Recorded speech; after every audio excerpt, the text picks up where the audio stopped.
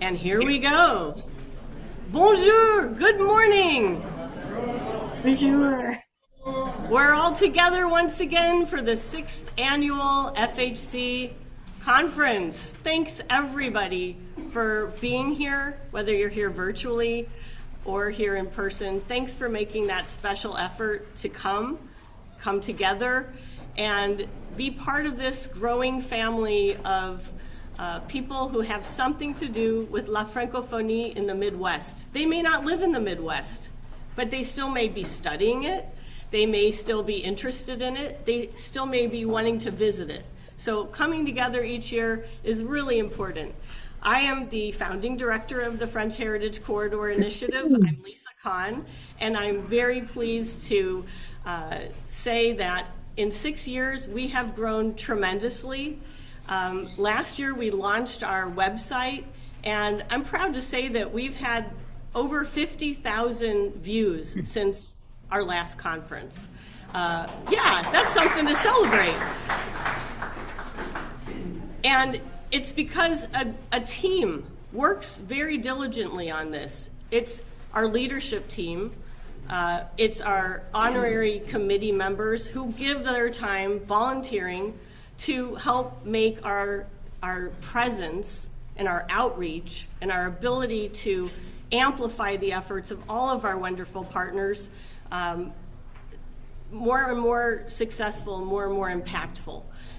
So I really want to acknowledge that this is a group effort, and all of you, each and every one of you, plays a role. And we hope that this will inspire you today to find new ways to get involved, to participate, to learn something, to get a new brainstorm, new idea, and to work together.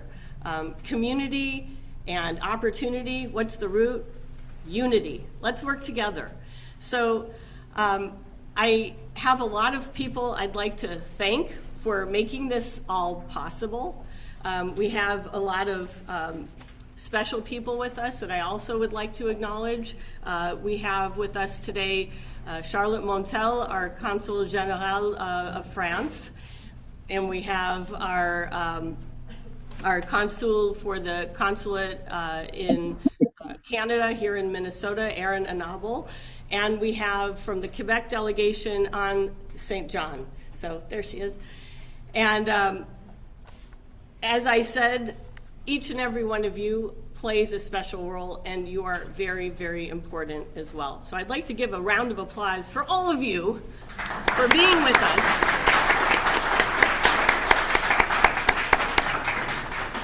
And I'd also like to thank our sponsors, our sponsor, French American Heritage Foundation of Minnesota, our Little Canada Historical Society, and the City of Little Canada. La Compagnie des Hivernants de la Rivière Saint-Pierre. Let's say that 10 times together. The Minnesota Historical Society, Quebec delegation in the Midwest, and FHS Chicago-Midwest, their sustaining sponsor, Reed Centraccio Law Firm. They have a presence not only in the Midwest, but also in France. And our FHC, very generous sponsors, the Foyer Foundation, Fondation Foyer, and William T. Kemper Foundation. We have Julie Kemper Foyer and Jean-Charles Foyer with us today, and I would also like to acknowledge them and give a huge round of applause.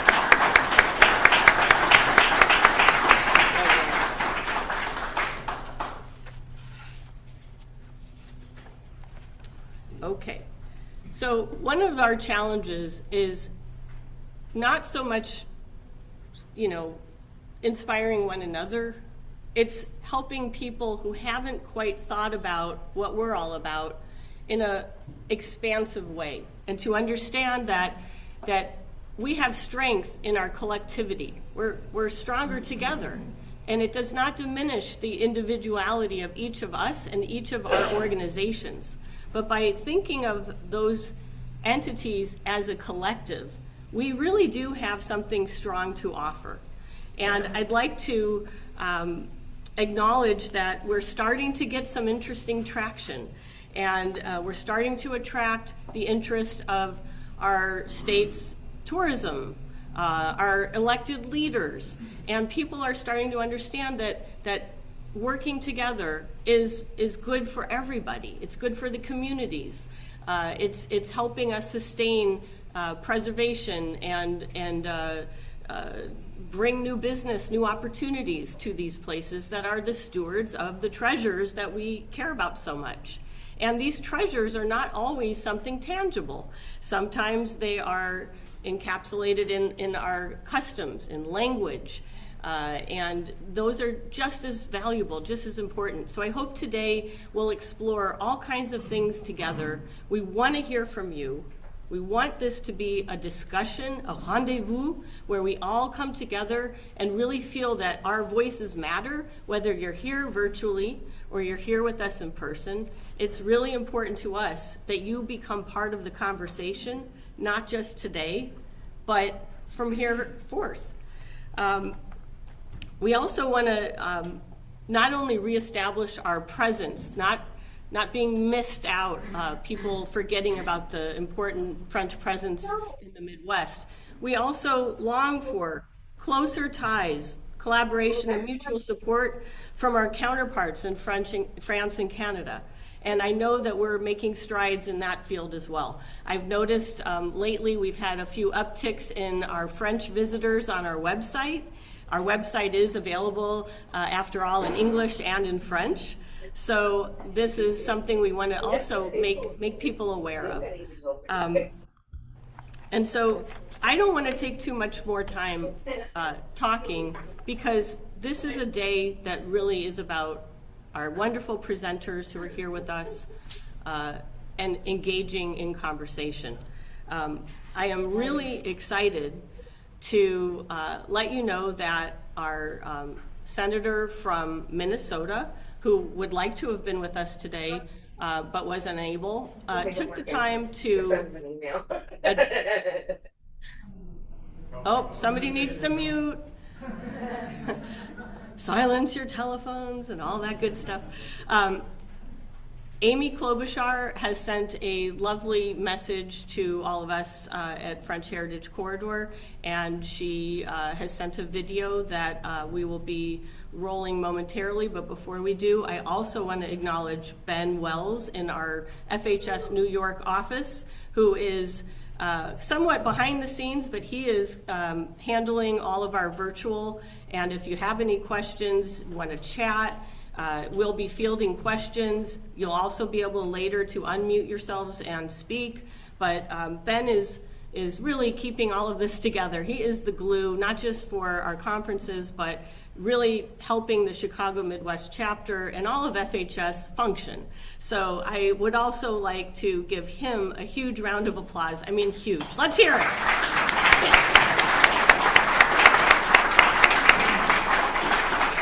And now, let's hear it from Amy Klobuchar. Hello to everyone gathered today for the 6th Annual French Heritage Corridor Conference, including Charlotte Montel, Consul General of France in Chicago, and Aaron Annable, Consulate General of Canada in Minneapolis. I know this is the first time you're hosting the conference in Minnesota. For those of you who are coming from outside of our state, welcome to Minnesota. We are the land of 10,000 lakes, but also the land of 150,000 people of French ancestry and more than 40,000 of French Canadian descent. Along with the French Heritage Corridor, we are home to other incredible organizations like the French American Heritage Foundation of Minnesota and Alliance Française Minneapolis-St. Paul that teaches the French language. My daughter's taken a few classes there and celebrates French and French Canadian culture, cooking, and traditions. Our state actually has the distinction of being the only U.S. state to have a French language motto, and that is L'Étoile du Nord, meaning, of course, the Star of the North. The choice of a French motto is really an appreciation to the French fur traders who arrived in the mid-1600s. There's also Voyageurs National Park, named after the French-Canadian voyageurs who traversed its waterways centuries ago. And we must protect those lands. That's why I strongly oppose the unprecedented use of a procedural mechanism recently in federal legislation that would have far-reaching impacts on public lands across the country. And across the state, you'll see even more evidence of our shared heritage, from Lac Parle County to Little Canada. Then there are the delicious restaurants like Meritage in St. Paul, or the incredible patisserie run by James Beard, award-nominating French Hmong pastry chef Marcu. Of course, our cultures are united by more than our love of food, although it's pretty important to the French. Last year, Minnesota exported $250 million worth of goods to France and imported over $500 million. And when I welcomed your former French ambassador to Minnesota, we visited the Mayo Clinic and focused on strengthening our trade partnerships and spearheading our work together on medical innovations. Then, of course, there's Canada. I head up the Canadian American Parliament Group, and so I know a lot about it. We export more goods to Canada and Minnesota than we sell to our second and third largest markets combined. That's why we need to get rid of the tariffs on Canada, France, and other countries and stop the anti-Canada rhetoric. Fortunately, a few months ago, the Supreme Court, I went to the actual hearing because I'm pretty obsessed with this, finally affirmed what I've been saying for nearly a year.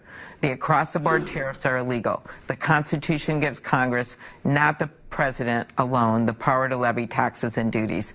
And I actually passed our bill to get rid of the tariffs on Canada, but now we're waiting action, of course, from other parts of our government. See how nice I'm being today? Diplomatic.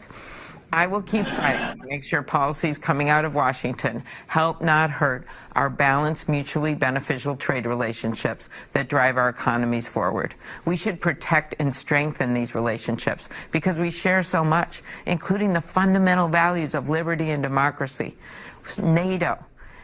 This was a topic I discussed when I met with President Macron last year when he was in Washington, and that is that we must stand with our European allies in the fight for freedom and democracy, including those putting everything on the line in Ukraine.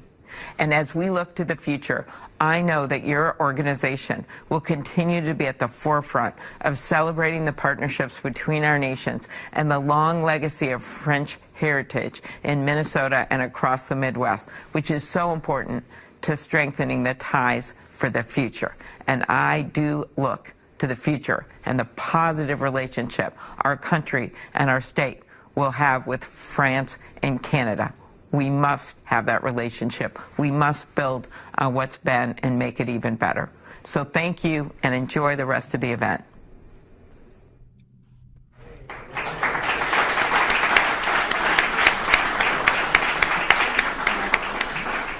Vive l'amitié. So, yeah, here we are in Minnesota, in wonderful Minneapolis, and there's so much to celebrate. I also want to acknowledge where we're literally physically in l'Alliance Française.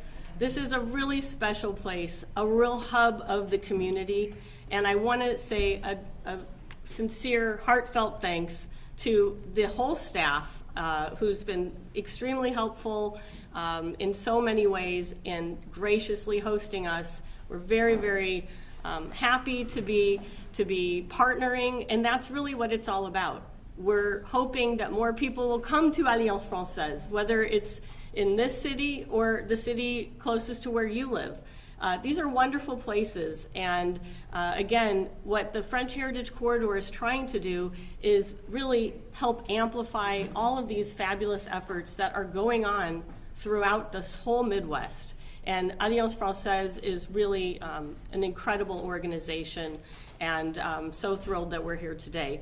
I would like to introduce our next speaker to give his greetings. He and I have seems like something in common. Neither of us are of French heritage, and yet here we are, passionate and very involved with all things French. And he also, like me, spent a summer abroad in France and then a year studying.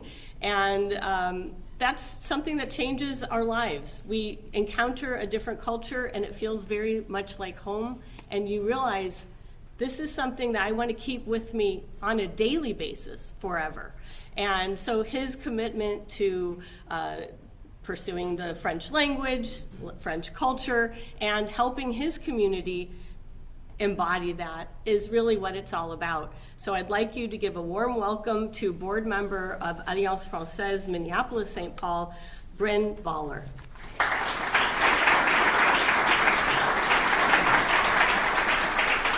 Merci Lisa, merci. Bonjour à tous. Bienvenue à l'Alliance Française de Minneapolis St. Paul. As Lisa mentioned, my name is Bryn Voller, and I'm on the board here at AFMSB, and I previously served as chairman of the board, or as they say in French, président. It's a great pleasure and a privilege for us to serve as the venue for the first day of the French Heritage Culture 6th Annual Conference, Digging to Discover Our Common Roots and Our Potential to Flourish in the FHC. Before I say anything more, I would like to make the land acknowledgement that we pronounce before all gatherings here at our home. We gather on the traditional homeland of the Dakota people, unfairly ceded in the treaties of 1805, 1837, and 1851. With respect to the past, present, and future, we honor the indigenous peoples, including the Ojibwe, who have cared and continue to care for this land, their connections to it, and the vibrancy of their cultures. I personally cannot imagine a more appropriate partnership than that between the Alliance Française, an organization whose mission is to promote the French language and diverse French-speaking cultures from all around the world, and, on the other hand, the French Heritage Society, an organization whose mission is to ensure that the treasures of French architectural and cultural heritage survive to delight, educate, and inspire future generations. And as our speakers have pointed out already, including Senator Klobuchar, that partnership is especially apt when we pursue our overlapping missions here in Minnesota, the only state in the Union, as Senator Klobuchar pointed out, with a state motto in French. Minnesota is the northernmost of the 7 Midwestern states making up the FHC. It's a state replete with French names, French place names. They're everywhere: streets, avenues, towns, counties, bodies of water. It's a state that literally embraces Lake Superior. It's the birthplace of the Mississippi River. As Senator Klobuchar reminded us, it's a state with more than 10,000 lakes and other important rivers. These were the waterways that served as the historic paths of entry for the French explorers, missionaries, fur traders, and settlers who first came here in the 17th century. The roots of La Nouvelle France run deep here in Minnesota. We got to dig down to uncover them sometimes, but the vestiges of our French heritage are all around us, and that heritage is inspirational today and will continue to be for future generations. It's in the water in this state, and this state's name literally means sky-colored water.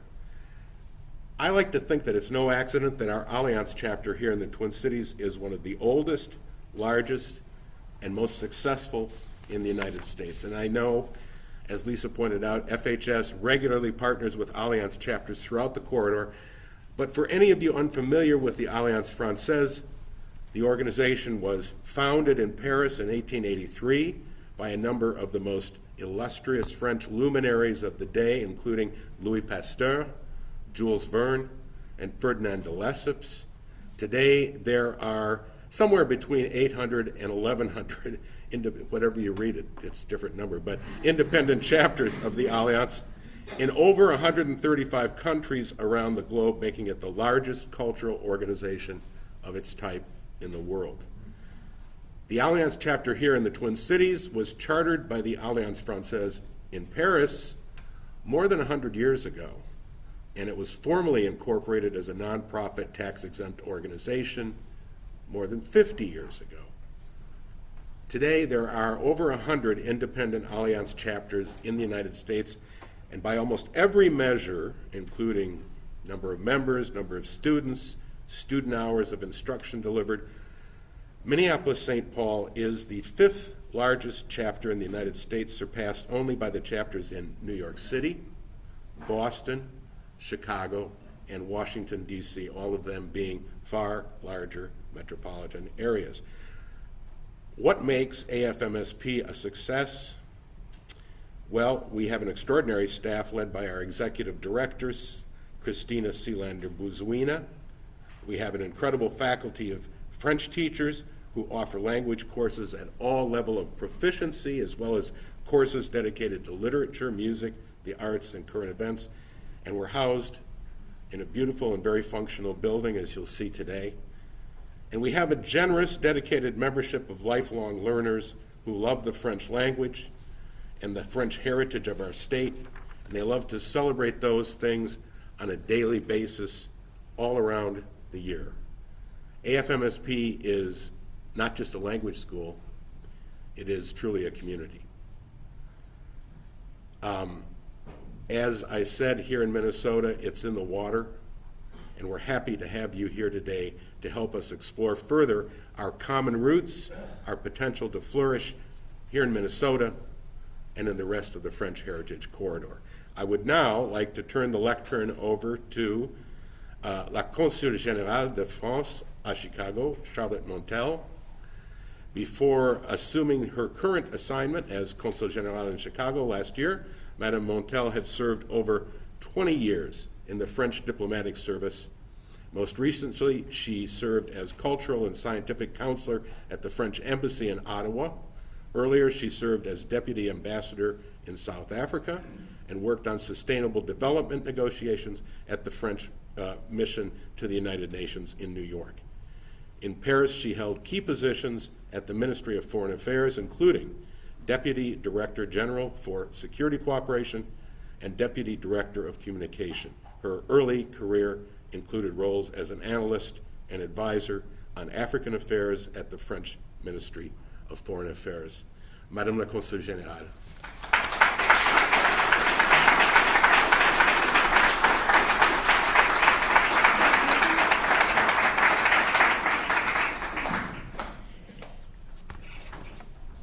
Good morning. Bonjour à tous. Bon matin, comme diraient les collègues de l'autre côté de la frontière. So dear executives of the French Heritage Society, dear chair of the Chicago-Midwest Chapter, chère Lisa, chers membres du conseil d'administration de l'Alliance française qui nous reçoit ici, bonjour. Chers collègues du Canada et du Québec, dear friends of French heritage, ladies and gentlemen. So for those who haven't met yet, I am indeed the new French Consul General. And my predecessor was Yannick Tagan, whom I'm sure you've met because he was a passionate defender of French heritage. As was mentioned, I was just before Chicago, I was in Ottawa, Canada, at the French embassy there, just on the other side of the border. And so I feel really home here in Minnesota, so I'm really happy to be here. Congratulations for this 6th conference. 6 is something significant, and it's becoming quite something. It's my first conference with you all, and I must say I'm very impressed by the attendance, the passion, the project, so this is quite an experience.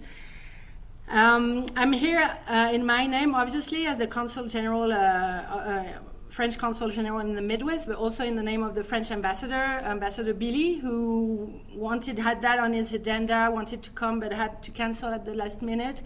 We are holding elections tomorrow all around the U.S. That's why I have to fly back tonight. So we have things on, going on, so he couldn't make the trip. But I'm carrying a message wider than me, so that's important. And beyond that, it's important for you to know how much what you are doing and promoting is important to the French government.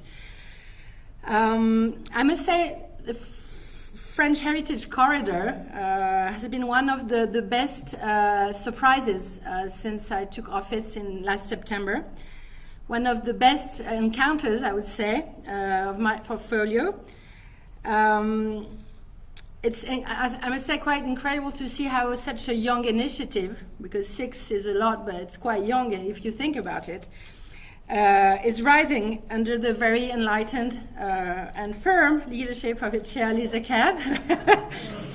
But yeah, well, and surrounded by amazing advisors, counselors, historians, archaeologists, and a whole team. What you're inventing, it's in the making, is incredible, and I'm sure you realize that. So congratulations, is truly amazing. Coming from Ottawa, obviously, as I was a cultural counselor there, so I traveled around Canada more than many Canadians did. I was fully aware that the same French settlers who settled in Nouvelle-France traveled down the waterways and came down, Mississippi and the lakes. So this is something, I really knew. And I was very aware, being posted in Canada outside of Quebec, that people do speak French outside of Quebec. Yes, some do. And especially in Acadia, where I spent a lot of time, where the first French settlers actually reached the American continent. And so this was not new to me. I mean, that, French settlers had, disseminated French language around the Midwest. But what is new to me, I must say, is that it's actually a heritage that is being revived in the U.S. at the moment. And first, I wasn't aware it was so deeply buried in anybody's mind, but it's being revived is something I wasn't aware of, and I'm very impressed. I'm impressed by your passion and your energy, so please be sure that I and the French government are fully supporting what you're doing, because this is the revival is quite moving, and we have to keep doing and carrying this cause, because it's a cause, and it can be cumbersome sometimes because it's not easy. It's not part of everybody's mindset, but we have to keep carrying this cause. You are going to talk today about digging to discover, so I understand it's going to be very much about archaeology, so that's going to be interesting. Let me dig a little bit into one concept which I'm working on this year as a Consul General, which is it's the concept of America 250. So as you all know, your country, the United States, is celebrating its 250th anniversary.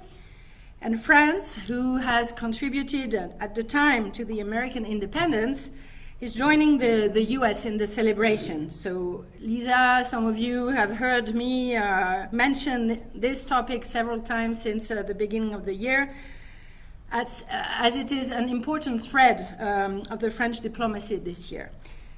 So much so that former Ambassador Philippe Etienne, whom you all know, I think, has been appointed America 250 ambassador for celebrations in France. So just to show you how much attention we put to these celebrations, even in our own country. As a concept, it is quite handy, I must say. It reminds everyone that France has been and remains America's oldest ally. So this has to be repeated. And it also provides a good narrative to the bilateral relation in the context that Senator Klobuchar recalled. So I'm not going to dwell on that. But these celebrations have also been an occasion for very good initiatives, and I will mention one. The example of the exhibition at the Château de Versailles, entitled 1725, Des alliés amérindiens à la cour de Louis XV, so indigenous allies at the court of Louis XV. And so this was an amazing, and I think it's closed now, exhibition at Château de Versailles showing how some native tribal representatives travel all the way from the Midwest to Versailles and Fontainebleau and met Louis XV, offered them the headdresses. I mean, this was an amazing exhibition. But what's important, it was in the context of America 250, and it showed, and it's rare enough to be mentioned, the Midwest and what it was at the time, not just the coast, but the Midwest, and it was very, very moving. So, Lisa, it's not a lemon, it's the catalogue of the exhibition. So, because you told me you did have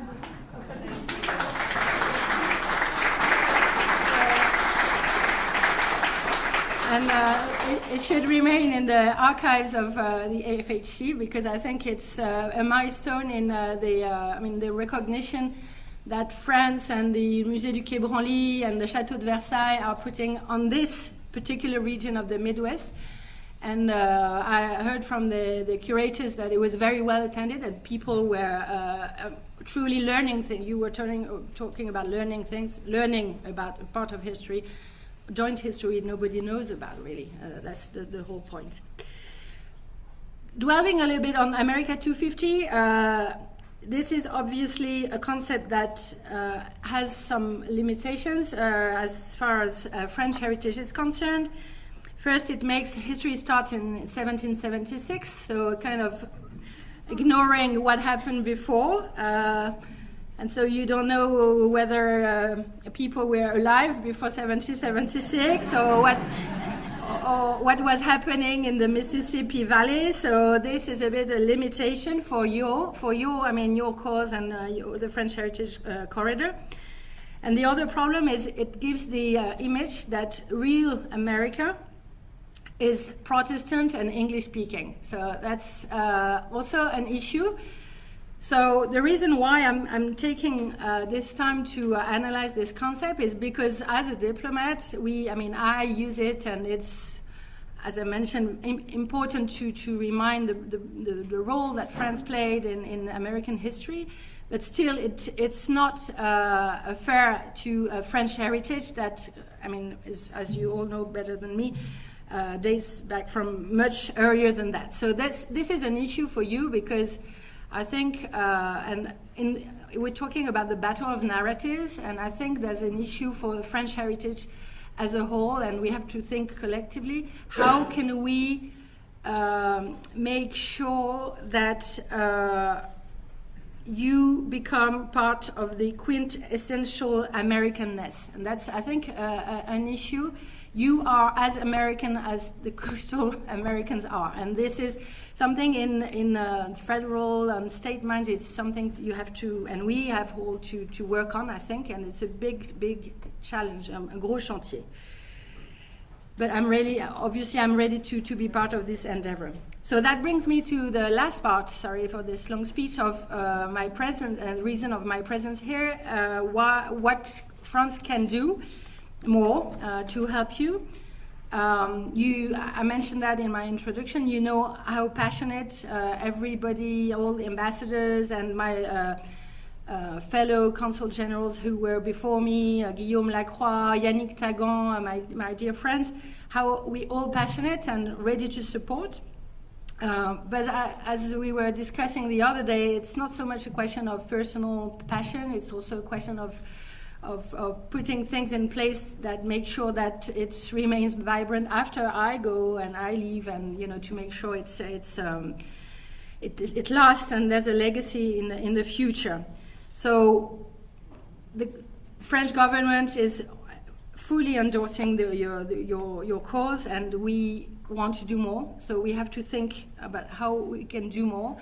Financially as well, we have to go around this issue of how can we subsidize you, because this is a limitation at this stage, and I think this is something we should achieve that would make it more sustainable, our support more sustainable.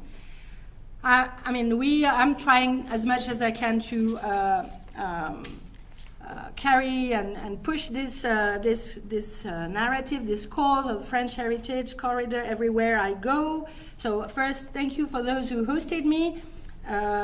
Colby Bartlett in October. It was my first eventful trip to the Hunters of the Feast of the Hunter's Moon celebrations. That was amazing. It was truly incredible. Thank you to Tandy. Is Tandy around? Okay, because she organized an amazing tour of Saint Genevieve for the ambassador last February, I think. I was with them, and it was also quite a moving visit.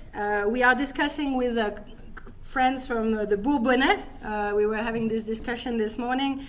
Frank and Jim visit maybe in August, but I'm ready to visit more sites, please. I mean, I'm really mobile. Make proposals. I'm only sorry I can't attend the visit tomorrow because, as I told you, we're voting tomorrow in Chicago. But really make proposals, and it's such a good pretext for me to visit you. So I'm very available.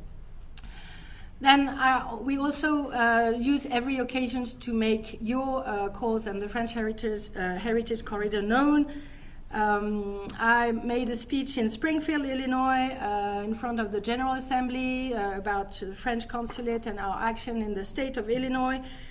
I spent some time on the French topography. They were a bit amazed because I didn't pronounce it properly. So it was quite funny. But what I like about, this, and you were mentioning that, Lisa, about the French Heritage Corridor, and maybe as opposed to what we heard from the Senator Klobuchar, it's truly a bipartisan topic because it's rural as well, and I think there's a huge potential to be used on the fact that it appeals to representatives who are not in the big cities and feel sometimes left aside, and maybe we should also have in mind that it's a good, positive bipartisan approach. In Illinois, I'm also I'm happy to discuss for next year this French Caucus initiative because there's interest. So maybe it's also possible in other states. Think about it. If there are some representatives who are French Francophiles, let's talk about having this French Caucus. I think this is a discussion we can have with our colleagues from Canada and Quebec because if we join forces, then we're stronger, and it's not just the French, but it's this heritage we embody, all of us.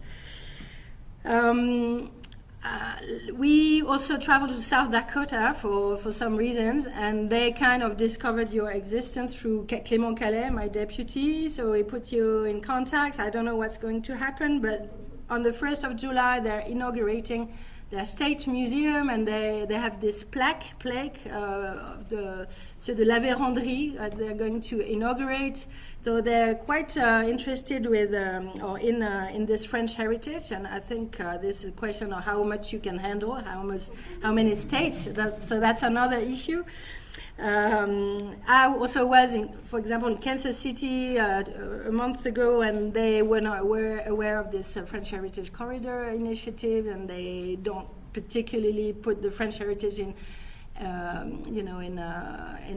the light. So they're interested, and if you talk tourism and like routes and itineraries, suddenly it appeals to cities to be part of routes. So I think there's, as you mentioned, Lisa, a lot of potential on tourism. And beyond my jurisdiction, I know that Arkansas is also interested in your initiative. So I know the French Consul General in Houston, who happens to be my husband, reached out to you, and he was in Canada as well before, so he's very well aware of these issues. So the whole French team is ready to help.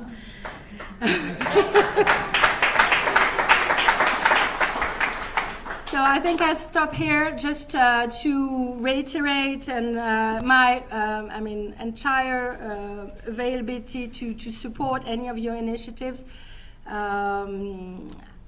I'm somebody, I mean, I like projects. I like to, do things. So I'm here for 3 to 4 years, so maybe enough time to launch things.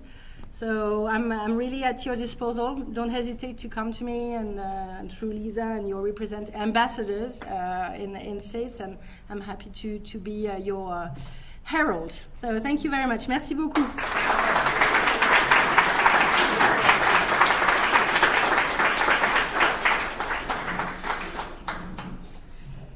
Merci vraiment.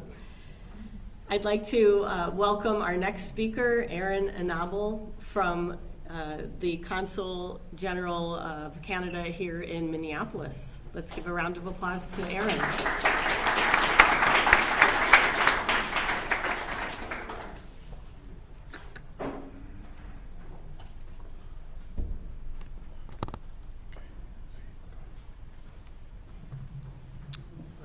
Good morning, folks. Bonjour tout le monde. C'est un grand plaisir d'être ici avec vous aujourd'hui. So, what Senator Klobuchar said? Should we just leave it at that? Maybe? No. But yeah, she made some important comments, I think, about trade and about our connections. So really appreciate that. I'd like to thank Lisa, and really a pleasure to be here with you today. And for Lisa for bringing together this community of scholars, practitioners, and stewards of history. As a representative of Canada, it's really meaningful to be part of a gathering that celebrates the enduring legacy of French heritage across the region. Et surtout, un grand merci à nos amis de France et du Québec. Toujours un grand plaisir d'être ensemble avec vous. We do a lot together in the Midwest, and I've experienced a lot of that, and so it's great that you're both here today as well. And also thanks to Bryn and the Alliance for hosting. And I would also, I really appreciate that you included a land acknowledgement. I had actually planned to in case there wasn't one, but I do think it's particularly important since the corridor in which we're focused on looking at, Indigenous communities played such an important role. And indigenous communities in Minnesota, present day, continue to make really important contributions to the state's vibrancy. In the fall, I was really fortunate to go to the Fond du Lac Reservation, or as we would say, Fond du Lac. And I was hosted by the tribal chair, and I got to witness the harvesting of the manoomin, the wild rice, which was fantastic. And more recently, actually, the consulate is a supporter of the MSP International Film Festival. There's always solid Canadian content there. So I was able to introduce films both produced by Indigenous Canadians as well as from Quebec. So that's a great connection we have as well.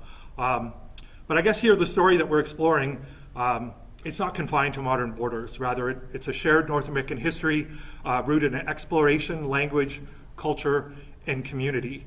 And it continues to shape who we are today. Long before there was a line on a map between Canada and the US, there were vibrant networks of exchange along waterways, through settlements, and among Indigenous and European communities, French explorers, traders, and settlers, which helped establish connections that link what is now Quebec, the Great Lakes, and the Mississippi River Basin. These routes fostered not only commerce, but also cultural exchanges and relationships that endure to this day. In many ways, I guess, the French Heritage Corridor you are highlighting is a living reminder of a deeply interconnected past. It reflects a shared cultural geography, one that transcends political boundaries, and invites us to think in terms of continuity rather than division. That perspective is especially important in today's context, where I think everywhere we look in the world, there seems to be division. So that's really important. Canada and the US share one of the closest and most comprehensive relationships in the world. Our economies are deeply integrated, our communities are closely linked, and our people move back and forth across the border every day for work, study, tourism, and family connections. And what that means here in Minnesota, we have an annual trade relationship with the state that's worth $18 billion. It's really important to Canada as well as to your state. You know, at times with any close relationship, there can be moments of tension or disagreement. That's natural between partners with such a significant and wide-ranging ties. However, I think it's precisely in these moments that we benefit from remembering the depth of our shared history and the strength of our people-to-people connections. And cultural heritage, I think, plays a vital role in that. It offers a foundation that is resilient, inclusive, and enduring, and it reminds us that long before policy debates or trade discussions, there were and continue to be human relationships built on shared language, values, and experiences. And this creates opportunities. Opportunities for collaboration across academic institutions, cultural organizations, and local communities. Opportunities to promote tourism and economic development rooted in heritage.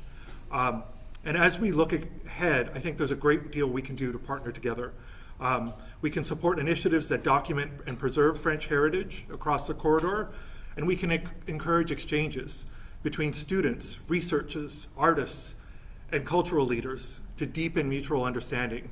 And we continue to highlight the importance of this shared history as a bridge between our communities.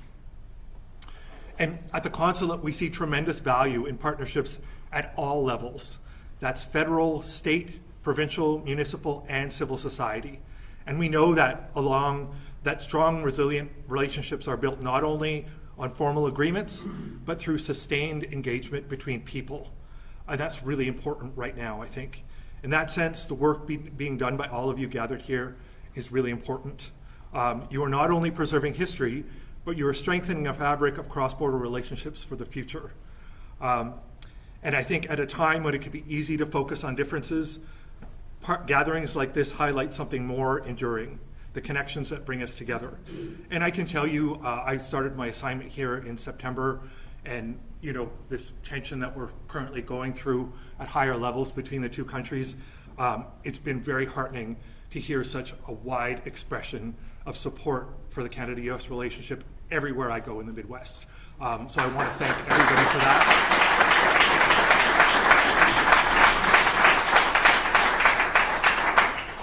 We will get through this. And yes, I want to leave this to the experts now. I know you have an exciting program. So again, thank you to everyone. Merci tout le monde. Thank you for your work and collaboration, and really appreciate the opportunity to be a part of this. Merci.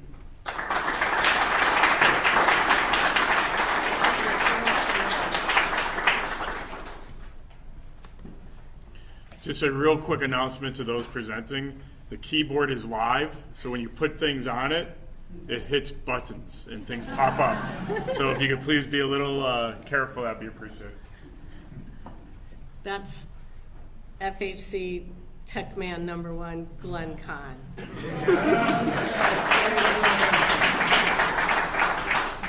Before we get started with our morning program, I want to invite our last speaker before we do get started, and she represents the Délégation du Québec, the Quebec delegation, Anne St. John.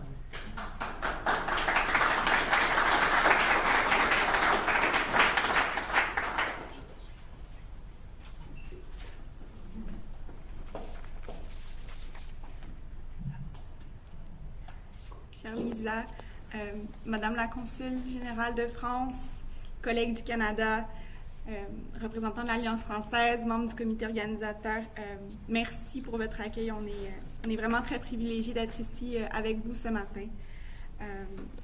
Good morning, bon matin.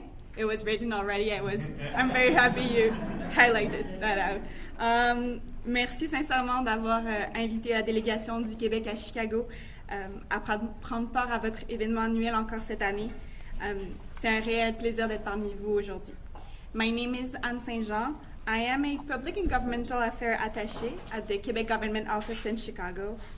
I've been in this role for almost a year now, and during that time, I've had the opportunity to work with many partners who are committed to promoting la francophonie, supporting the French language, and sharing richness of its culture across the Midwest. It's truly a privilege to be here with you today. The Quebec Government Office in Chicago covers 12 Midwestern U.S. states, where our team works actively to represent Quebec, its interests, but also and above all to create meaningful relationships with partners all across the region.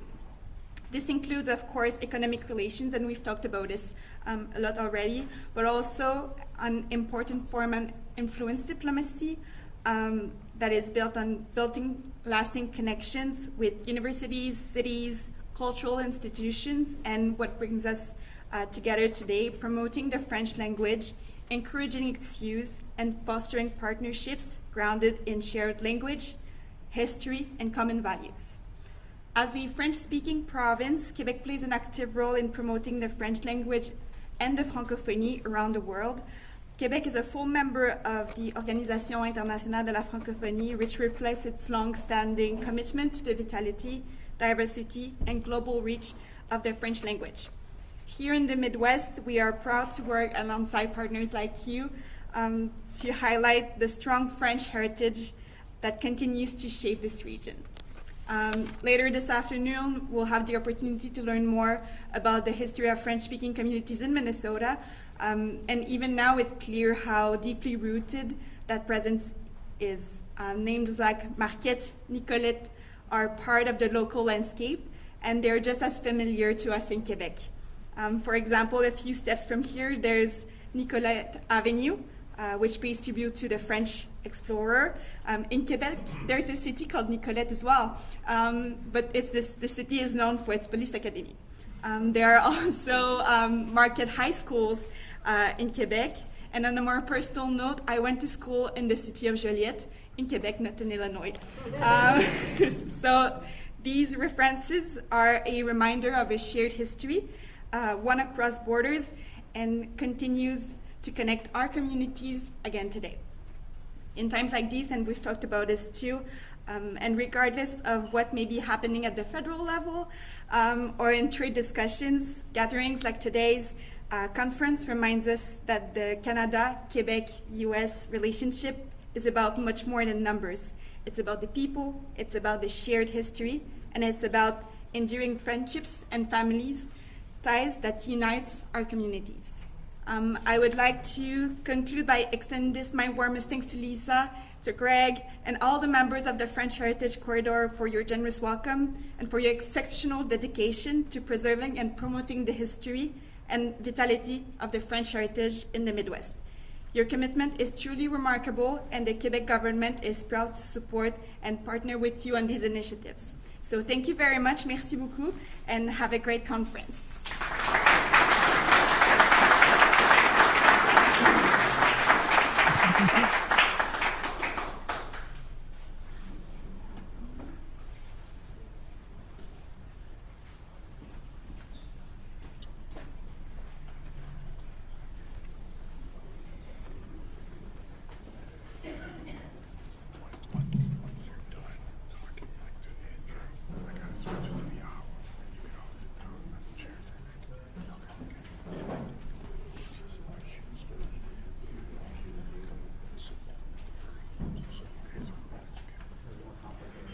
Bonjour, good morning. My name is Colby Bartlett, and I have had the honor and pleasure of serving as the ambassador for Indiana to the FHC for the last 6 years, I guess. And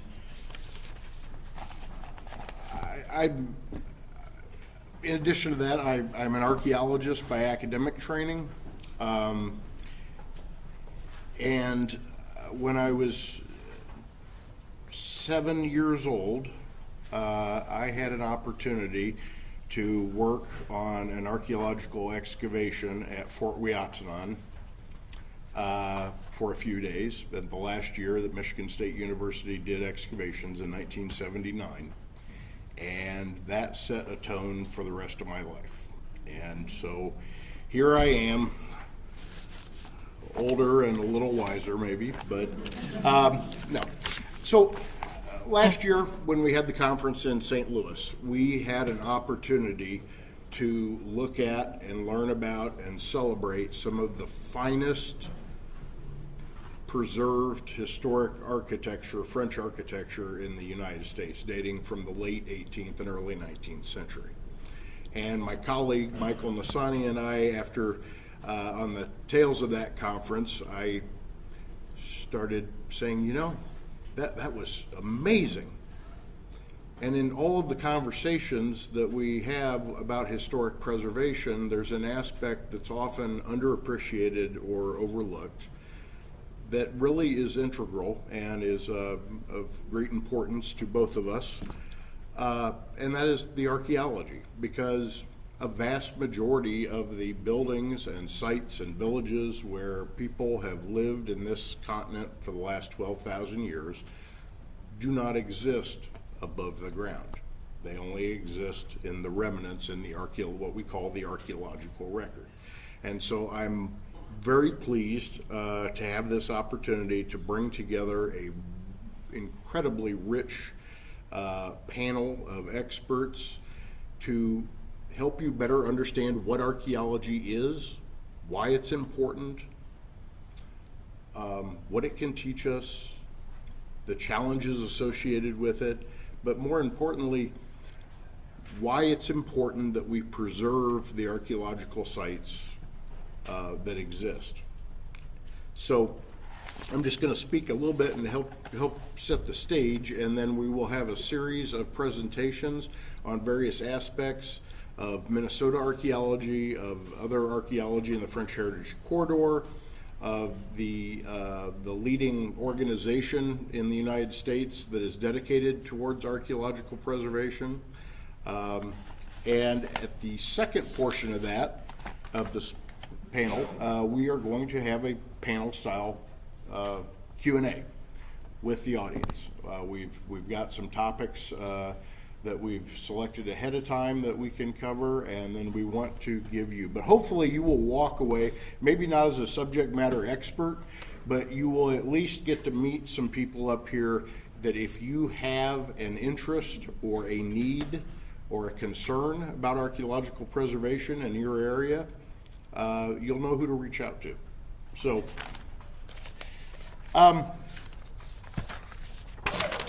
what is archaeology?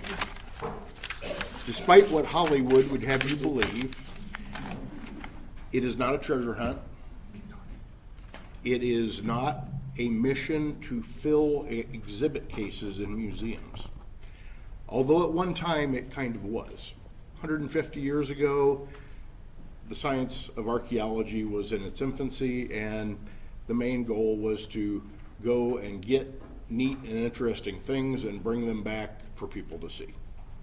But that is not what the modern science of archaeology is.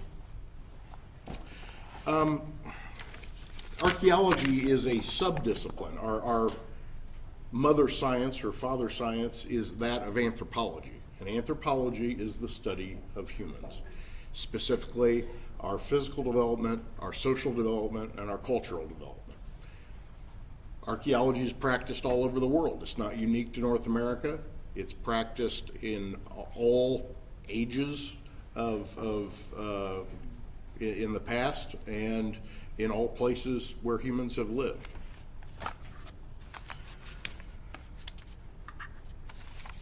Archaeology as a subdiscipline of anthropology is the furthering of the science of anthropology through the recovery and study of the physical remains that people have left behind, whether it's yesterday or 12,000 years ago. And in Minnesota and the rest of the French Heritage Corridor, there is a human history that dates back to over 12,000 years. Most of which, there is no historic record. So archaeology is the only way that we have to tell that story.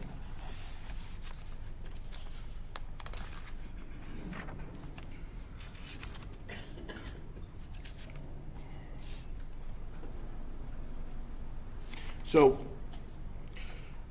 what the mission and the goal of archaeology is to go out and recover data that allows us to study human behavior.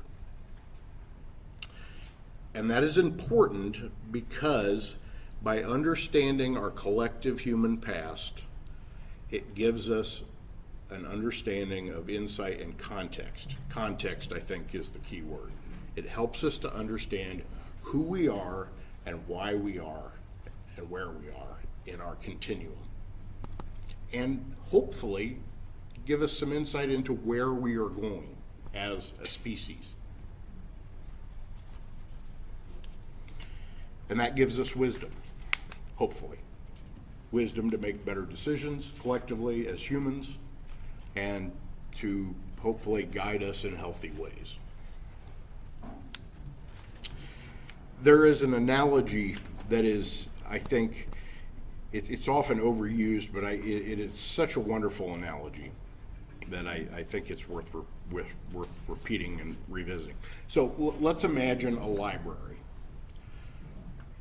with tens of thousands of volumes, and it is the entire history of humans on the earth. Now, probably 80 to 90% of the material culture of past cultures in history has decayed. So what we're largely left with for a bulk of the human history are things that don't decay. Stone tools. Sometimes we get some carbonized seeds or charcoal and things like that. So, but my point is, you know, approximately 80% of the things that people used and made and wore are gone already. So we've walked into that library, and if each one of those books represents a site or a place where humans lived, 80% of the pages of that book have been torn out and are gone. So we're left with about 20% of that story, if we're lucky, in the artifacts that remain and the features that remain in the soil. Things like, when we talk about features, we're talking about things that are not artifacts that you can recover and take back to a laboratory and study, but rather things like hearths, fire pits, storage pits, post holes, things like that. So we've lost 80% of almost every book that's in that library already, and we're still trying to tell a story. Now, over the last 200 years as the United States, 250 years as the United States has developed and spread throughout an entire continent, probably about half of those books have been destroyed by urban development, by natural processes like erosion. So now we're down to about 10%. Sites, people go out and loot sites. They collect artifacts and loot sites. And unfortunately, for the most part, they don't keep any records as to where the material comes from, or more importantly, the context on how it's related to other artifacts that surround it. And so in essence, what people are going out and doing is they're pulling out words out of the pages, out of the few pages that those books have left in them, and walking away with them. So we have a word, we know what the word means, but we have no idea where it belongs within the story. So you can see how challenging it would be to try and tell a story if all you have is a random 10% of a book. You can still tell a story. We can still learn a lot, but it's very challenging. And so archaeological sites are finite. We're not creating any more, let's say, French colonial sites in the Midwest. The ones that are there and the ones that were built, places that were good to live 200 years ago, 300 years ago, are good to live today, and were good to live 100 years ago or 200 years ago when cities were built. And a lot of them were along the rivers because the rivers were the highways. And so a lot of those sites have been destroyed through just the natural progress of our humans. And so what we're going to talk about a little bit today in this panel is the importance of trying to preserve the few archaeological sites that are left, and how you go about doing that, what the economy of that is, what the challenges of that are, some of the technologies that are being employed. Archaeology, like any other science, is an evolving science. There's been tremendous advances in the last several decades with advances in remote sensing technology, things like LIDAR. Well, that's LIDAR, ground penetrating radar, proton magnetometry, soil resistivity, that allows us to basically scan underneath the ground. Archaeology is expensive, so the faster we can figure out if there's something there and investigate it, the better. So anyway, hopefully that gives you a little idea of things, and I greatly appreciate the opportunity to be here. And we are going to start with let me mention one other thing. So in addition to being an evolving science in technology that allows us to do things now that we couldn't do decades ago, there's been a major shift, and rightfully so. Archaeology created kind of a bad image for itself, because for a long time archaeologists treated many of the cultures they were studying in North America and other parts of the world as unequal, as something lesser. And they didn't include them in the discussions, and they didn't do archaeology respectfully in collaboration with the descendant communities. So that is probably something that's been the biggest shift in archaeology in the last few decades, is a self-correction of ethics. And we're going to explore that a little bit in this conversation also, on why that's important and the value and benefits of including descendant populations in the research that we do. So we're going to start off with, I'm really excited for all of these speakers, but I was really excited we were able to get Dr. David Mather here to give us an overview of the French archaeological landscape in Minnesota. So David is the National Register archaeologist at the Minnesota State Historic Preservation Office, where he works with the National Register of Historic Places program and the Minnesota Statewide Survey of Historical and Archaeological Sites. Prior to joining the SHPO staff, he served as a consulting archaeologist for the MIDAX Tribal Historic Preservation Office, and worked in Minnesota archaeology throughout his career in the public and private sectors. So, David, it's all yours.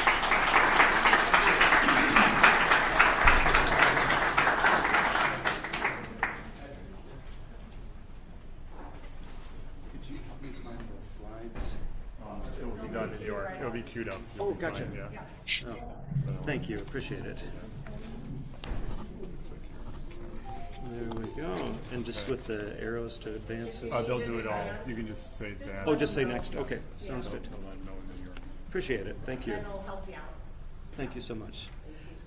Good morning, everyone. It's an honor to be here at this gathering and amongst and to be part of this panel. I'm the National Register archaeologist at the State Historic Preservation Office. Worked in Minnesota most of my career, and anyway, this is an exciting thing.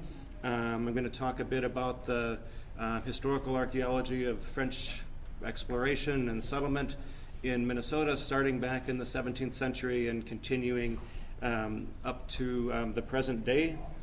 We're going to see some examples of some interesting archaeological sites, and also explore the idea of looking at landscapes with an archaeological eye, and highlight some potential topics for future research. And next slide, please. Thank you.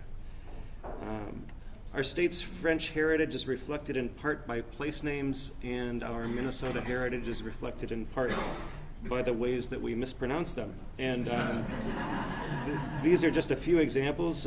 Grand Marais is a wonderful place on Lake Superior, natural harbor and fantastic spot to visit. Lac qui Parle, seen here with the geese in the background, they are the voice of the lake that speaks.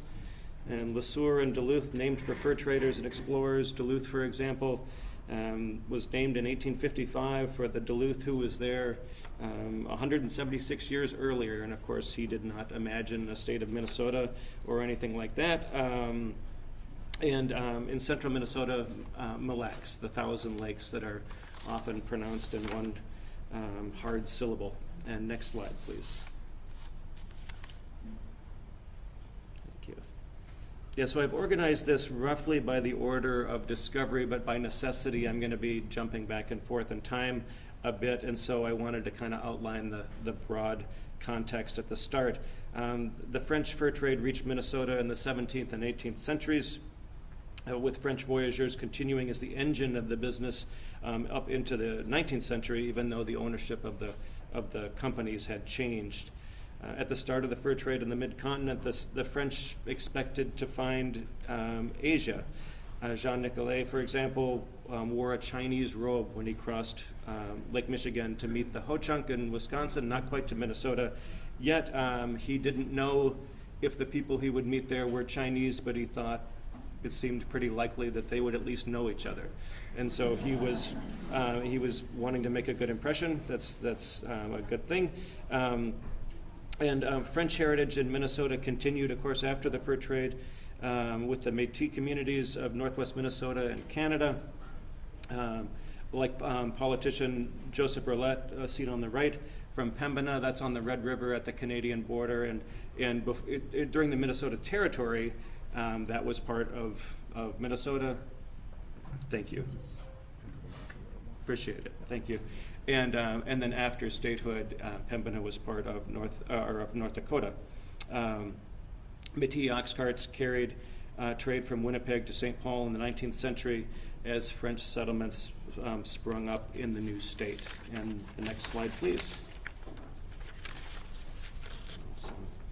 In the 1830s, that's before the Minnesota Territory existed, Joseph Nicolet was a French cartographer who was hired by the U.S. government to map the region's landscape and waterways, and he created this remarkable map that is recognizable as the modern geography, the first historical map to do so.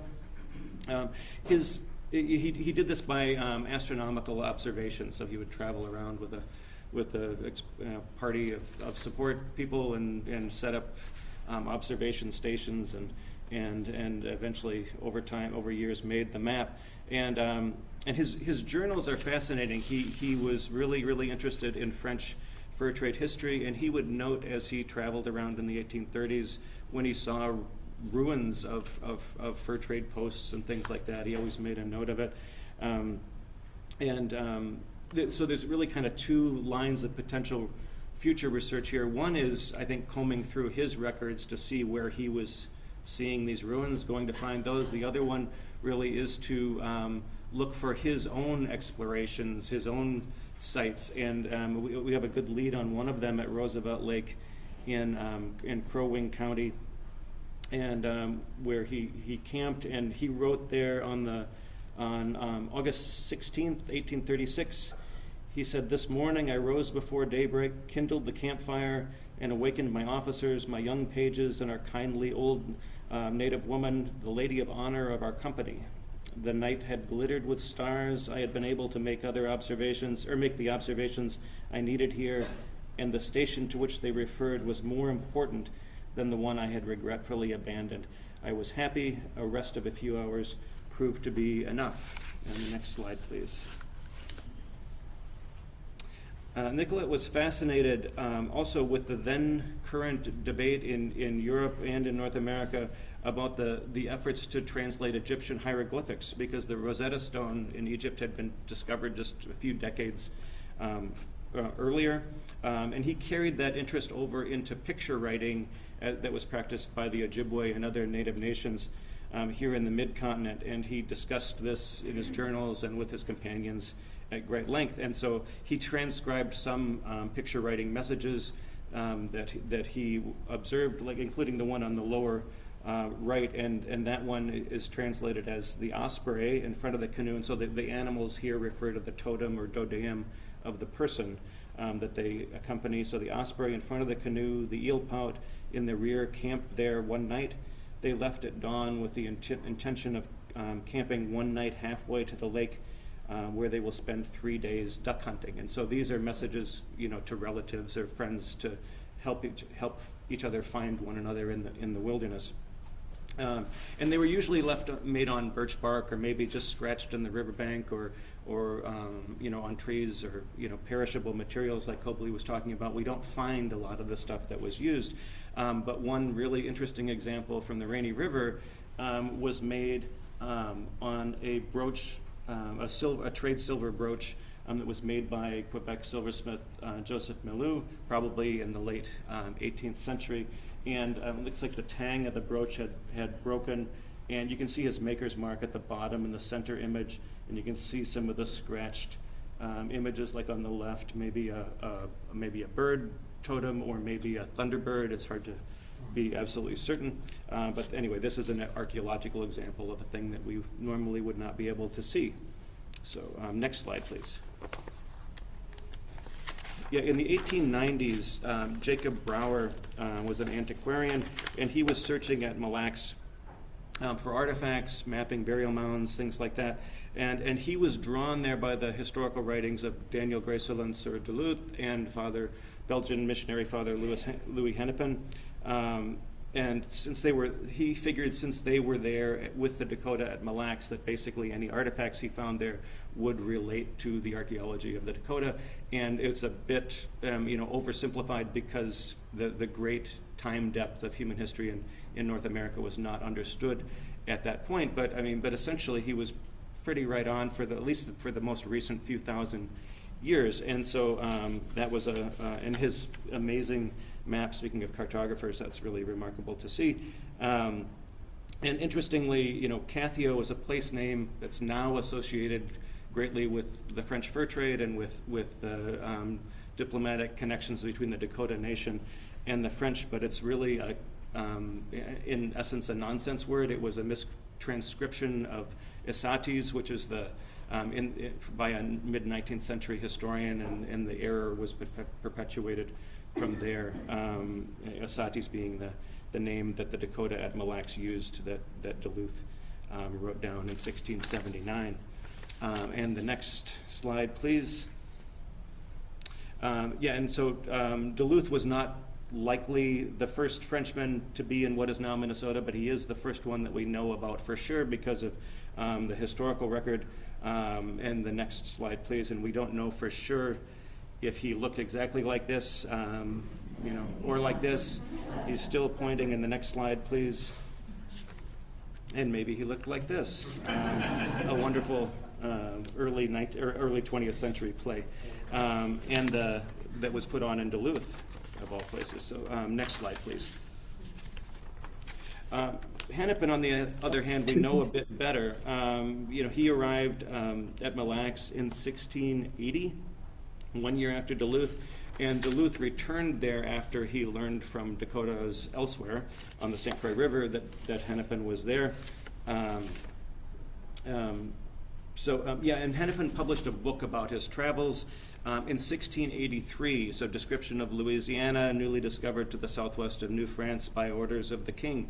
And so that was just literally 3 years after he was in what is now Minnesota, so pretty lightning speed for the time. And the next slide, please. And so these stories, Duluth's, Hennepin's, the Dakotas, come together at the archaeological sites at Cathio National Historic Landmark, where Dakota village sites are known with 17th century French fur trade artifacts. You can see the gun flints on the lower right. Those are the distinctive blonde or honey-colored flint from France, very easily distinguishable from the darker flint that was used in England.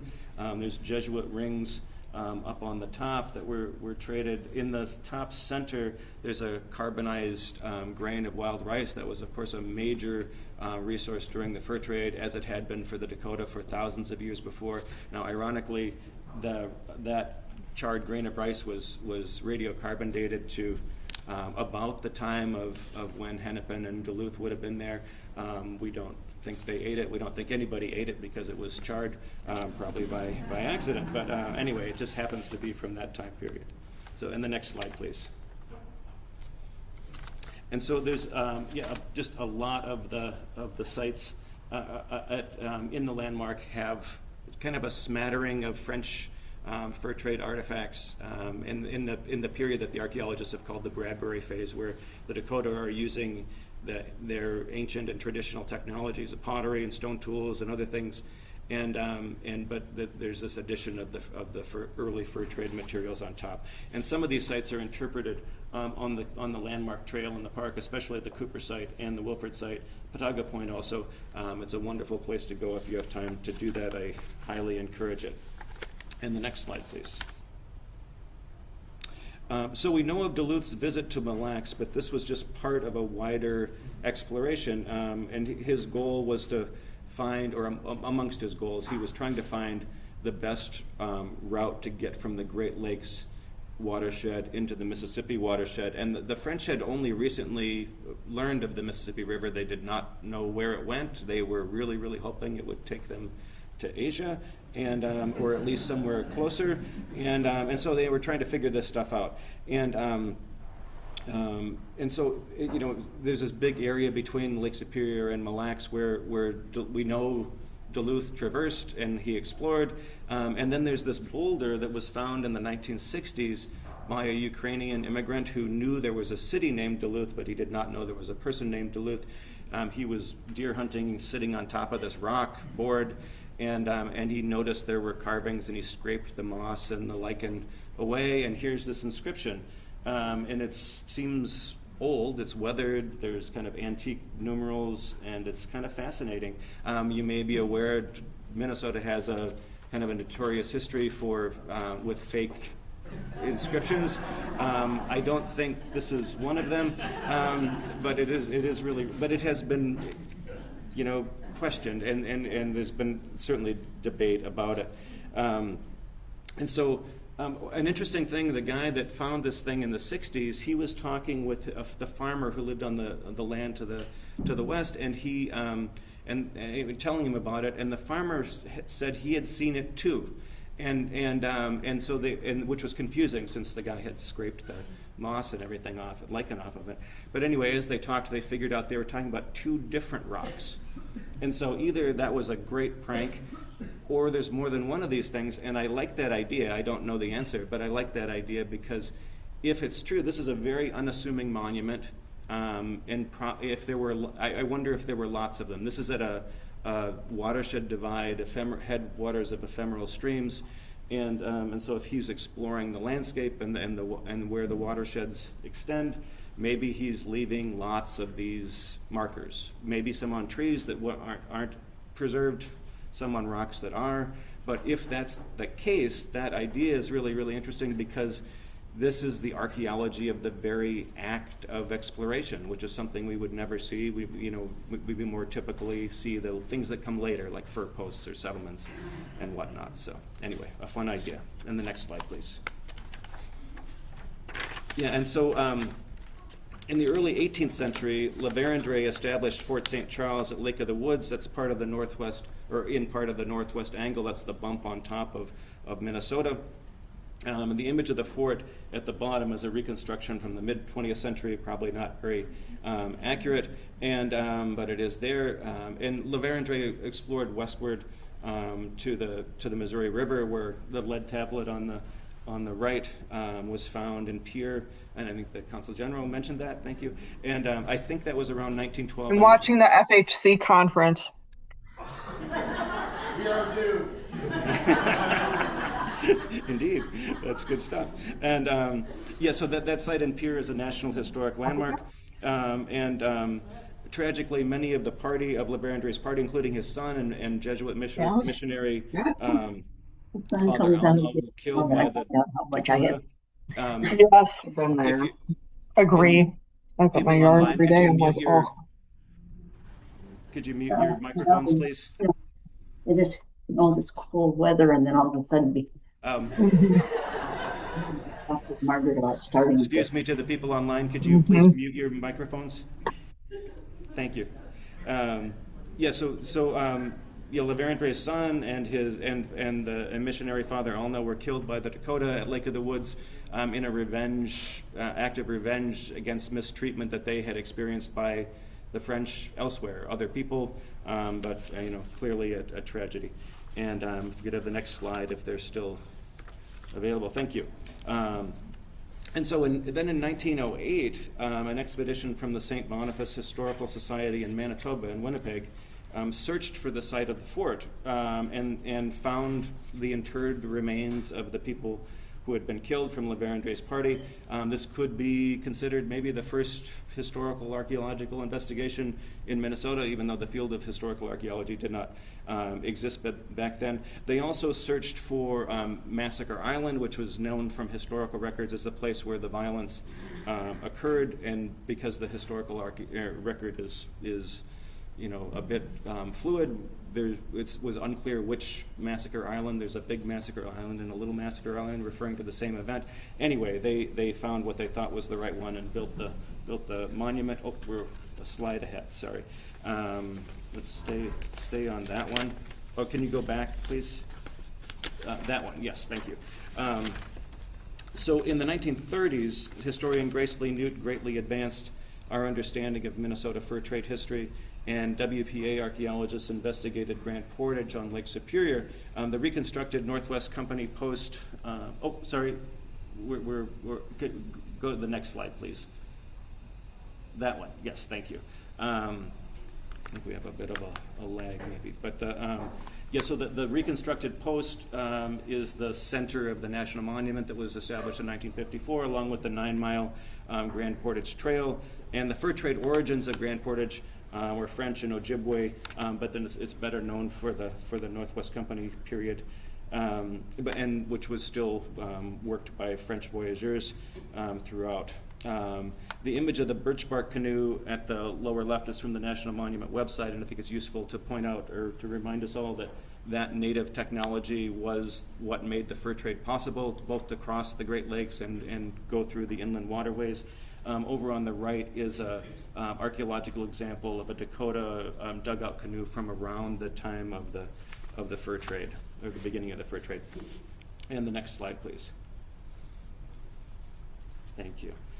Yeah, and so Fort Charlotte at the northern end of Grand Portage was investigated during the Voices of the Rapids project in the 1960s, and this was a remarkable early underwater archaeology project and a cooperative effort between the Minnesota Historical Society and the Royal Ontario Museum.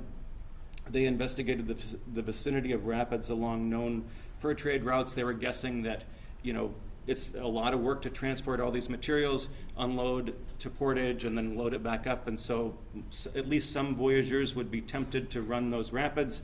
And in some of those cases, it would come to a bad end with the canoe tipping and loss of the cargo. And that was indeed the case. And so this project was so innovative for the time that the first underwater archaeology conference was held in St. Paul, Minnesota in 1963. And this was a major contribution to historical archaeology in general. I love that book, which is sadly out of print, but available generally.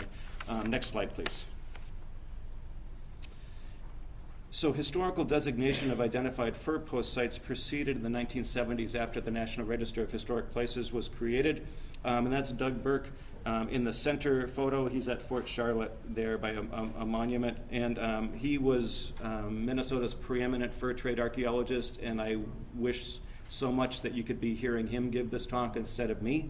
But we miss him greatly. So he nominated Fort Charlotte. That's why it's listed. The National Register staff were pushing back against it because of the inaccurate reconstruction. He made a compelling argument that the archaeology was indeed very significant, and it was listed. He also discovered and nominated Fort Duquesne at Little Falls in central Minnesota, and as a French fort site. Near the end of his life, he was suspecting that he may have misidentified it, and maybe it was actually a British post. Rob Mann's recent reanalysis of the historical ceramics, I think, bears that idea out. Archaeology is a ongoing question and answer process. So next slide, please. So yeah, finding fur posts is absolutely not easy. Doug Burke himself looked for Fort Bournois on Lake Pepin and Fort La Hilier at Mankato, both without success. Others have looked as well.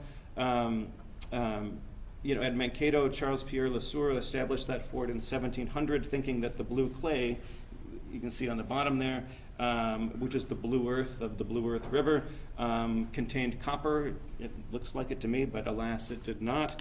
And the next slide, please. And actually just scroll through these, a couple more. So Lesueur had a post on Prairie Island near Red Wing at Lake Pepin, and this has also not been found. And Greg Brick, however, was a geologist and historian, was searching for, the vicinity of the bluffs on Frontenac for evidence of Lesueur's search for saltpeter to make gunpowder. And I got to tag along with him about 15 years ago. Greg is a master climber and spelunker as well as a geologist. I am none of those things, and this was probably, one of the most fun things I'd ever got to do in my life. We climbed up that bluff, and long before we got up to the cave, I realized we'd climbed up above the circling kettle of vultures that was nearby, and so it was exciting. Anyway, and the next slide, please. And so we got in there, and there was indeed a vulture nest, thankfully unoccupied at the time. And the project made me think differently about historic preservation in a lot of ways, because it's it's really hard to find specific sites if we're looking for something, for one thing in particular. Here was a whole landscape that really told many stories, and I loved that. And so Brick was taking soil samples from these caves, and what he was looking for was evidence that, yes, the natural accumulation of nitrates in these crevasses and caves was sufficient that the French could have made saltpeter to make gunpowder to help themselves be self-sufficient in the wilderness. And so, fantastic thing. Next slide, please.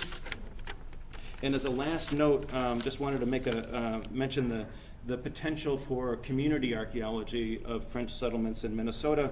And these are just a couple examples. On the left, Old Frontenac at Lake Pepin is listed in the National Register. The town is, and that nomination was just updated. There's got to be amazing historical archaeology there. It has not yet been investigated, and we'd love for that to happen. On the right, in Hugo in Ramsey County, there were investigations of some residential sites there about 25 years ago, and then also great potential for the Métis and the Oxcart trails in northwestern Minnesota. And next slide. And a good way to close, a good way to fund further research is through the Minnesota Historical and Cultural Heritage Grants, part of the Legacy Amendment, and we can talk about that more during the panel. So thank you so much. I appreciate it.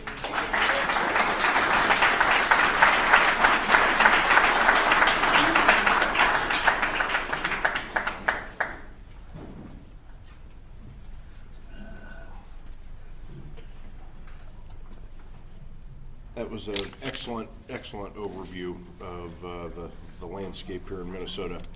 Next up, we have, really excited about this speaker too, Rebecca Ramey, graduated from Southern Illinois University Carbondale with a bachelor's degree in anthropology in 2023.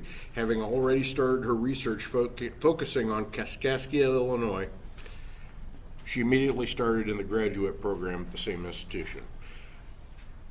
Rebecca is going to give us several very interesting perspectives. One of which is as a younger person entering the field of archaeology and anthropology in this day and age, and some of the challenges that are associated with that. But she also has an incredibly compelling story. Kaskaskia was an extremely important and significant settlement in Illinois that for up until her work was largely thought to be gone. And this is a great story about the perseverance and the use of new technology that allowed her to find something that wasn't supposed to be there. So, come on up.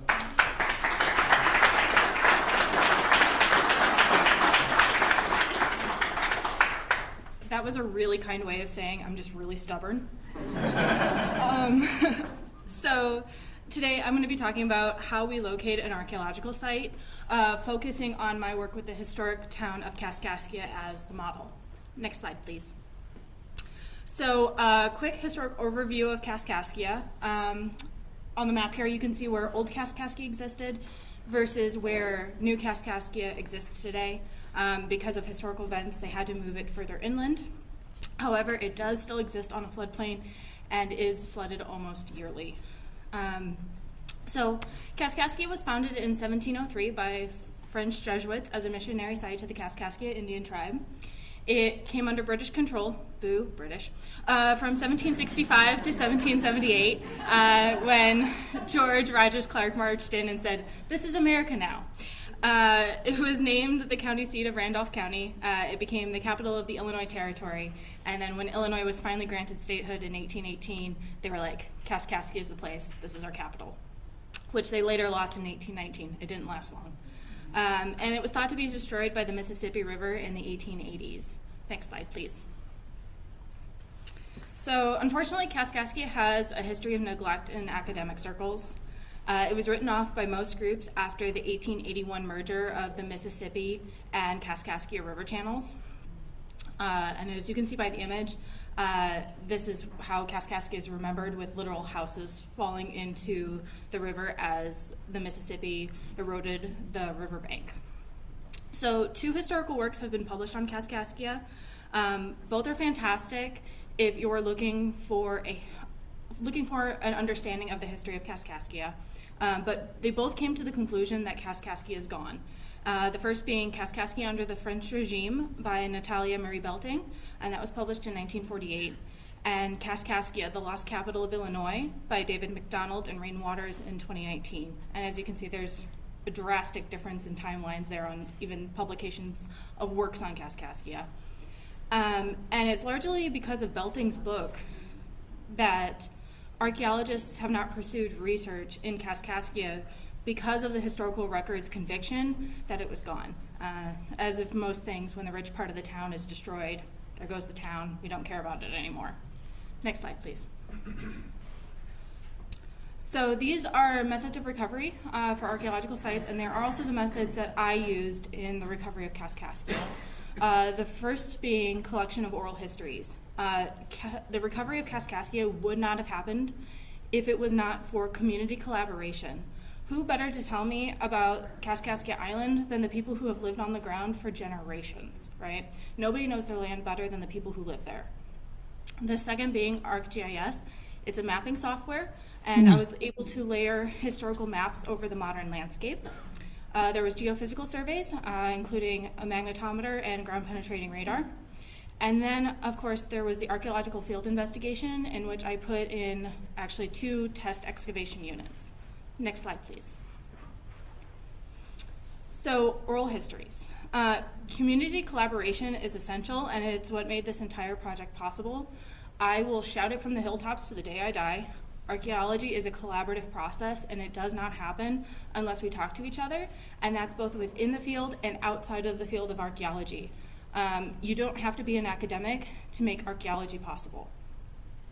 I collected oral histories from people who grew up on Kaskaskia Island, and what these people were able to tell me had not made it to the historical record. Nobody bothered to write it down, because who cares about what a farmer finds in his fields? I do. But, you know, they're not going to put that in the newspaper for, you know, the Sunday morning press of, oh my gosh, look what they found, right? But these were vital to Kaskaskia's recovery. Next slide, please. So GIS, as I said before, it is a mapping software, and it is changing the field by enhancing our understanding of the changing landscape. Kaskaskia historically does not look like present-day Kaskaskia. The landscape has changed drastically. So if you take a historical map and you're like, I think I'm here, and you go out there, you're like, where the heck am I, right? So using this software, I was able to layer a Philip Pittman map, who was a British officer who mapped what remained of French Kaskaskia in 1765, and a map created by Sidney Breese, who at the time was postmaster for the town of Kaskaskia, and he created a map of 1830 to 1840 Kaskaskia. And we get that timeline from census records because he didn't date his map. Next slide, please. And these are the two maps here. Next slide, please. And what I was able to do with those is overlay them on the modern landscape by building back layer by layer. So I started with modern landscape, and then I overlaid with a 1980s map. And from there, I kept building back and back. Ooh, I'm gonna smack things, not talk with my hands. Okay, next slide, please. And so while those maps were difficult to understand, like looking at them, what is underneath, GIS has a fantastic function known as polygon layers. So what I was able to do was create layers of the features on those maps, strip away the maps underneath, and leave the layers on the landscape, which created a better understanding of what could potentially exist. And those are outlined in red. And these are easier to interpret both as the professional and for the general public as well. Next slide, please. So then came the geophysical surveys after I had my maps and understanding of where Kaskaskia could exist.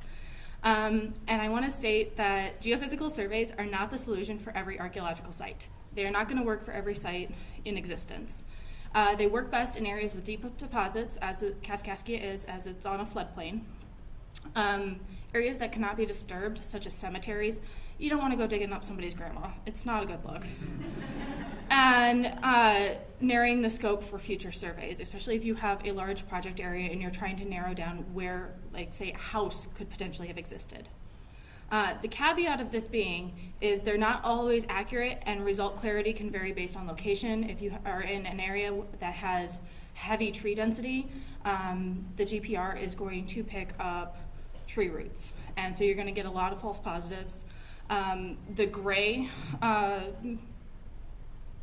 data there, that is the results of the GPR, and as you can see, all of those like hash marks, those are actually picking up remnants of plow scarring in the soil, as I was in an agricultural field, and so it convoluted the data greatly. And the magnetometer data, which is the data next to it, it picked up every single piece of iron in that field. They lose a lot of plow parts. Okay? Next slide, please. So then comes the archaeological investigation. And this is, once location is narrowed down, we can go out and we can do different survey types.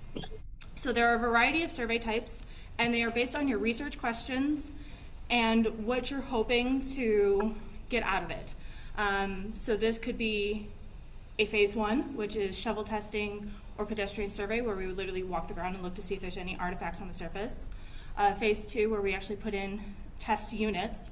And phase 3, which is total recovery and salvage of the site if it is deemed to be impacted and potentially destroyed due to development.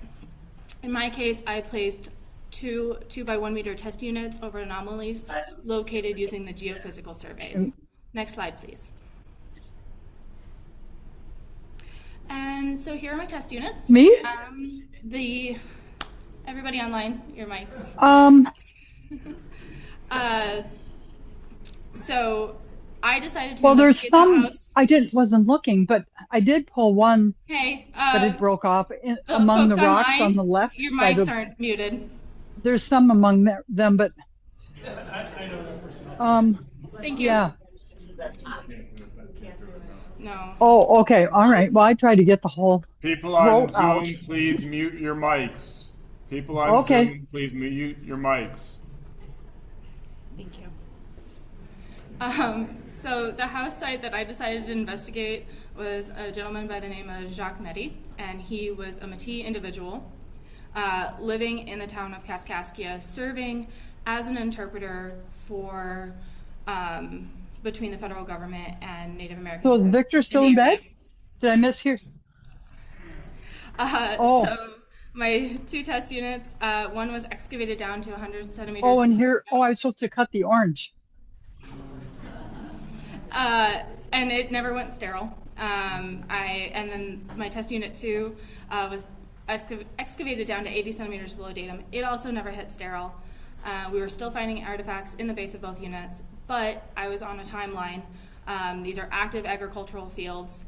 They were trying to get crops in, and unfortunately, during this time that I'm trying to do this project, the Army decided to send me to South Korea for 3 weeks. So I was trying to get field work in on a crunch here.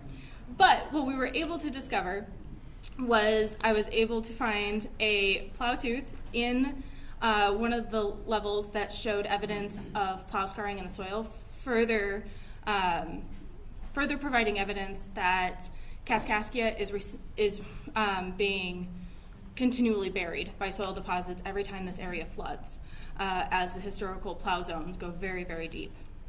We had different types of glass. We had brandy bottle glass, we had aqua bottle glass, several different types of ceramics to include transfer print, hand-painted, green shellage. I also had some blue shellage in there.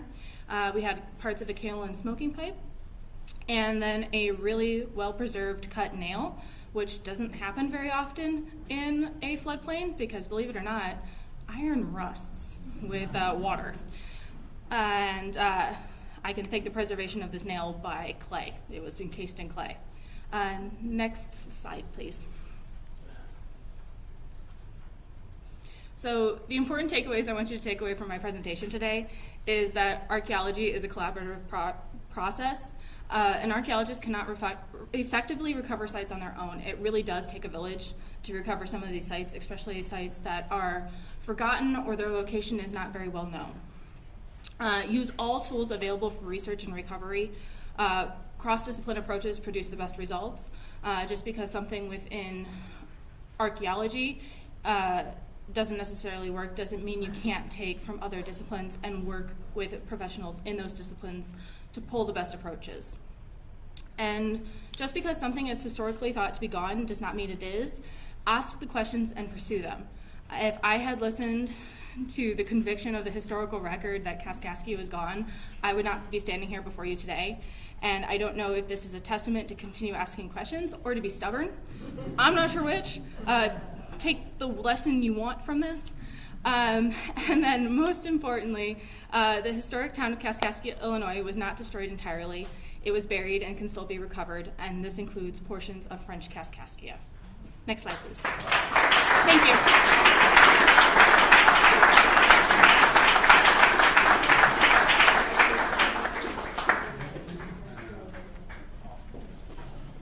Great job, Rebecca.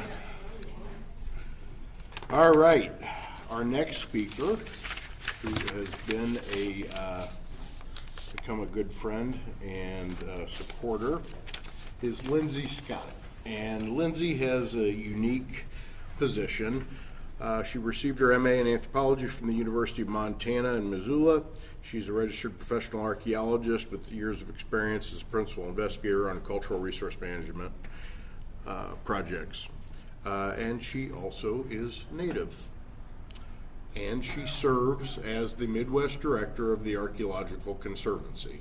And the Archaeological Conservancy is the largest, it's a nationwide nonprofit dedicated to archaeological preservation, and is, I won't go into it too deep, but to say, in 2013, when I started the efforts to create the Weatnan Preserve, to preserve the sites related to Fort Weatnan in Indiana, the Archaeological Conservancy was one of the early phone calls I made. And they are recognized as a subject matter expert in archaeological preservation, conservation, and were a tremendous partner. And after several years of collaboration, with the Archaeological Conservancy and the Tippecanoe County Historical Association, we were able to create a 300-acre archaeological preserve that protects over 20 archaeological sites and was designated a National Historic Landmark by the Secretary of the Interior. So, Lindsay, there you are.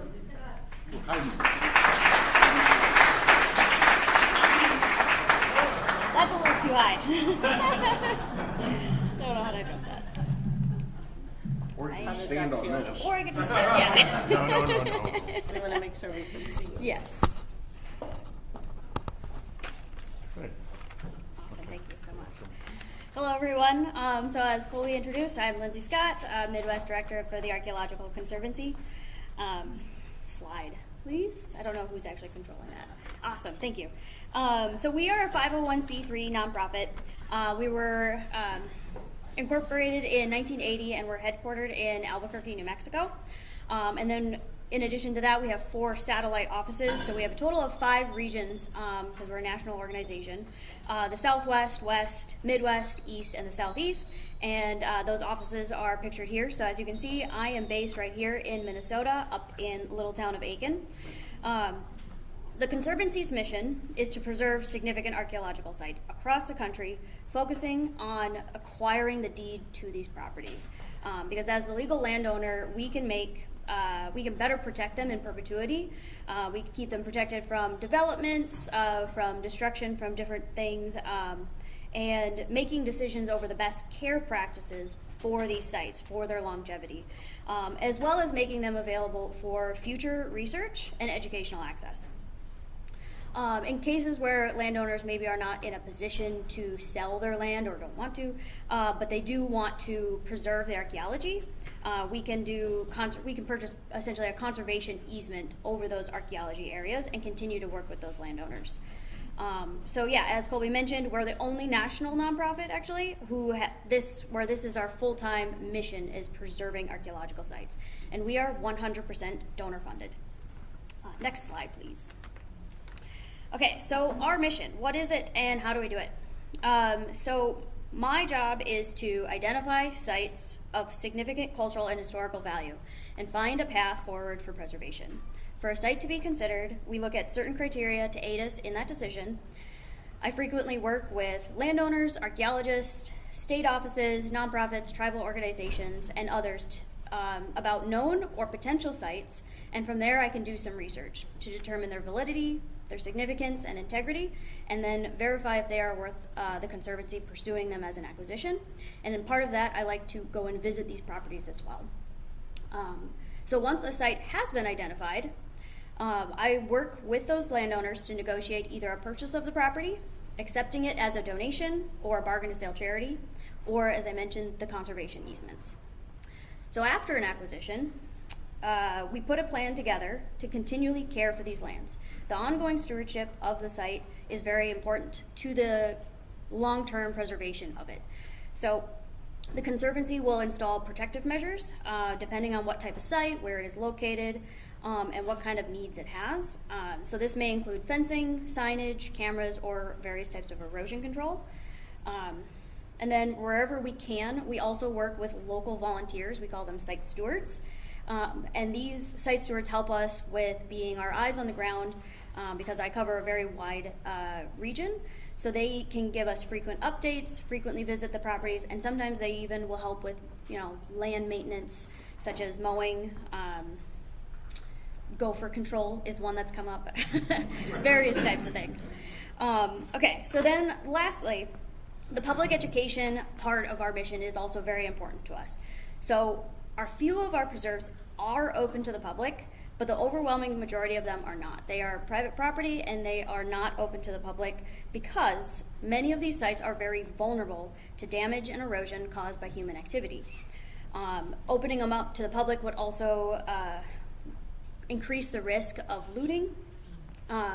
Advertising them a little too much can bite us in the butt, so we have to be very cautious about how we do that.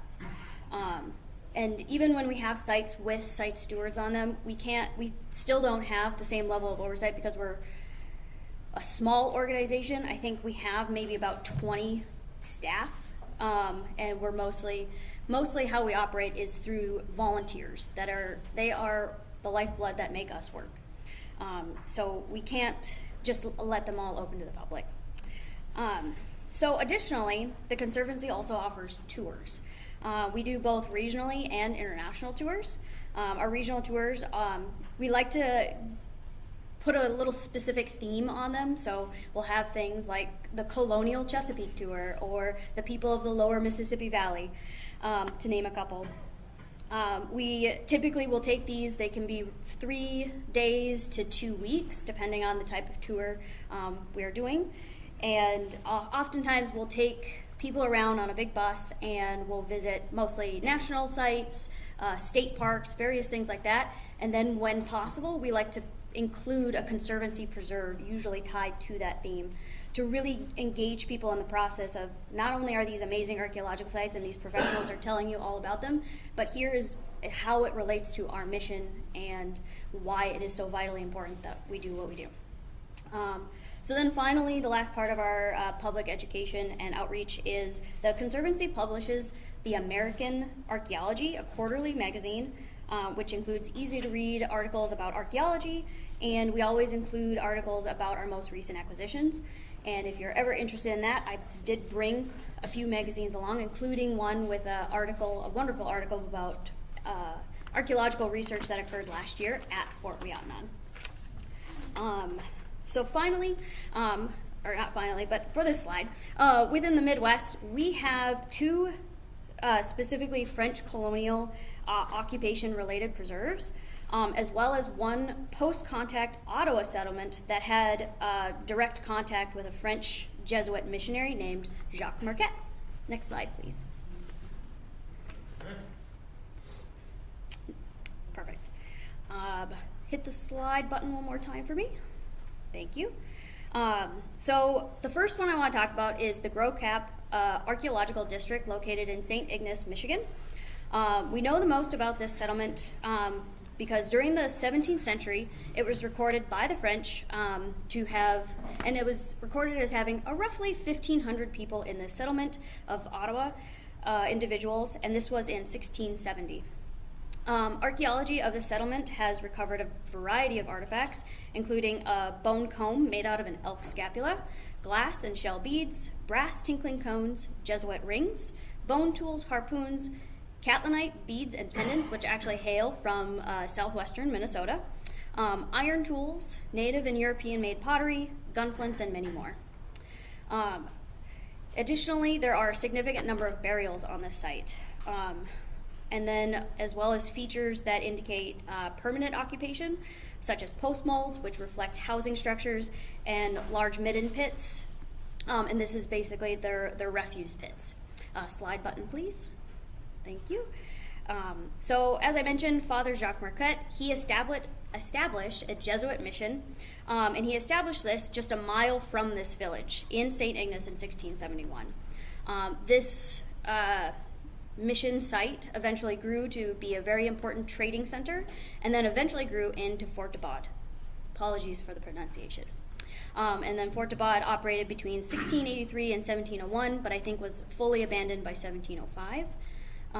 This site has the potential to teach us a lot about the Ottawa population, at least as far back as the 1600s when we know it was well established, but also about the changing cultural dynamics of the Ottawa across over 300 years of contact, including 100 plus years of specifically French influence over their burial practices, religious beliefs, and much more. Next slide, or slide button, perfect. And then Fort Weatnan, as I mentioned, is located in West Lafayette, Indiana. And again, Colby already brought it up. He can because he has been involved with this project since its beginning. It is a very large preserve and includes an early French fort, again, as Colby mentioned. It was established in 1717, and existed as a French fort until about 1791. In addition to the French fort, the preserve itself includes several sites that are related to the occupations of the Wea, Kickapoo, and Mascoutin. So this site has a lot to teach us about early French influence, both in Indiana specifically, but also in the trade, the mission work, and the military, and the influence they had over the various indigenous communities living, trading, and traveling throughout this region. And next slide. So finally, my last preserve with strong French ties is the La Saline Salt Works, located in St. Mary, Missouri. This site is multi-component, as I say, which means it has two very distinct occupations associated with it. The first was a Mississippian-era occupation, which means that the site is known to have at least been first documented and utilized as early as 1200 AD, and was utilized through 1400 AD by the individuals. They came here and had a settlement here because of the salt spring, and those individuals were able to use that salt spring and the salt pan in order to collect and dry salt. Artifacts associated with this period include the salt panware pottery, beads, celts, lithic tools, as well as the several burial mounds and middens, middens that even include charred corn remains that we can still identify as corn. But then we have the French colonization of Saline Creek Valley. So I'm sure many of you are aware of St. Genevieve in Missouri. This is just up the road, or potentially down the road, depending on which direction is which. So the French were here in the Saline Creek Valley as early as the 1690s and established their own salt production. Right here on the preserve that we have for La Saline Salt Works. And they actually retained control of this Saline Creek salt area until at least the 1830s. Artifacts associated with their occupation include gunflint, and specifically, I thought this was interesting, a 1789 George Washington inauguration commemorative medallion that was recovered from the site. And so, yeah, so this is that's just a taste of the 17th to 18th century French occupation of these salt works. What's also fun is that this site is directly across the Mississippi River Valley from Kaskaskia. So this site has a lot to tell us, and we don't know for sure if the site had been abandoned by native communities prior to the French occupation, or what tribe may have been utilizing this site and introduced the French to it when they arrived. We also have the potential to learn about what the reach of trade was, both during the Mississippian occupation, but also during the French occupation as well. And between historical records for the French occupation, whoa, buttons. I don't think that was me. But yeah, so we have a lot to learn about how the salt industry, we know that St. Genevieve benefited from the salt industry. There's records indicating as much. So how far did the salt go? Like, what was the reach of what the French were doing here? But also the Mississippian period as well. This would have been right during the height of the Cahokian civilization up in East St. Louis, Illinois. And they would have directly benefited from the salt that was being produced here during that period. Next slide. All right, so I just wanted to provide this to you as just a really brief snapshot of the Archaeological Conservancy, the types of preserves that we are having, and also why. There's a lot to learn about these sites, and you know, our organization was founded on the very premise of saving important archaeological sites from their permanent destruction.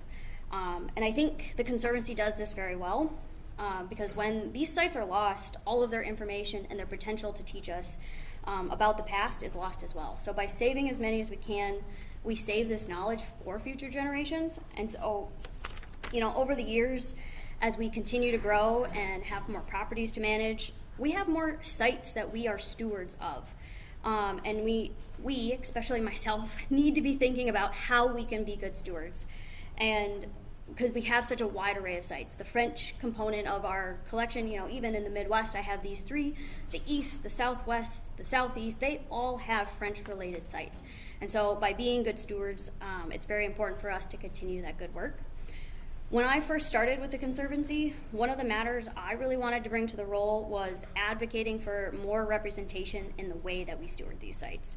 As a non-enrolled member of the White Earth Chippewa Nation with kinship ties to the Midi-Wahkiton Dakota, for me, incorporating Indigenous knowledge into our understanding and approach to site stewardship and land management feels like the bare minimum that we can do, as well as myself. But in addition, we as researchers, we need to encourage more tribal voices and into our research and provide for more agency to tribal nations to have over how we research and present their history. And when we're talking about this nation's history, whether it's in the context of America 250 or in the context of French heritage, here in the Midwest, French history is intimately tied to the Indigenous experience. When whether we're dealing with larger sites like Fort Ouiatenon or La Saline, or even just researching historical figures like Father Jacques Marquette or Fort de Baude, their stories are tied to Indigenous stories and spaces. When we look at the broader landscape, we see that the Indigenous communities were very influential to the French in North America, and those interactions were not just one-sided. Bringing those voices and perspectives to the forefront of research is the only way we can get a better picture of the French experience. We as researchers, academics, site managers, etc., all of us need to keep pushing forward to bring those Native voices into the forefront when we're talking about the history of French and French descendants in this country. And it's not enough to say you want to include us, but actually build good kinship building good kinship requires real effort to create good relationships with Native nations. So I really wanted to end on this beautiful image.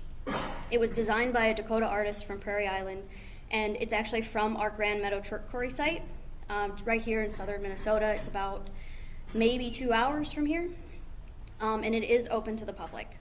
In the top left in English and in the top right in Dakota, this sign reads, "This site teaches us about the knowledge, wisdom, and ingenuity of Indigenous ancestors. It is an important place not just because of what happened here so long ago, but also for how it unites us today as we consider the gifts the earth provides and accept our role in caring for nature's resources." Thank you.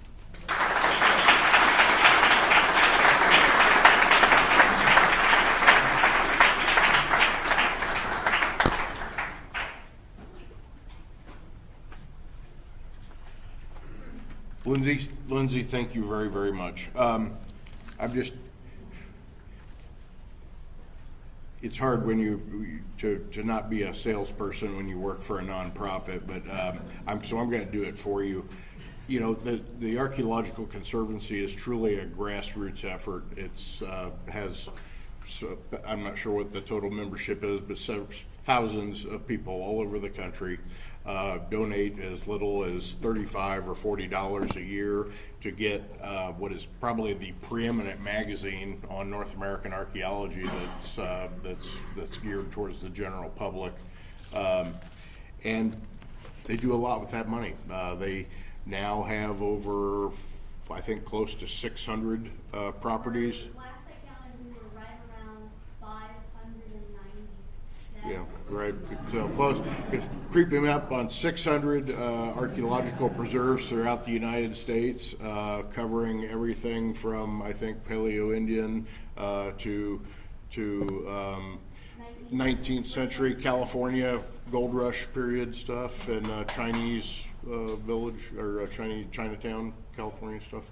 Anyway, fantastic organization. So, okay. We have one more speaker. And that is Jack Rosen, and Jack is, we were very thankful that he was able to be with us today. He presently works for the Chronicle Heritage and Algonquin Consultants in the Twin Cities, received his PhD from the University of Kentucky, and taught in the anthropology departments at the University of Hawaii, at Hilo and Ithaca College, where he was co-founder of Native American Studies. He's conducted archaeological research in Peru, Chile, Argentina, as well as collaborative archaeology and community projects with the Cayuga and Onondaga nations in central New York and Native Hawaiians and at-risk youth on the Hawaiian Islands. Jack has published 3 books and is going to give us some additional insight into collaborative archaeology with descendant communities. So, Jack?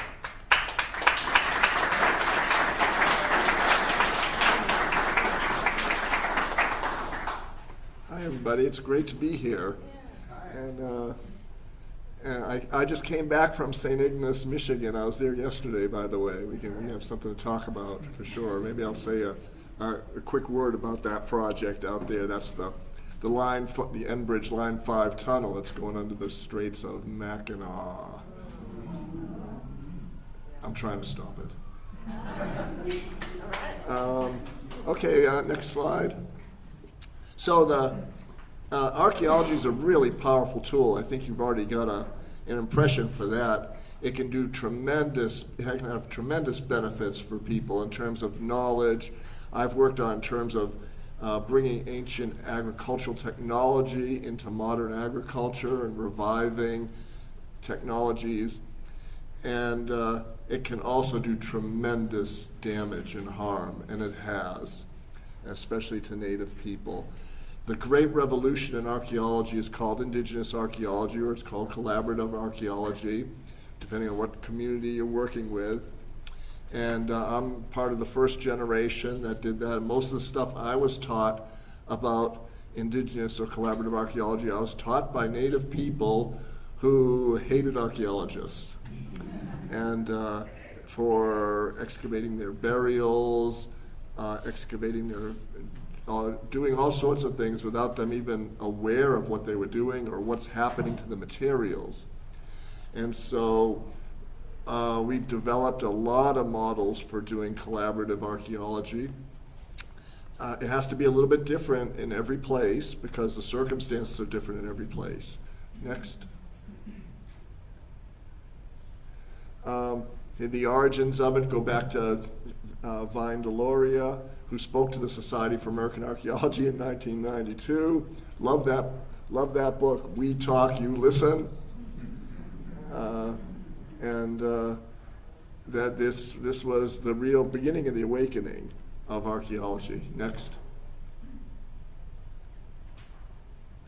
And somebody who I know a bit and worked with, Winona LaDuke, recovering the sacred and recovering places, and that goes right from recovering sites to recovering place names that have been lost.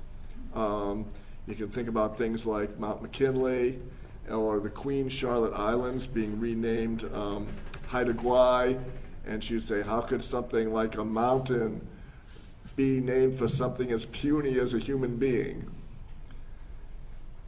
Go ahead, next. And I don't know how we get that gray line off there, but anyway, I think the culmination of this revolution was when Joe Watkins, who coined the term indigenous archaeology and wrote one of the first major treatises on it, was elected the president of the Society for American Archaeology in 2018.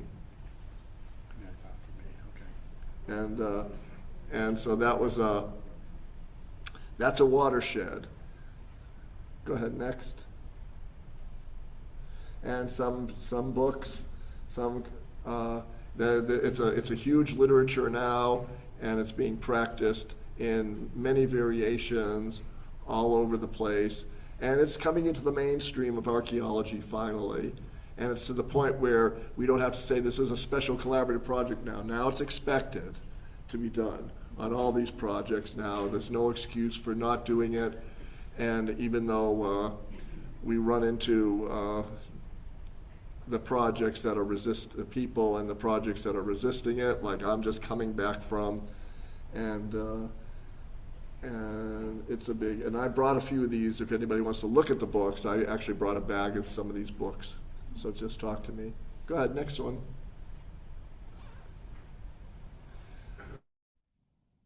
What this is a basic list of some aspects that I've learned, that I practice in archaeology, about really not just collaboration, but really power sharing in archaeology. And a few I would talk about is expanded identity. And by expanded identity, I mean being more than an archaeologist or scholar, you're a part of the community, you're an advocate, you may be working on other projects. I can tell you with the Onondaga, one thing we did was we did ground penetrating radar on their cemetery because they have unmarked graves.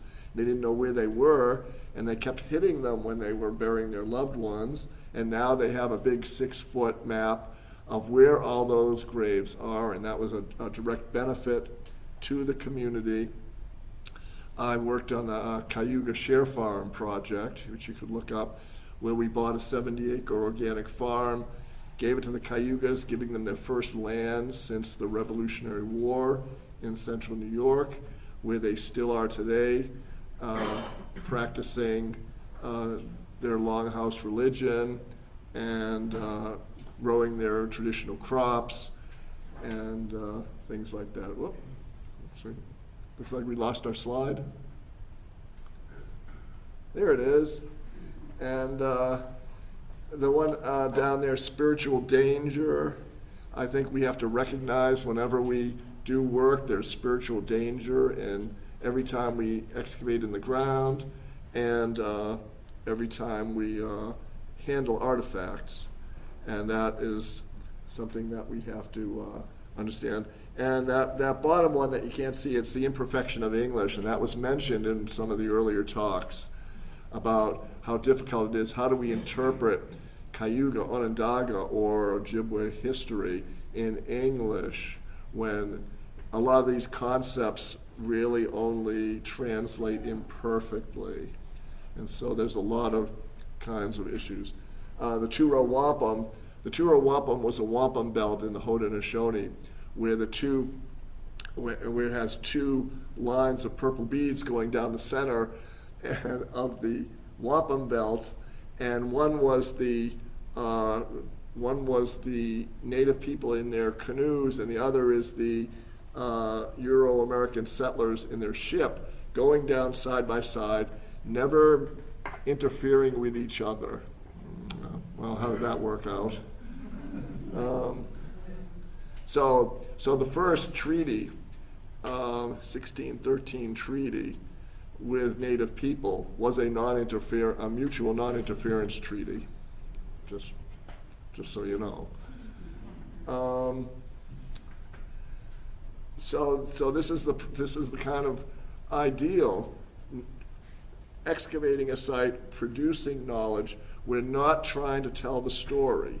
And a lot of Native people object to archaeology because they feel that we've taken everything from them, take their land, and now we take their story and tell their story for them. No, the goal of collaborative indigenous archaeology is to produce a collaborative story. And what I found out is that most Native people, when you actually talk to them about what are you interested in, they become interested in archaeology. And I think that's true with all the communities. If you're talking about French cultural heritage as well, that you bring them in, and there's a synergy that makes it much more powerful than scholars or the community trying to do things separately by themselves. And lastly, I think this is my last slide. Do I have another slide? I don't remember. Oh, that's just there are stages. Okay, let's just go through this real fast. Yeah, just go ahead and you can scroll through a few. They're just there's a go ahead, and then there you go, and there go back one. There you go. That's the one, and that's just the different stages of developing this kind of community archaeology, and where you're at, so we can recognize that this is a work in progress. We're always trying to move forward and get better. And the last thing, I guess I will talk just a minute about St. Ignace, Michigan, and the Line 5 tunnel, which is in there, and there is French, as you mentioned, there is historical archaeology there. There's hundreds of ancestral burials there where the project area is, and there are archaeologists who are not interested in community participation or collaboration very much. My job up there is with Algonquin Consultants is consulting with the native groups like Bay Mills Indian Community, and as tribal monitors of the work that's going on up there. And we'll get this done. It's a progress of how do we do, if we have to do the project, how do we do it doing the least amount of damage to archaeological sites, and how do we get all the correct permits. You know that cultural resource management archaeology is under attack in the United States. There are active attempts to erase all the regulations that have taken 50 years to construct and to protect archaeological sites. And this takes a lot of active work by the community. If the community supports archaeology and archaeologists, then this stuff can't happen. And this has been a sporadic thing that I would say goes at least back to the Reagan administration to try to get rid of cultural resource management system, which has been extremely effective in collaboration with organizations like the Conservancy in protecting archaeology and in producing knowledge that we want to have side by side. That's it for me. Thank you.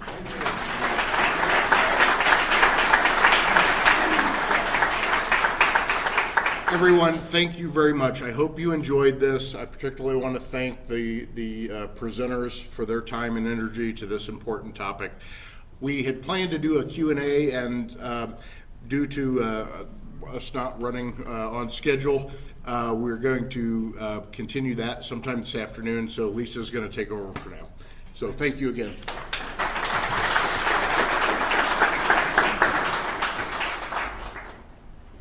That was really interesting and so interrelated. We hope that that's the general theme that we really start to realize, if we haven't already, is how interconnected we all are. No matter what the field of work we may find ourselves in, the more we collaborate, the better our outcome. I really enjoyed all of the speakers, and what we've decided to do, as Colby has said, is we're going to take the afternoon portion where we have some extra time for our Q&A and an exchange, and we'll be sure to have our panelists join us, and we'll have a nice group discussion. I would like to get back to our schedule and conclude the morning session with a really important award. And this is the first year that the FHC is making this award. It is known as the Charles Balassi FHC Vision Award. And before I turn it over to my dear friend, Cher Charles, I would like to acknowledge that this award is an endowed award by the Balassi family in honor of Charles Balassi, who has given so much to what is now the FHC. And it is so fun for me to be able to maybe even embarrass the guy a little bit. He is difficult, he says. He has seriously come from a place that perhaps didn't have the Midwest in mind for a lot of his life. He comes to Illinois, does his PhD work at the University of Illinois, and begins to dive deep and start digging all about French heritage in the Midwest. Not only did he take this scholarly route and uncover so much and reveal for so many people and inspire so many people, but Charles gave it all with his heart as much as his mind. He is truly an inspiration because he knows how to rally the troops, keep you going, and is so dear. If I can get past some of his off-color jokes, which actually I really do like.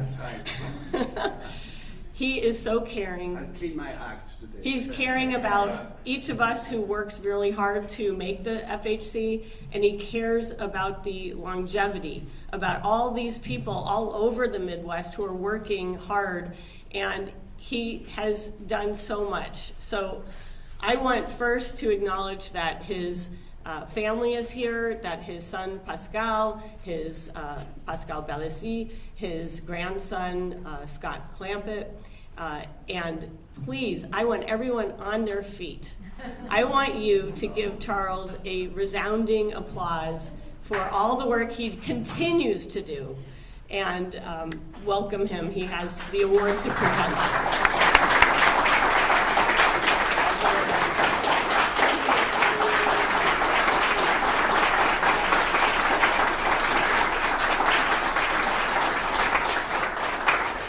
Well, thank you very much. This was very nice.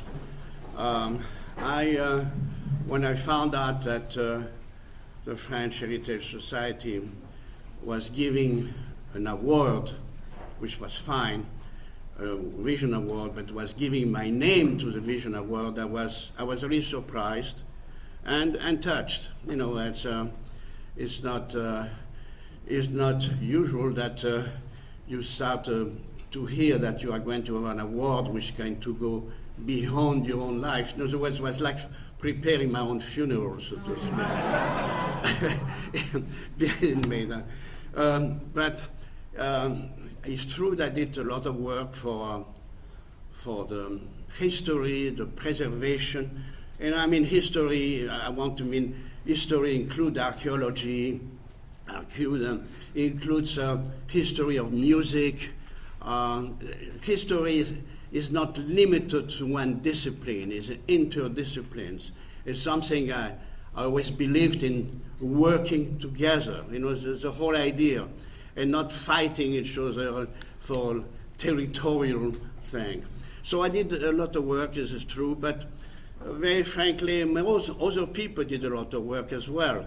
And I think about Karl Ekberg, that was a good friend. I think about Lebeau, who passed away. I mean, a lot of people did it.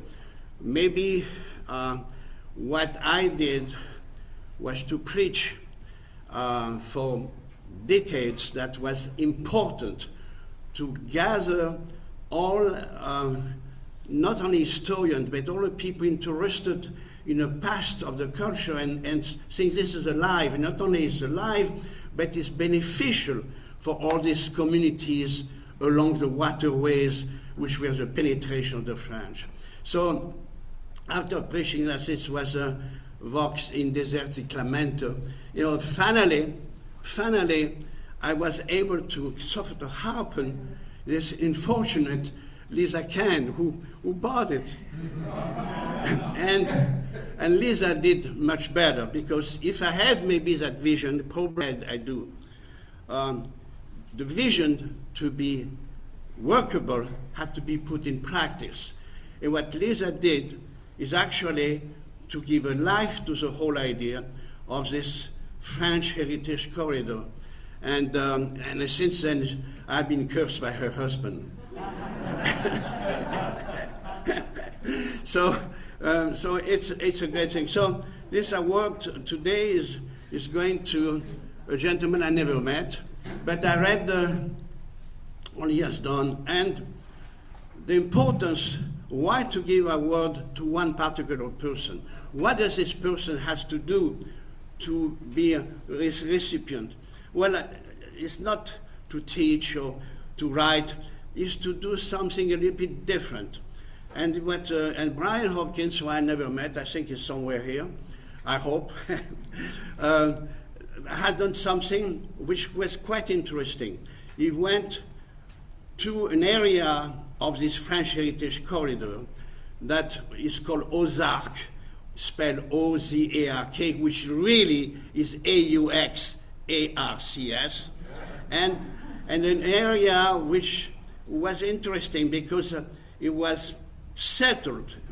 It's one of the rare times was not settled along the river, but by somebody who brought miners from the northern part of France with the idea, of course, to find silver and gold, and they didn't find it, they found lead, but it was very important. And those people descended in the same area. What Brian did, he went back to them, discovered their history, and not only discover history, discover how they were in the old bad days when assimilation to the America was imposed in Louisiana particularly, but also imposed in this area, the old mine area, the Bonne Terre.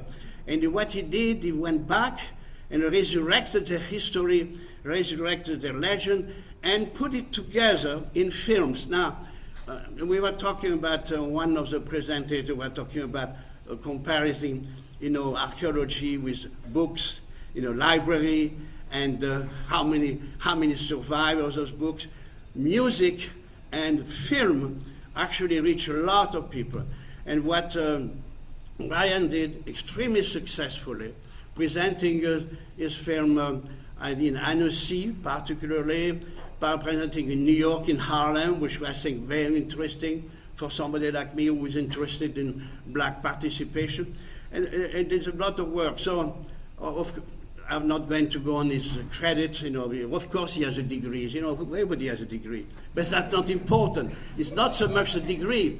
It's what you do with your inspiration. So, and I want, before we present that, I want to thank my son, Pascal Balésier here, who took time away from the Navy Department, who is a big boss, and the Republic, I hope will survive without you for a couple of days. I'm not too sure, but maybe. Thank my grandson, Scott Clampett, who decided, because his wife forced him to settle in Minneapolis. Where's your wife, Scott, today? Oh, okay. Working. I'm glad somebody's working.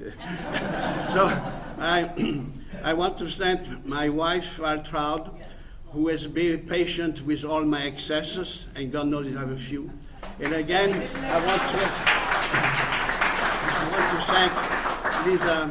And without further ado, where's Monsieur Hopkins? Well, we got to make it more dramatic.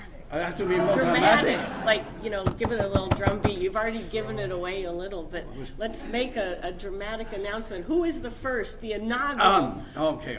Well, go ahead. You keep going. You're doing very well. Come on. Okay, no. You're not very shy. You know that. No, I'm not. I'm taking after you. Okay. The inaugural first Charles Balésier Vision Award is given to Monsieur Brian Hawkins. Et je vais très bien.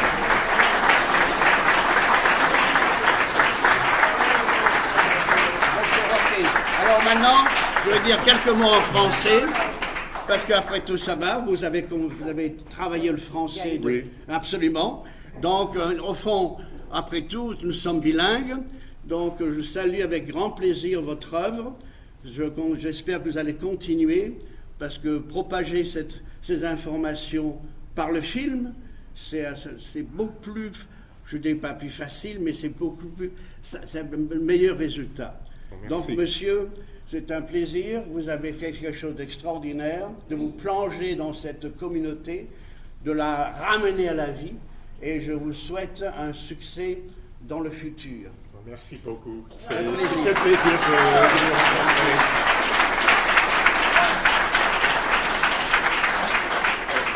Allez, voilà. Alors, il y a une photographie, donc il est barbu, attention, c'est important. Ça donne un air intellectuel. Ça donne un air intellectuel. Alors, voilà. Venez devant. Devant. Ah, pardon. Voilà. I want to get the quarter in there, but that's okay.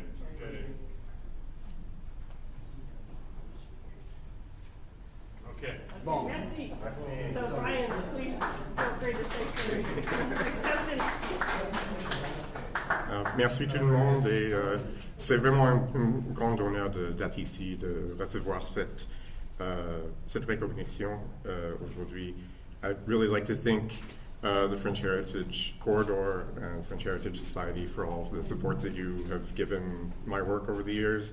Thank you also for everyone in this room who has been working to be a good steward for the historic places that are so tied to this culture and are so often, I think, people's first contact with the history and these stories.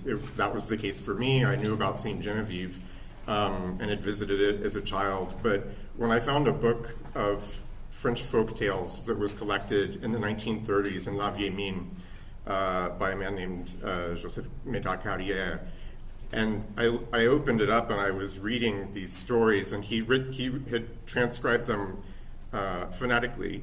And so I was immediately struck by the difference and the richness of the language that he tried to capture on the page. And I didn't quite know what to think about it. I grew up in Missouri, and I have been interested in Missouri history and culture for most of my life, and it was a real shock to be approaching 30 and just be realizing that in the early 20th century, there were still people that were telling these stories in old mines. And so I didn't quite know what to do about it, and it took a couple of years, so I think, for me to get in the car and actually just go out there and start meeting people and seeing if we could do something, if we could make a film, because I am an animated filmmaker, and it's sort of the perfect confluence of formats. The folktale and animation work so well together. And these are not your typical Walt Disney sorts of narratives. And I think that was really something that struck me initially. And so it's not only thanks to the work that scholars and preservationists do, it's thanks to the people in old mines who for over 300 years have preserved as much of their culture as they possibly can in the face of pretty incredible odds.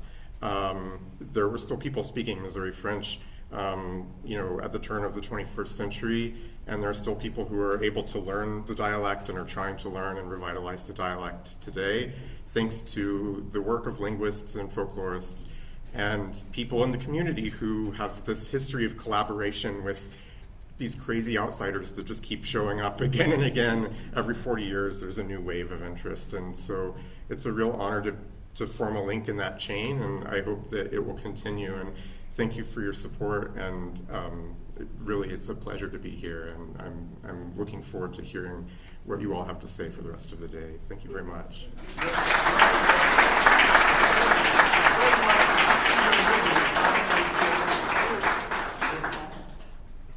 The question was, if somebody wants to see some of my films, how can they go about that?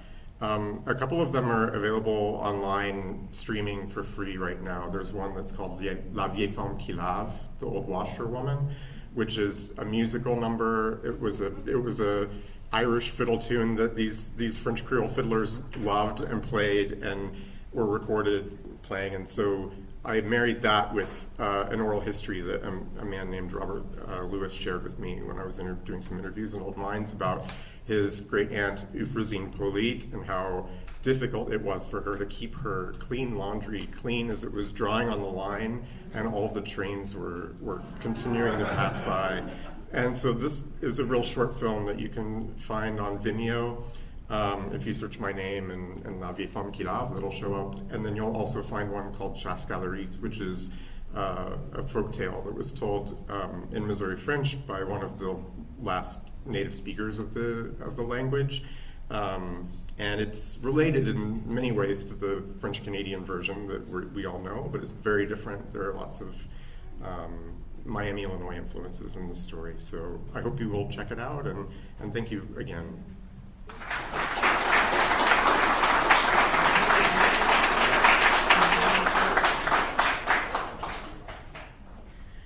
Félicitations, Brian. So we're going to conclude the morning session, and we're going to take our lunch break. For those of us here in person, I would invite you to come upstairs. There's an elevator or a set of stairs, and that's in the lounge. We'll be having our lunch buffet. I also encourage you, we're pretty numerous, which is a good thing. Let's consider all of the wonderful material many of us have brought today, some for sale, some for just informational items. Please feel free to use some of the time on our lunch break to explore that and maybe catch your lunch after you've explored a little. For those of you who are ravenous like I am, maybe you'll head right up there. For those of you joining us virtually, please come back. We are counting on you to come back. In fact, After the first part of the afternoon session, we'll all be breaking out into workshop rooms, and we have a virtual workshop room that we are counting on you to participate in. We want to hear from you, and then we'll once again come back all together and continue our conversation, especially with our morning panelists. We will not miss that. It has been a really rich morning. Thank you again for all being with us and all your wonderful words and ideas and good feeling. So I wish you a bon appetit. So welcome back. I hope everyone enjoyed their lunch break. It was delicious here and great to chat with some of you. And we want to keep that conversation going. So thank you for our virtual attendees who are back with us. And we will continue. So as I mentioned this morning, we have the French Heritage Corridor website, FrenchHeritageCorridor.org. And it's a work in progress. We're counting on you all to make sure that you let us know when there's an event happening.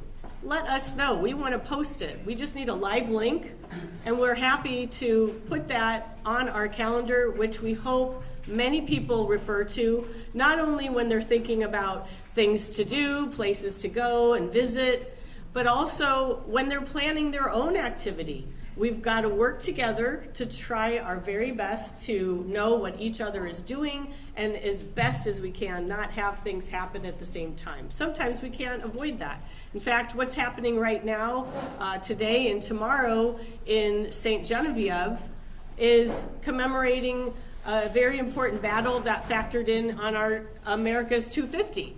This was the westernmost battle of the American Revolution, and of course it was in the French Heritage Corridor. And it's mainly known as the Battle of San Carlos or the Battle of St. Louis. So sometimes we can't avoid these kinds of conflicts. And as you can see, the way it works is we support each other. We appreciate that a lot of our Missouri friends who hosted us last year at the 5th annual conference couldn't be with us today. Some of them are with us virtually, and some are busy hosting amazing events that are occurring in St. Genevieve this weekend. So we do the best we can, but again, calling your attention to our website and the features that we have to offer, one of which is this calendar. If we go to our homepage, if you were to click on that, you would see, and you scroll down, you would see that we have a calendar of events. And yeah, we can click on that. And if you go to the end of the month, just for example, it looks pretty full. You'll see our conference, for example. You just click on it and voila, you're right at that information. So we're trying to support all of the different organizations that make up the FHC as best as we can. So please keep that in mind. And you have 7 state FHC ambassadors who are happy to take that information and make sure it gets onto our website. We also have a map, an interactive map, where a lot of the places, for example, that were discussed earlier today, you can find. So if we were to go to, for example, the Minnesota, each of our 7 states, you can go on the big map, or you can click on the state. Let's click on Minnesota. Yeah. Yeah. And let's scroll down and see all of the wonderful things. You can see there's also just a calendar of events for our just state of Minnesota, and there's also a map for just the state of Minnesota. We have a special portrait about Pierre Bottineau. We'll learn more about him tomorrow on our excursion. But we hope that you will use this website for lots of reasons. Turn other people on. Use it in French. Let your Francophone friends know that there's lots of resources, even if you're in education or you're just wanting to learn a little French. This is a resource for you. Educators have a resource section that is completely free and that we are really excited for you to use. And it could be at many different levels, but definitely at the grade levels where state history is taught in each of our states. So there's a lot of different materials out there, and we encourage you, if you see something that's missing, not correct, please, again, let us know. We're really working hard to continue to make this as robust as possible. And at this time, I'd also like to give a big shout out to somebody who works really, really hard on making sure that this works as well as it does in terms of content and design, and that's Randa Duvik. Please raise your hand, Randa.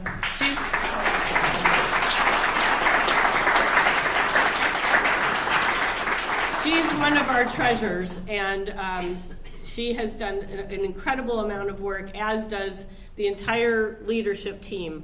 And someone who couldn't be with us today is our Illinois ambassador, Jim Paul. And he also works incredibly hard on our website, and he is the person who's tirelessly putting in and updating our map and our calendar. So both of them have really done a tremendous job. So please visit so we can get more than 50,000 views in 1 year. Let's see if we can top it for our 7th conference. All right, so we are celebrating Minnesota in this afternoon, and as Senator Klobuchar reminded us and some others, l'Étoile du Nord, the North Star, that is our guiding light. Minnesota, since we started to think about a website, was our model. When we looked at the French American Heritage Foundation of Minnesota's site, we said, wow, that rocks. And we've kind of taken from them a bit and tried to expand so that we were showing 7 states and not just the great state of Minnesota. But we really want to focus a lot on Minnesota, and before we do, I would like to invite another video we have from the Mayor Roger Reinert of Duluth, who again wish he could be with us today, was not able to, but he took the time, as Senator Klobuchar did, to record a message that I would like to share with you all.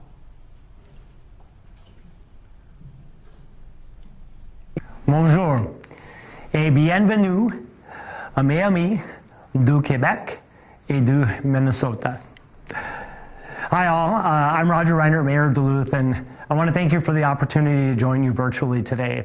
I'm honored as the Mayor of Duluth to welcome attendees from across the French Heritage Corridor and to celebrate the enduring cultural, economic, and historical ties that connect our many communities. Duluth's story has always been connected to the French-speaking world. Long before the city of Duluth was incorporated, French voyagers, traders, missionaries, and explorers traveled the waterways of this region, building relationships with indigenous communities and helping shape the history of the Great Lakes. French names, traditions, and influences remain woven into the fabric of our city and region today, reflected even in our name, Duluth. Duluth, of course, is named after Daniel Greysolon, the Sieur du Loup. He was a 17th century French soldier, explorer, and trader who traveled through the western Great Lakes region during the era of New France. When Duluth was platted in 1856, founders chose the name Duluth to honor this French explorer and emphasize the region's French-Canadian and fur trade heritage. Our connection with Quebec is especially meaningful. Duluth and the people of Quebec share a deep appreciation for waterways, maritime commerce, resilience, and culture. As communities on the eastern and westernmost reaches of the Great Lakes and St. Lawrence Seaway, Duluth and Gaspé understand the importance of connecting inland resources and international markets. Both our regions have economies shaped by shipping, natural resources, tourism, and a strong sense of place tied to big water. The Port of Duluth Superior is, of course, the largest port on the Great Lakes and one of North America's most significant inland ports. It serves as a gateway between the heartland of the United States and the global economy. In many ways, our many port communities speak a common language, one of trade, innovation, and stewardship of our shared waters. But these conversations are about more than commerce. They are also about people, heritage, and identity. Across Minnesota and throughout the Great Lakes region, French and French-Canadian families helped shape and establish communities, churches, schools, and businesses that continue to enrich our civic life today. Their legacy lives on in our traditions, our architecture, our place names, and our values. At a time when international and cross-border relationships matter more than ever, gatherings like this remind us that cultural diplomacy and regional partnerships remain powerful tools for building understanding and creating opportunity. The ties between Minnesota and Quebec continue to create opportunities for economic collaboration, educational exchange, tourism, and cultural preservation. Duluth is incredibly proud to be part of that shared story. On behalf of the City of Duluth, I want to thank the organizers of the French Heritage Corridor Conference for bringing together leaders, historians, cultural organizers, businesses, and community members committed to preserving and strengthening these important connections. I hope your conversations over the coming days inspire new partnerships and renewed appreciation for the remarkable French heritage that continues to shape our region. And again, I'm sorry I can't be with you today. Merci beaucoup. Je vous souhaite une excellente conférence.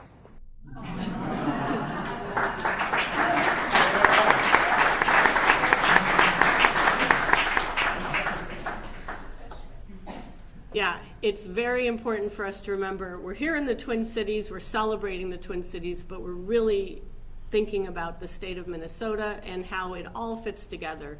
And another thing I would like to kind of put out there is that oftentimes people don't quite connect the relationship with the French Heritage Corridor, the FHC, and the FHS.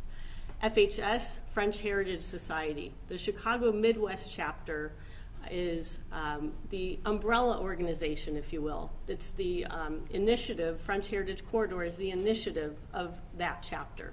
And so I would like to take the time to let you hear from the executive director who's with us today, Jennifer Harlan from FHS, who is a Midwesterner and by birth, but she lives in New York. But as Seal, our Iowa ambassador says, or no, it's Amy Fienga, who is in France. She says, I'm from Wisconsin, and you can't take the Wisconsin out of, Amy, put your speaker on. What do you say? You can take the girl out of Wisconsin, but you can't take Wisconsin out of the girl. That's it. So I believe Jennifer is originally from Iowa. She's lived and worked in Chicago. She knows the Midwest very, very well. And she's here with us today and here to share some information, kind of give you a little bit better sense of how our two FHC, FHS work in tandem. So let's give her a warm welcome.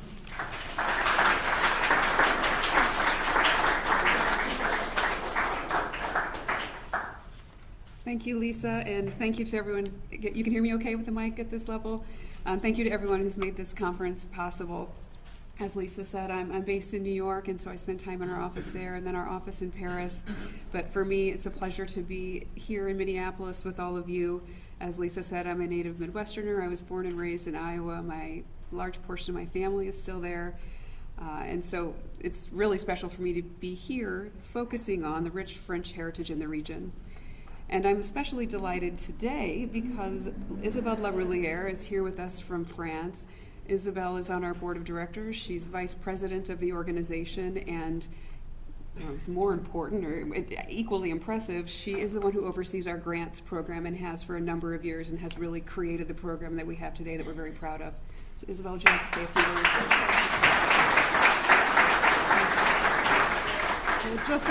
Just a few words. when Lisa told me that she would like to create the French Heritage Corridor, many of us were skeptical, but I was confident on her, and I'm very impressed for your determination and how much you succeed with the 7 states, the over 150 sites connected, and your website, which is really remarkable to know more about the environment.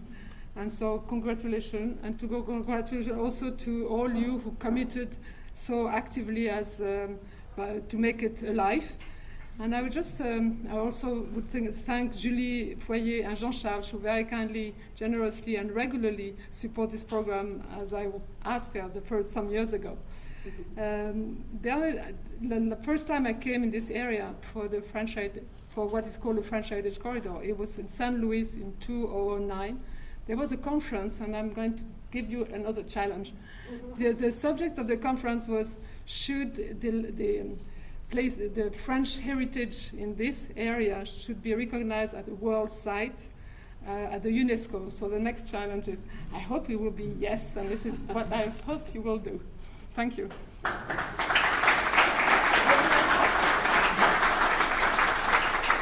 Thank you, Isabel. And one of the things I admire most about the French Heritage Corridor and about all of the work that Lisa's been doing is that it brings visibility to histories and places that are deeply important but that are often overlooked, as Lisa said earlier. And it reminds us that the Midwest is not peripheral to the French story in North America. It's central to it. And that mission aligns very naturally with the work of French Heritage Society. At its core, French Heritage Society, as you'll see in the video that's going to be shown, is dedicated to preserving French heritage and ensuring that the cultural connections continue to inspire future generations. And we support restoration and preservation grants on both sides of the Atlantic, university student internships on both sides of the Atlantic, cultural programming and transatlantic exchange, all with the goal of preserving French heritage and making sure that the cultural ties between France and the United States flourish. What makes the French Heritage Corridor so exciting is that it creates a framework for collaboration across communities, organizations, historic sites throughout the Midwest, and through French Heritage Society's broader network, which now is up to 12 chapters in the United States and France, we can help bring additional awareness, visibility, expertise, and international connection to this important work.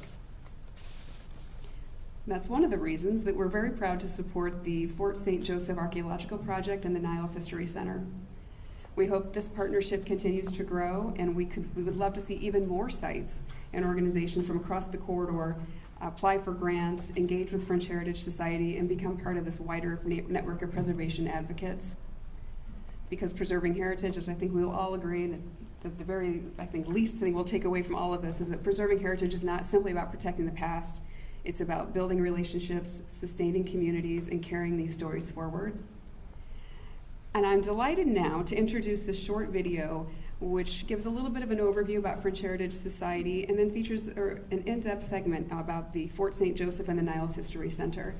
And before it starts, I'm going to once again give a shout out to Benjamin Wells, who is the one who put this video together, and I hope that you all enjoy it. Thank you.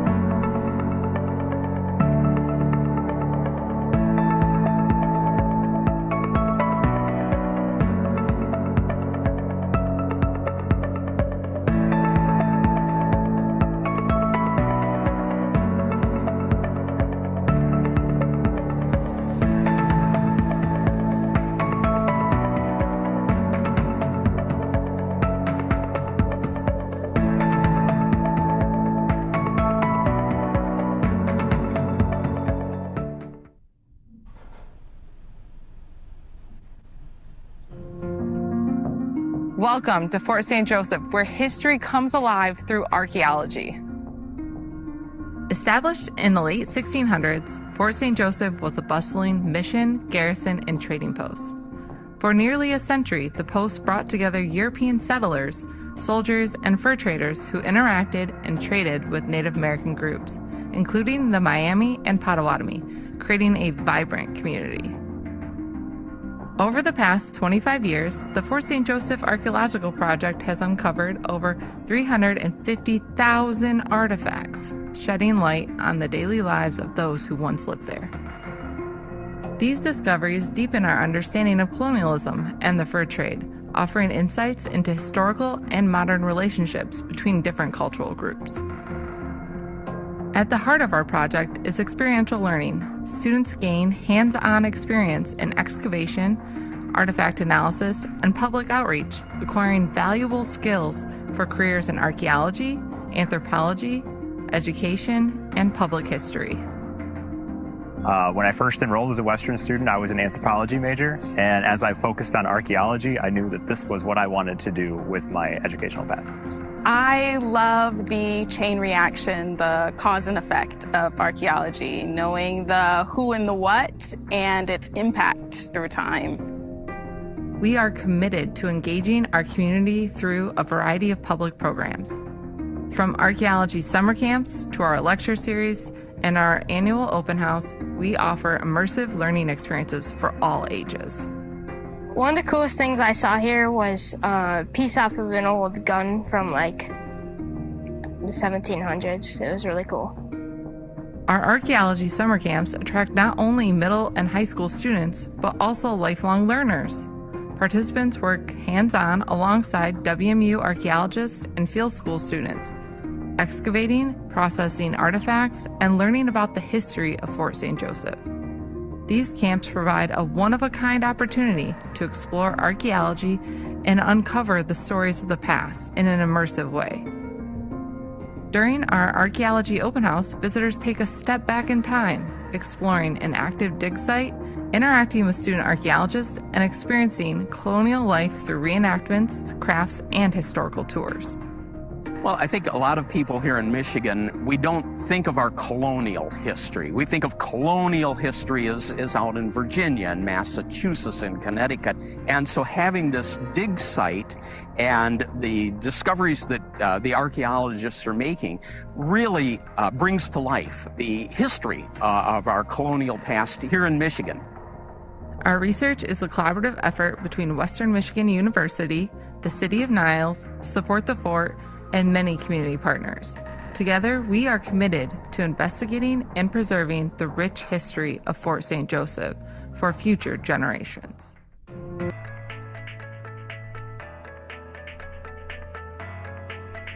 In 1997, a local group called Support the Fort contacted me and asked me if I could help them find the long-lost site of Fort St. Joseph.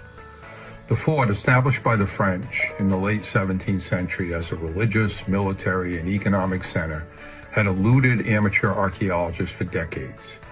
A team of archaeologists from Western Michigan University, under my direction, surveyed the suspected area and were led to a promising location by a local resident who had found a number of colonial artifacts in the area.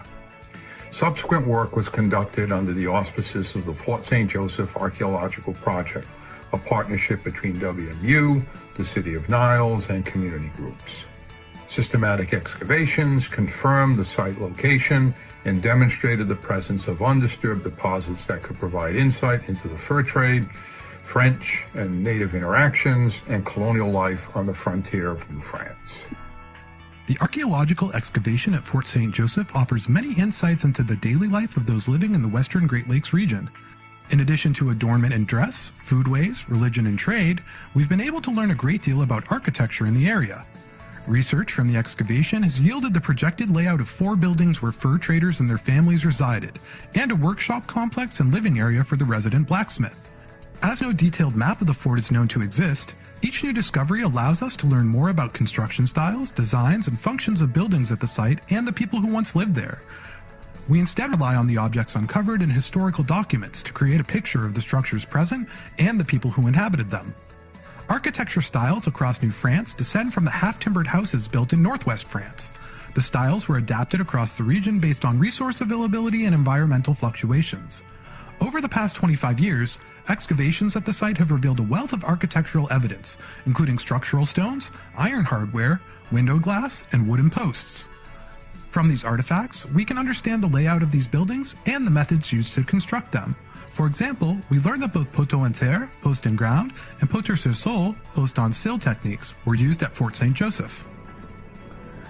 Though the fort and its buildings are no longer standing, pieces of evidence like the iron hardware which was used to construct and adorn the fort's buildings have survived the centuries. Due to changing river levels, much of the site is now on a floodplain, impacting its preservation. For example, water has affected the metal objects recovered from the site, specifically causing the iron to rust.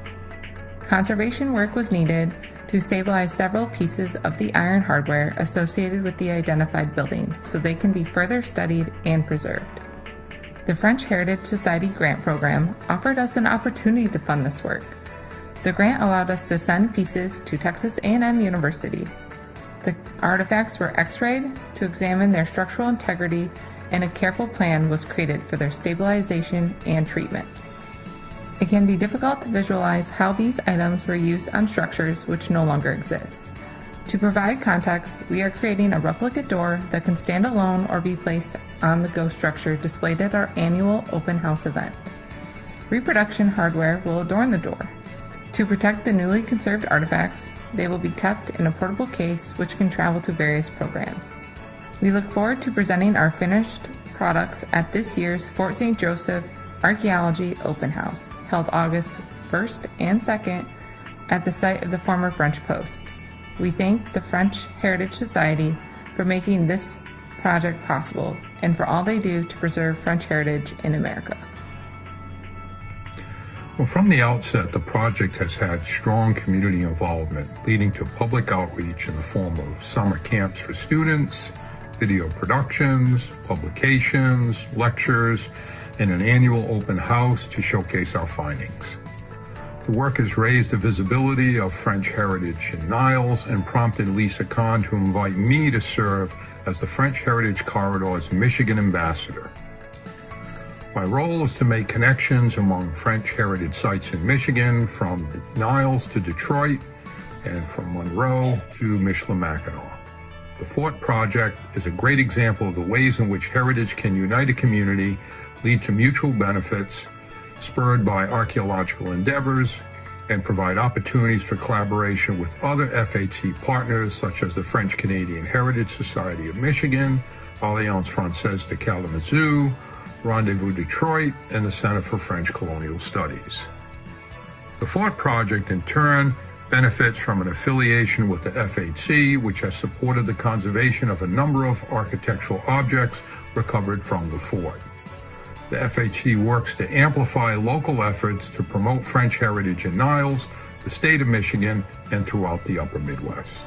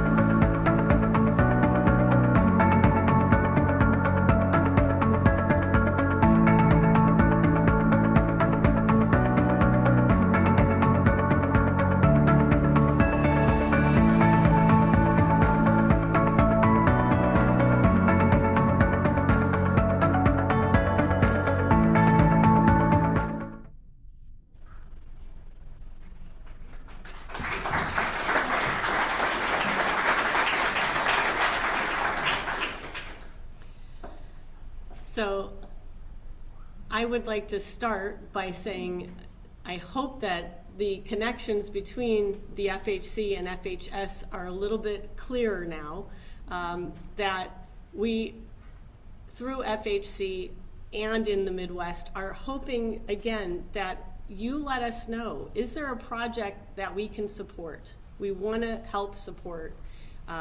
And how do we do that? We do that through fun programming, fun fundraising efforts. I wear kind of dual hats. I'm the director of the FHC, and I'm the chair of the Chicago-Midwest Chapter of FHS.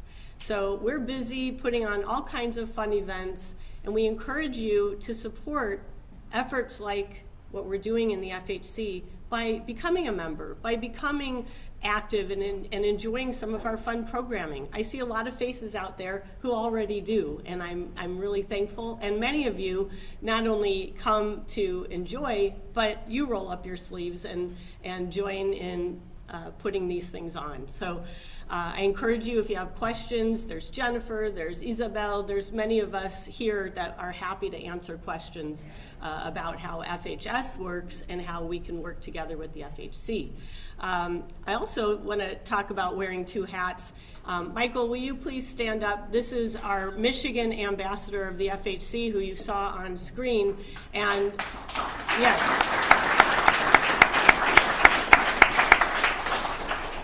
Michael, like Rebecca reported in Kaskaskia, is the person that managed to find with the team Fort St. Joseph. Nobody could find it. Nobody could locate exactly where it was from. So we're so thankful on the leadership team to have such a rich body of expertise. Michael offers so much to our group. Okay, speaking of part of the group, I would like now to, hey Joshua, where are you going? I'd like now to turn it over to our Minnesota FHC ambassador, our local host, if you will. He's done a tremendous job also giving huge support to somebody who's trying to help plan something from very far away. We couldn't do it without Greg Cash, and I hope you'll enjoy hearing his report about what's going on in the FHC in Minnesota.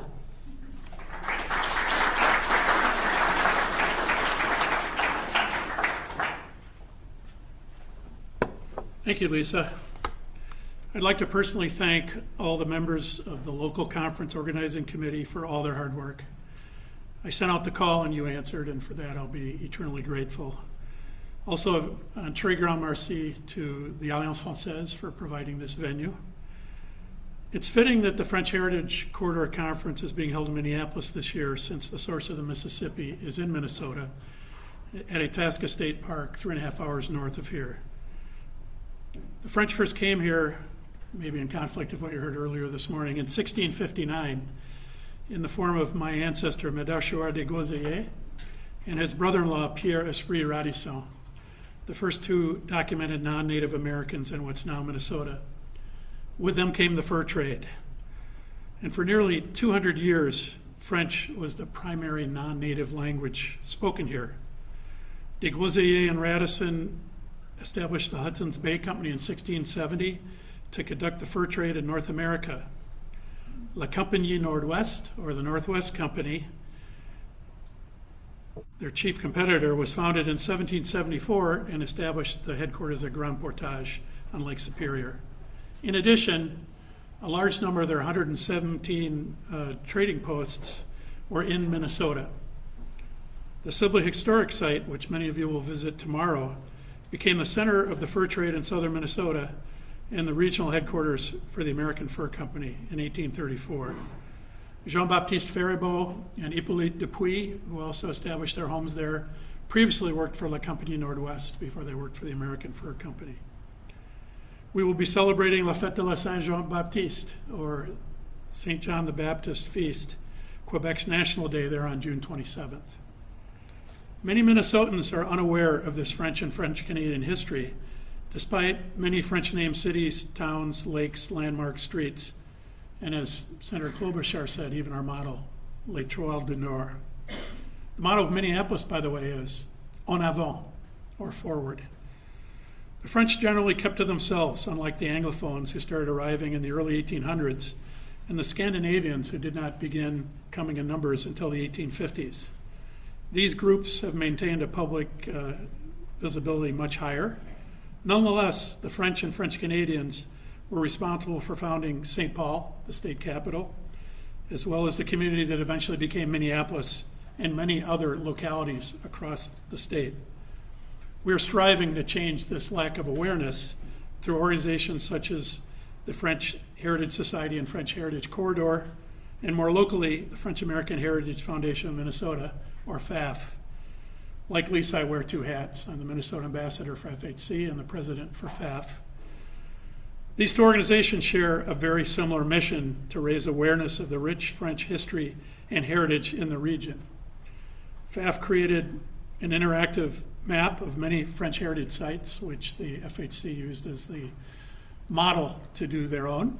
We also created a French heritage brochure of many of these sites across the state of Minnesota.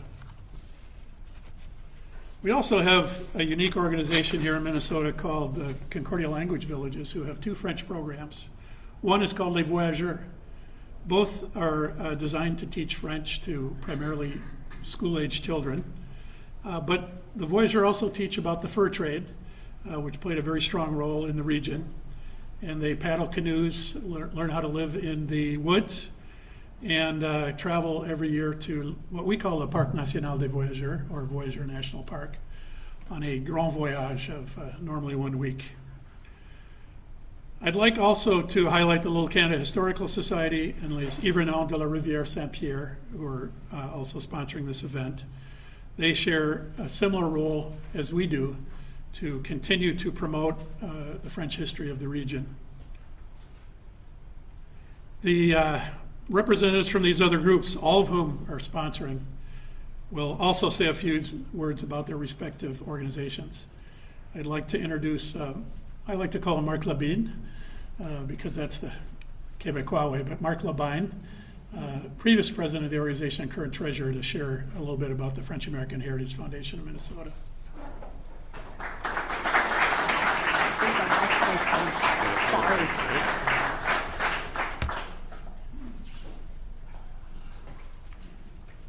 All right, good afternoon, everybody. Let's see, can we fix this?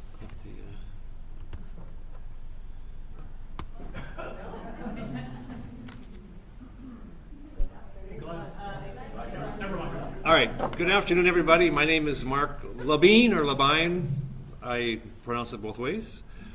I'm a direct descendant of French explorers, fur traders, voyageurs, and I have 5 great-grandmothers who were indigenous, so I have a very strong affiliation with the French heritage, especially the French heritage of Minnesota. And I'm one of the founding members of the French American Heritage Foundation. Next slide. Okay, that didn't work. Next slide. There you go.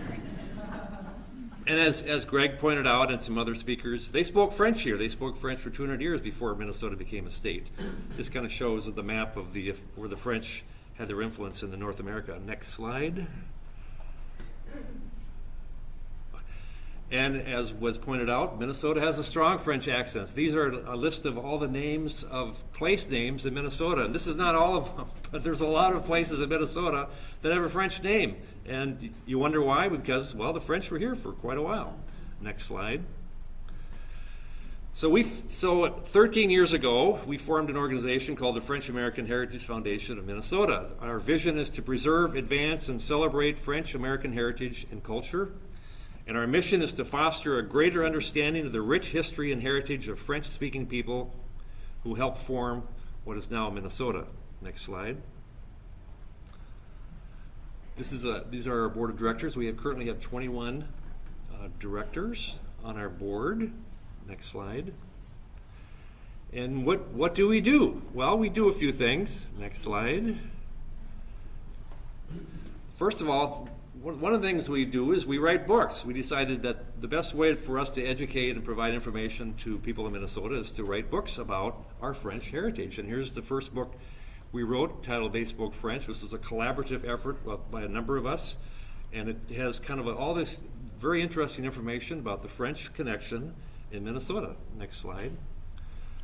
And we wrote a book. We actually this book was a series of newsletters. Our predecessor organization was an organization called Société Canadienne Française. It was around for 21 years, and they wrote a number of newsletters. So we decided we wanted to preserve those newsletters and those articles. So we put them together in a 3-set volume called Chez Nous, and this has a lot of little information about all kinds of French Canadian stuff in Minnesota. Next slide.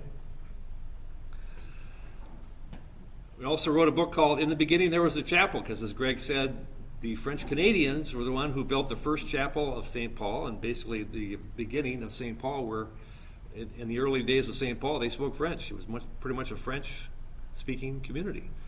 And this book tells that story, very, very fun story. Next slide. We also wrote a book called Where the Waters Meet, and that is Minnesota and Mississippi, and that was a French settlement called Mendota. Mendota or Betdota in Dakota means where the waters meet, and there was a very strong French Canadian and French connection to this area. And this book talks about that early history of where the waters meet. Next slide. Then we had another collaborative effort. I think there were 8 or 9 of us that worked on this book, and this is a book about Dayton with a French accent, a French Canadian community up on the Mississippi at the intersection of the Crow River. This was a 3-year project. We thought it was going to be done in 6 months. It took us 3 years, but there's like 250 family genealogies and heritages, and tells the whole story about these French Canadians that came from Quebec and settled in Dayton. Next slide. And our recent book is a book called Little Rapids, and this is it's a book about the fur trade post, and there's an archaeological dig that was put out there, so kind of appropriate to the session for this morning's calendar. But it talks all about the Little Rapids fur trade post and all the fur traders on the Minnesota River. There was an Indian village here called Inyan Siaka, and Little Rapids, of course, is named after the barriers of stone that went across the Minnesota River. And this book tells you how you can actually walk out there and experience the site, because it's a wildlife refuge, and you can walk out there and you can imagine what it looked like back 200 years ago. Next slide. We also did a French heritage brochure, and we have an interactive map on our website. And this brochure talks about all these French heritage sites in Minnesota. Next slide. And we've also do French heritage events. We've probably done over 30 of them, where we've invited a speaker. We try to pick an event, and we have the speaker come out and talk about various issues. And we've done this at various locations around the Twin Cities area primarily, although we've gone to Hastings and Dayton. Next slide. And here, these are 3 presentations that we're doing this year. I did one in Stillwater earlier this year about this guy named Isaac Le Bissonnière, who was a French-Canadian settler and one of the builders of the Chapel of St. Paul. But me and Greg are going to be giving a talk out at the Fête Saint-Jean-Baptiste. That'll be in June. And we also have another speaker come and talk about Hippolyte Dupuy at the Dupuy House and the Sibley Historic Site, and that's going to be in August. But every year we do 2 or 3 of these events where we have a speaker come and do presentations. Next slide. We also have started a 100 Associates Endowment Fund. We currently have 55 contributors to this fund. Current endowment balance is $65,000. And this is, when you form these nonprofit organizations and you want to survive, you need to figure out how you're going to do that. Because if you read in chapter 17 of my book, They Spoke French, there's been over 51 French organizations, French-related organizations in Minnesota. Pretty much they're all done. They all died. There's only a few left. The problem is they don't survive. They have to figure out a way, how are you going to survive forever? And our design for the French American Heritage Foundation is we want to be around forever. So we devised an organization that is not administratively overburdensome. We can do whatever we want. We can have fun doing it. We have the board. We're very flexible. And we have this endowment fund that's going to provide money for our organization forever. And our goal is to raise $100,000. We've currently have 55 contributors. We have matching grants if anybody's interested, but we want to raise at least $100,000 so that we always have funds available for this organization to be around forever. Next slide. And this just talks a little about the 100 Associates Endowment Fund, and there's more information back at our table over to my right. Next slide.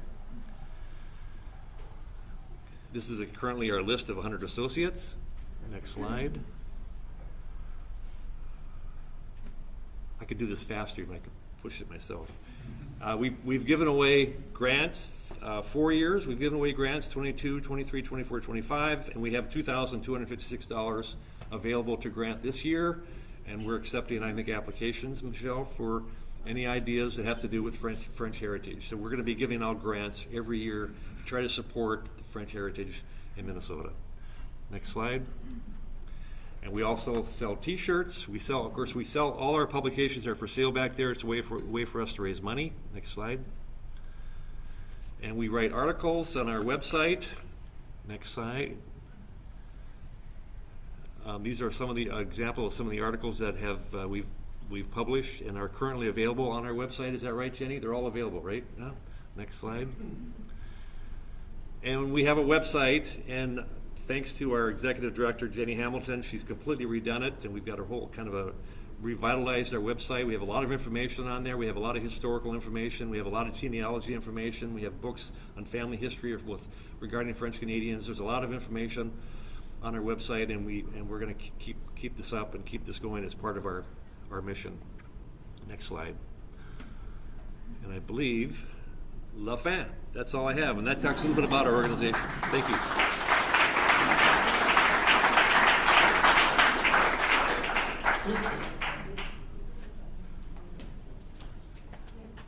We'd like to invite Lisa Cron to come up and say a few words about, I'll just call them les hivernaux for the moment.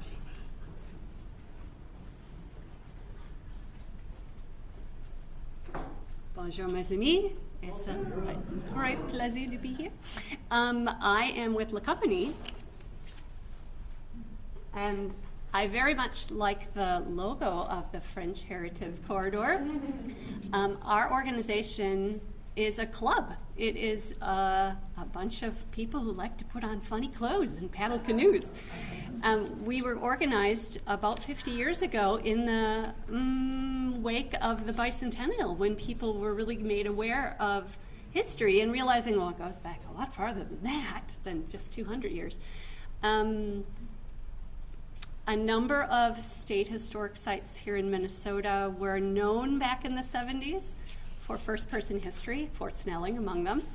I was a troopie, I worked there, and being involved in first-person living history kind of gets into your blood, and the people who do it for fun, historic reenactors, that's who we are. So our club basically takes what is found, the archaeologists have found, and kind of brings it to life. And through experiential archaeology, actually figuring out how this stuff was done and used. So our club is for hire, and we are have been based for many years in Mendota, at the center of the earth for the Dakota. And that is where tomorrow, at the very end of your bus tour, La Compagnie will be happy to get you out in the big canoe if you've never done that before. You're going to get your feet wet, so be prepared. But the club is basically available for hire. That's how we've been able to sustain ourselves for about 50 years. And you will see us at Grand Portage. You will see us in Winnipeg. You will see us in many historic locations. And we like crossing paths with you. And all of us as a collective group of people who have different interests. And it's a great pleasure to be involved with the French Heritage Corridor, which I did not know about until you invited us. So, and thanks, John, also. So I'll turn it over to the experts.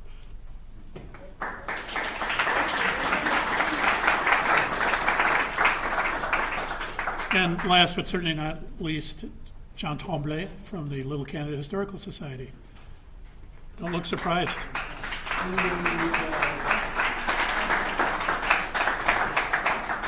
See if there's room up here for my phone. You know, I myself think that we missed a really important piece when we got back from lunch. Lisa and her team, here's to a fabulous lunch. Right?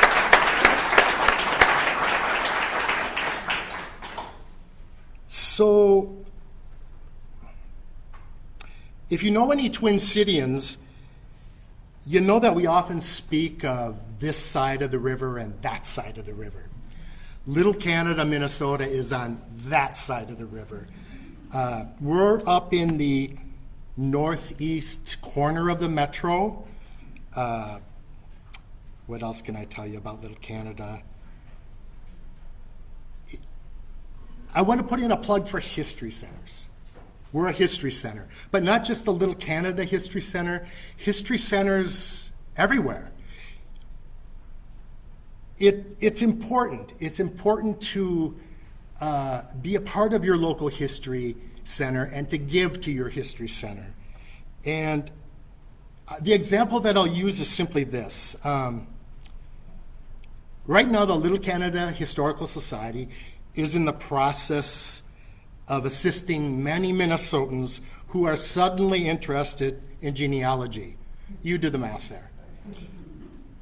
We were able to assist them because of people that came before them that gave money, stuff from teapots to high school letter jackets to, more importantly, photos, records, and written stories. All this information is helping these people find what they need at our History Center. And it's very rewarding for us because this came out of the clear blue this spring and was kind of thrust upon us, and it just made sense by the very nature of our name and what we have there to help these individuals. So archaeology, back to that very briefly. The Little Canada Historical Society has the first commercial millstone used in Minnesota. It was pulled from the creek that flows into Lake Jarvis, and literally digging, there's your digging part of this, pulled from the creek, and it sits outside the main door of the History Center. It's protected now by a plexiglass thing. And all I want to say is that digging is a good thing, whether it's grandma's basement or a creek. Digging, it can be a good thing. Don't be so quick to throw things out. The history centers, not just Little Canada again, but history centers everywhere, love to get those old photos. And, you know, check on how many teapots they already have before you know. But they love those old photos. And photos in particular that we love as history centers is photos of places. Because if you think about it, in the old days, film was expensive. You took pictures of family and friends. And so photos of actual places are pretty rare. And that's always a great find when somebody comes into the History Center and say, hey, I've got a picture of the corner of thus and such. That's always a great find. So that's how I want to wrap up what little I have to say. Thanks for being here. Thanks for supporting history.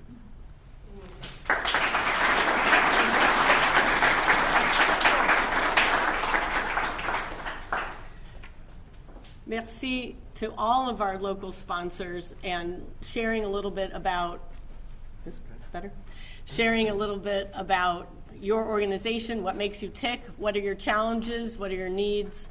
This is what we're here for. And hearing some of the things shared gave me new ideas right away. So thank you very much. At this time, this is when we've got to be very efficient. Those of us here in person, everyone take a look at your name tag. You've got a little dot on there. It's not a door prize. You have a color, so know your color. And virtual participants are going to, at this time, all be meeting together with Amy Fienga from our leadership team and Jenny Hopkins, our Missouri FHC ambassador. And we encourage you to have a robust conversation, share. You've got people from France, you've got people from Arizona, you've got people from Missouri and Arkansas. You've got all kinds of excellent people who I know. And speaking of that, it's because of the FHC that I know so many of you. I consider, John Tremblay, who is just up here, I had the good fortune of meeting him last year at our conference, and we're fast friends. These guys are amazing, and I'm so grateful for people who come, discover, and then say, oh, I want in, and then we reel them in. And boy, have they been amazing organizers. You're in for a treat tomorrow. So at this time, virtual participants, I trust that our friends virtually had excellent conversations. I know the Blue Group did, and I gather that many of the others did as well. I'm sure everyone did. So at this time, let's hear from our video virtual attendees. And I'm not sure which person from your group was drafted, Amy or Jenny, if you want to jump in there and introduce yourselves briefly, and then turn it over to your designated group leader who wants to talk briefly about just quickly summarizing what you all discussed, and maybe if you have some sort of affirmation that you distilled from that conversation.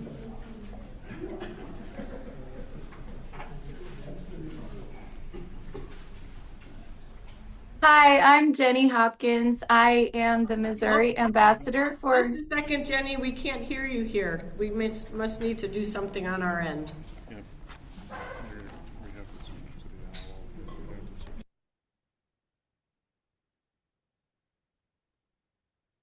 Oh, I don't hear you now.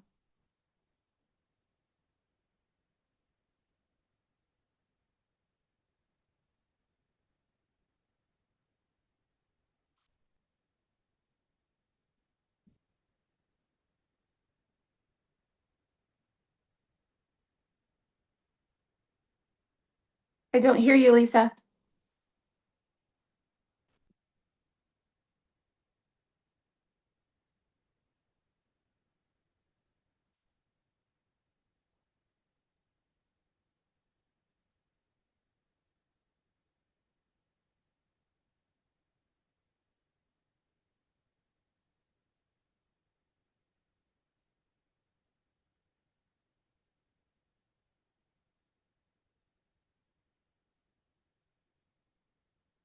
I'm sorry, I don't hear you, Lisa.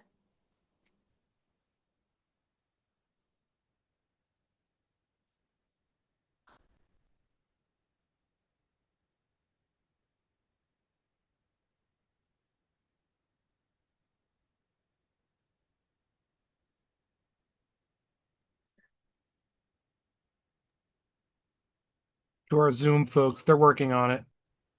Thank you.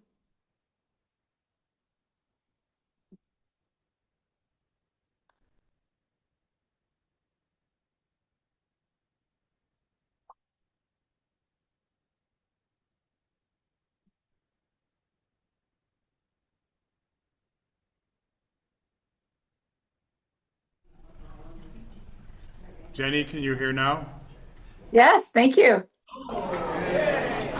Yay!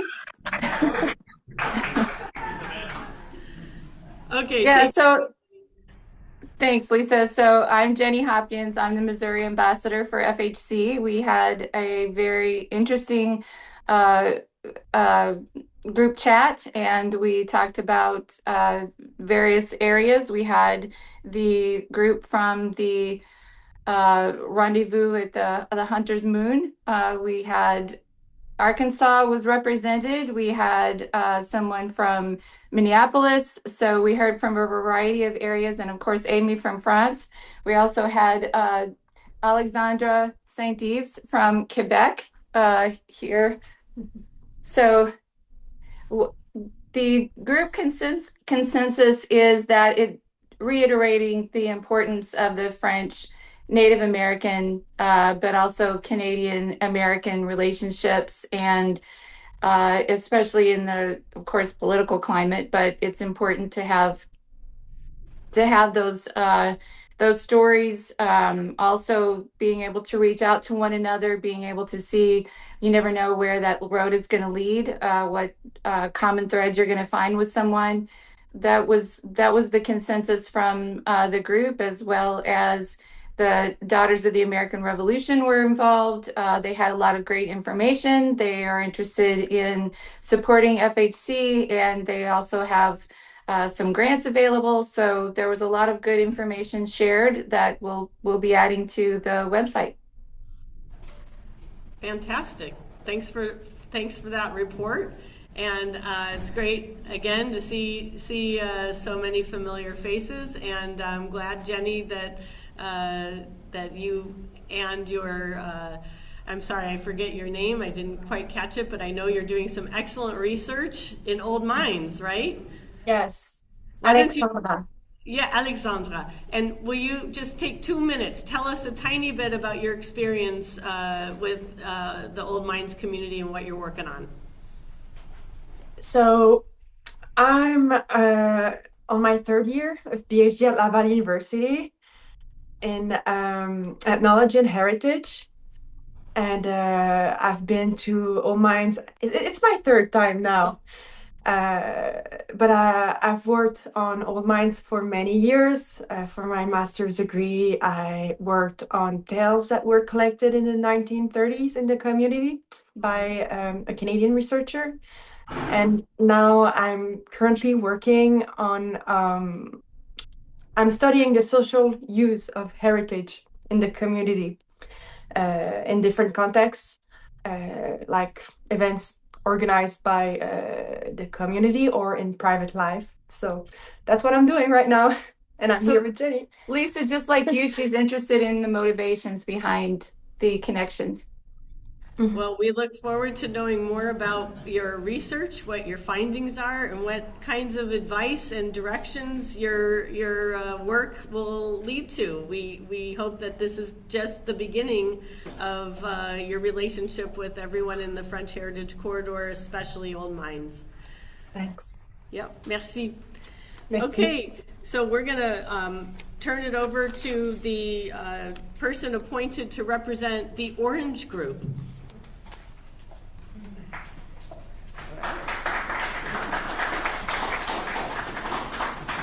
Yeah, I don't know how I landed here, you know?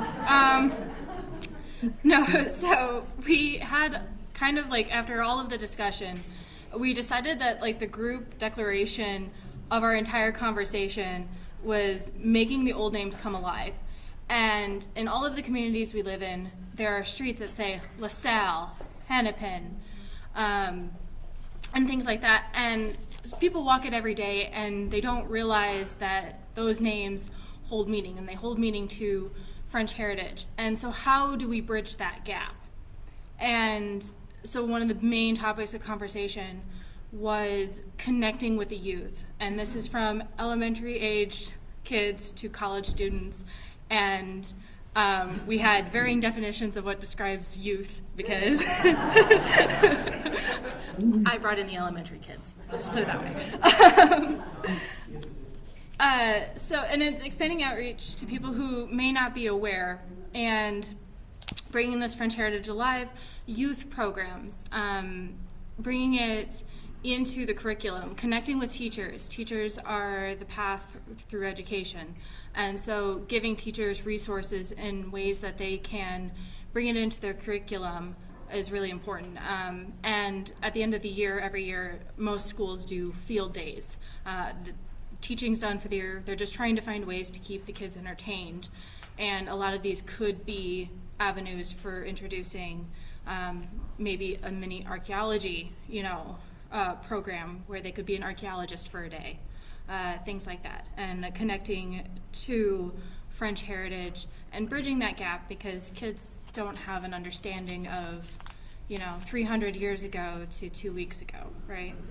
So how do we bridge that gap, and how do we make them understand that what they're experiencing today is all because some guy decided to go up a river 300 years ago?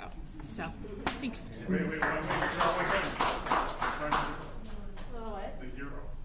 Oh, okay. And so then the other topic of conversation was, we don't have a French hero. We don't have a Davy Crockett, right?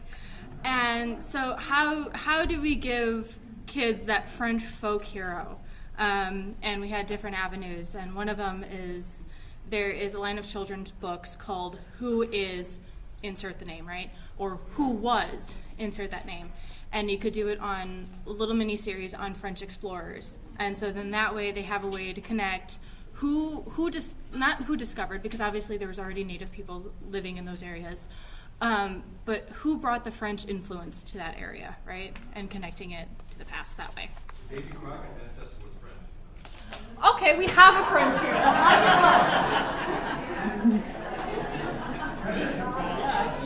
Thanks, Orange Group. Now for the blue group, we got Jean-Charles. Come on down.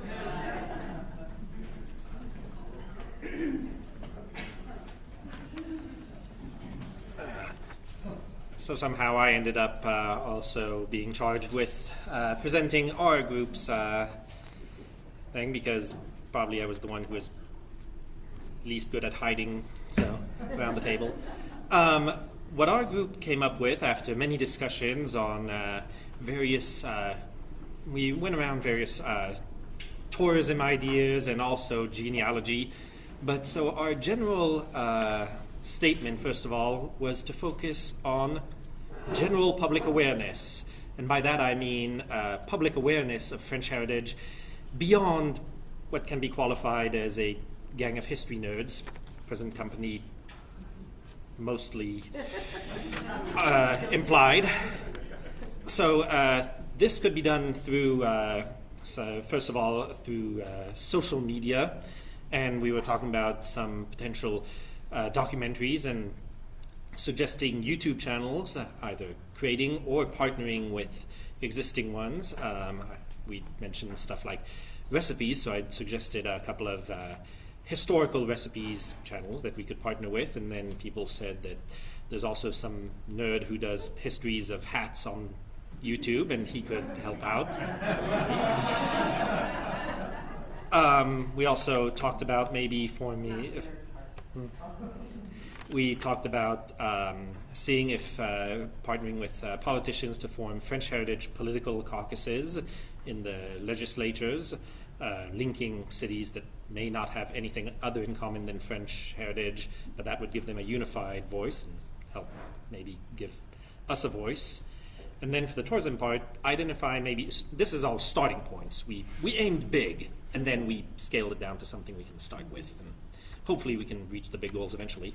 Identify pre-existing itineraries that can be partnered with for tourism, so just as a starting point. And then eventual signage, either using the FHC logo or some sort of French heritage marker or signage in French. Just to, again, come back to increasing the awareness, as we've gone over before in this group, that too many people are sadly unaware or underaware of the French heritage of this entire area between Louisiana and Quebec. So just help boost that. That's what our group came up with.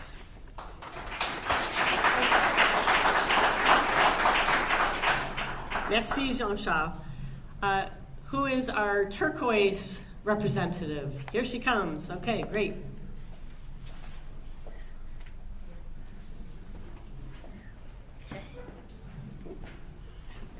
Bonjour, my name is Savannah Milius. I'm an undergraduate student at the University of Minnesota Twin Cities, just here to learn and representing Team Turquoise. So after a variety of discussions largely surrounding academic solutions and approaches and just broadly about raising awareness, we kind of wrote a lengthy declaration to summarize our conversation, which I will read now. So it's a little formal, I'll warn you. We hereby declare that we fully support the mission of the FHC in their efforts to bring awareness to the shared history of the French, French-Canadian, Indigenous, and Afro-descendant populations of the corridor. We encourage place-based storytelling that will raise awareness and foster connection and contact among all Francophone voices, with a particular emphasis on historically underrepresented people and their histories. We especially want to emphasize the importance of music as a form of storytelling. We recommend that the FHC continue celebrating the wealth and diversity of French and Francophone cultures within the corridor, with the suggestion to host the 7th annual conference in Iowa, the only state yet to hold the conference. We further recommend that the 8th annual FHC conference in 2028 be opened up to emphasize the broader Francophone histories within our nation in an attempt to be increasingly inclusive of those with roots to the French language and culture beyond just the Midwest. Wow. Bravo! The turquoise group is setting the bar quite high. Très en haute. Nice. Okay. To follow that, let's hear from the pink group. The bar will now be lowered. but the mic will be raised.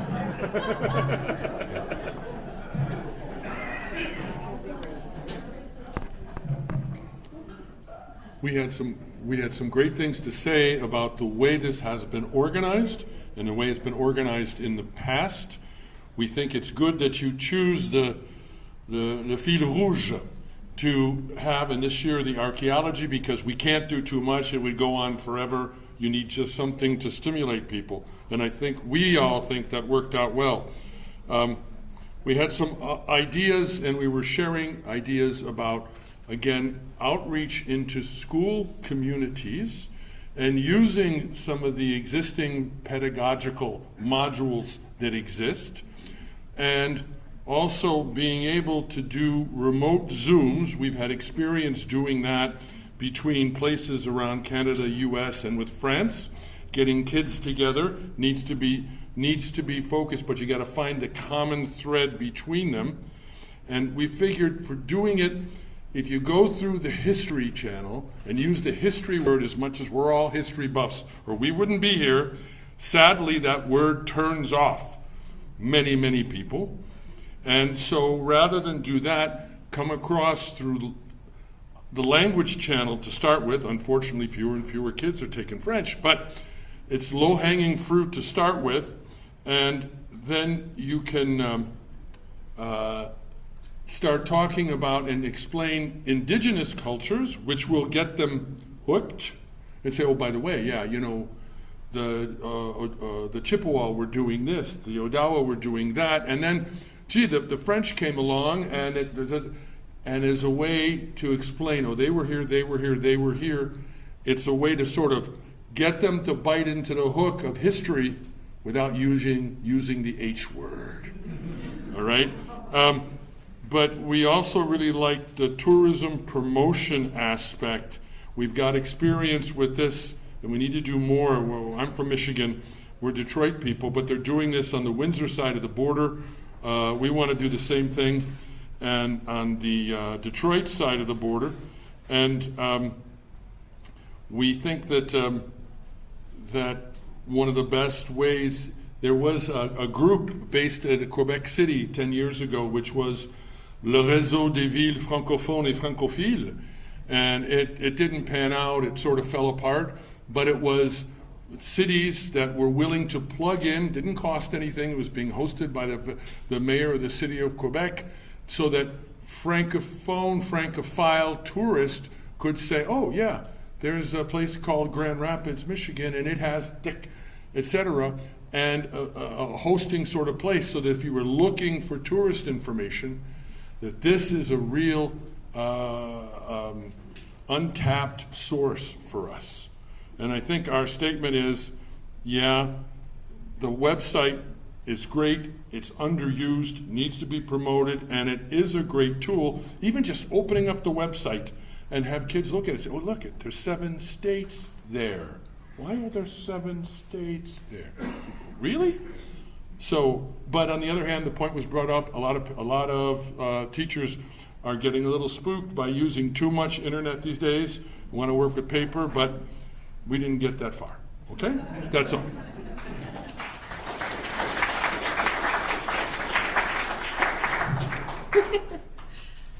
Merci, Jean. This is, sorry. Maybe the next speaker is also tall, I don't know. No, not that. Okay.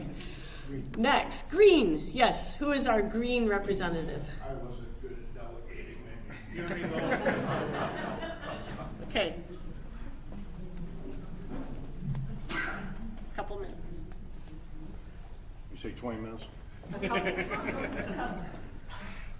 I don't know about I don't know about you guys, but I thought Pepe Le Pew was pretty cool.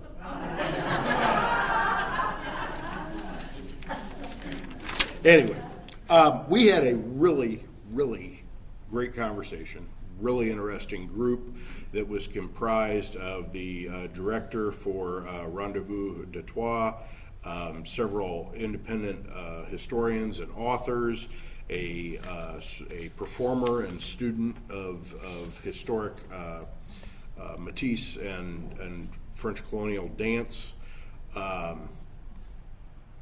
and really gave folks a chance to share their story. And what we focused on is what brought you here. What is the origins of your interest in this, and what are you hoping to get out of it? And a lot of them were their interest in French culture and history came from their ancestry. They have French and or native ancestry. They had great grandparents or grandparents, or sometimes even parents who spoke French. A lot of our group was from the Minneapolis, Minnesota area, and they came out of curiosity, but also to try and build connections. And the theme that we decided to share with you is that we think we found some additional hidden meaning in the FHC logo, in that these were all people that were kind of out there doing their own thing with little or no support from any organizations or any funding from any state, local, or federal or county organizations. And so we're all out there paddling our own canoe, and we're getting tired. But what the FHC gives us is a chance to all get in one big canoe and paddle together, to develop and build that synergy, to share information with one another, to mutually support one another, and that is the wisdom that we gleaned. Green group.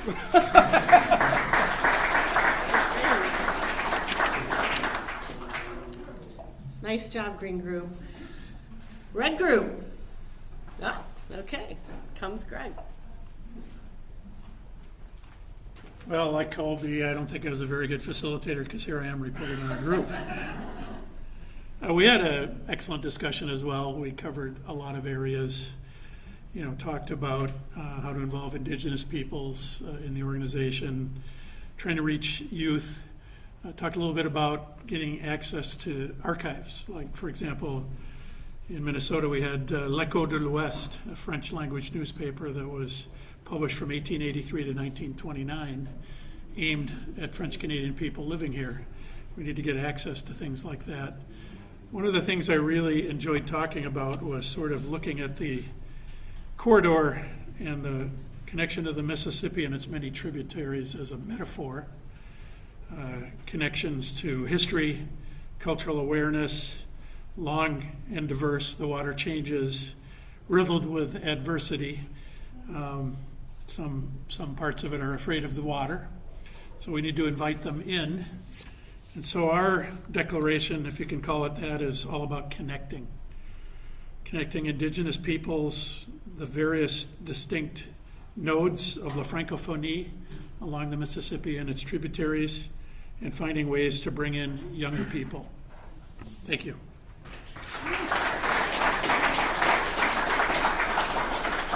Merci, red group.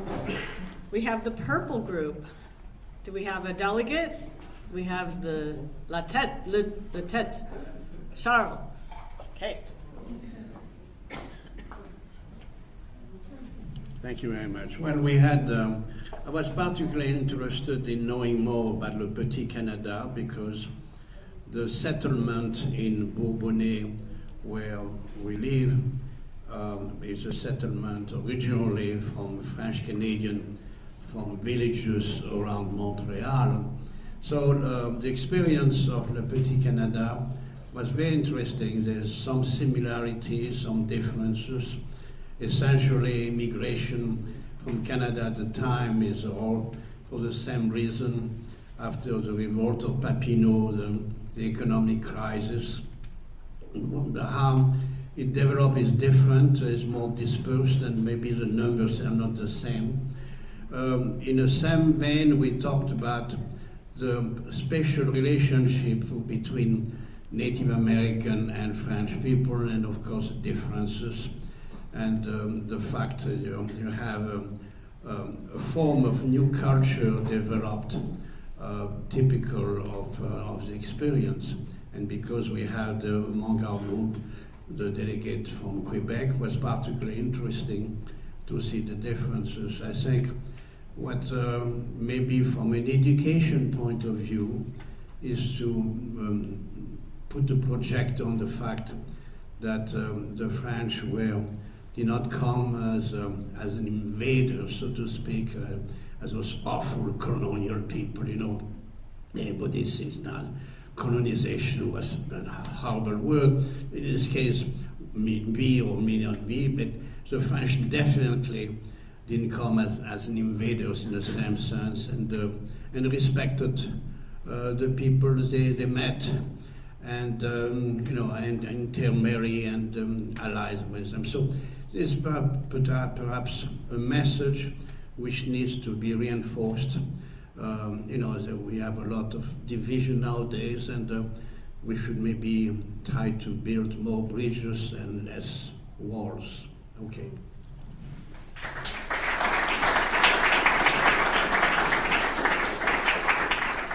All for bridges. And last but certainly not least, the black group. Michael, who is your representative? Come in, Jim Healy. Okay.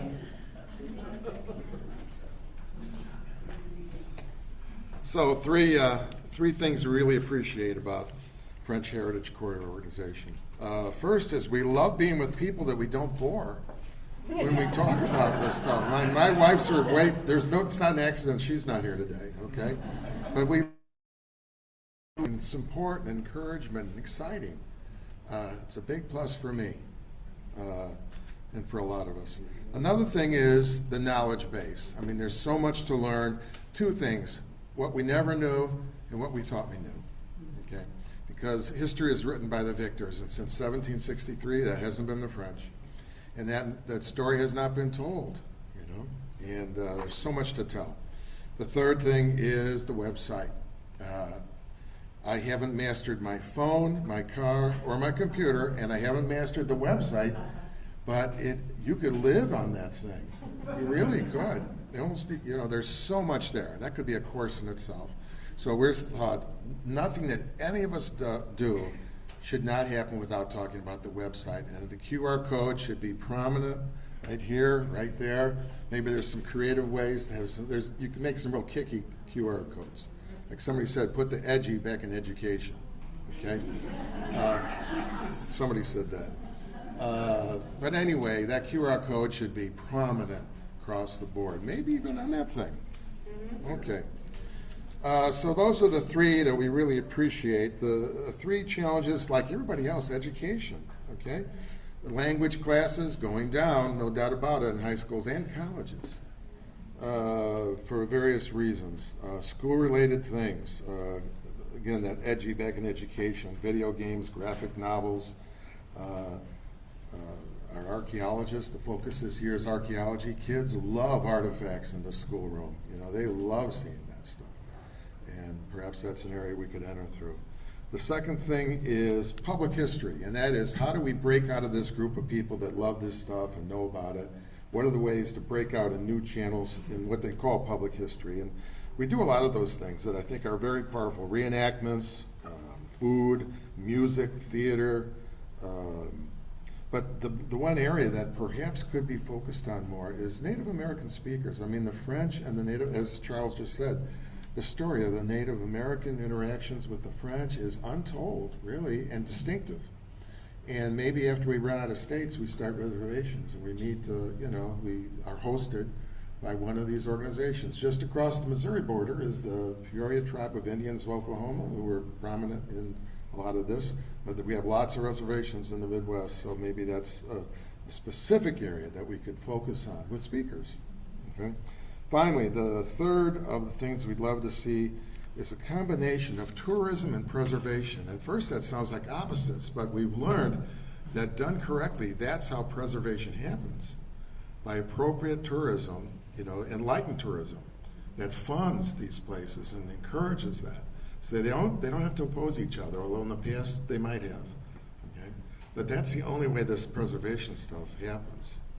And so reaching out to the regional travel bureaus, the state travel bureaus, in Illinois we have to get them past Route 66. It's not all about Route 66, these French-Canadian corridors.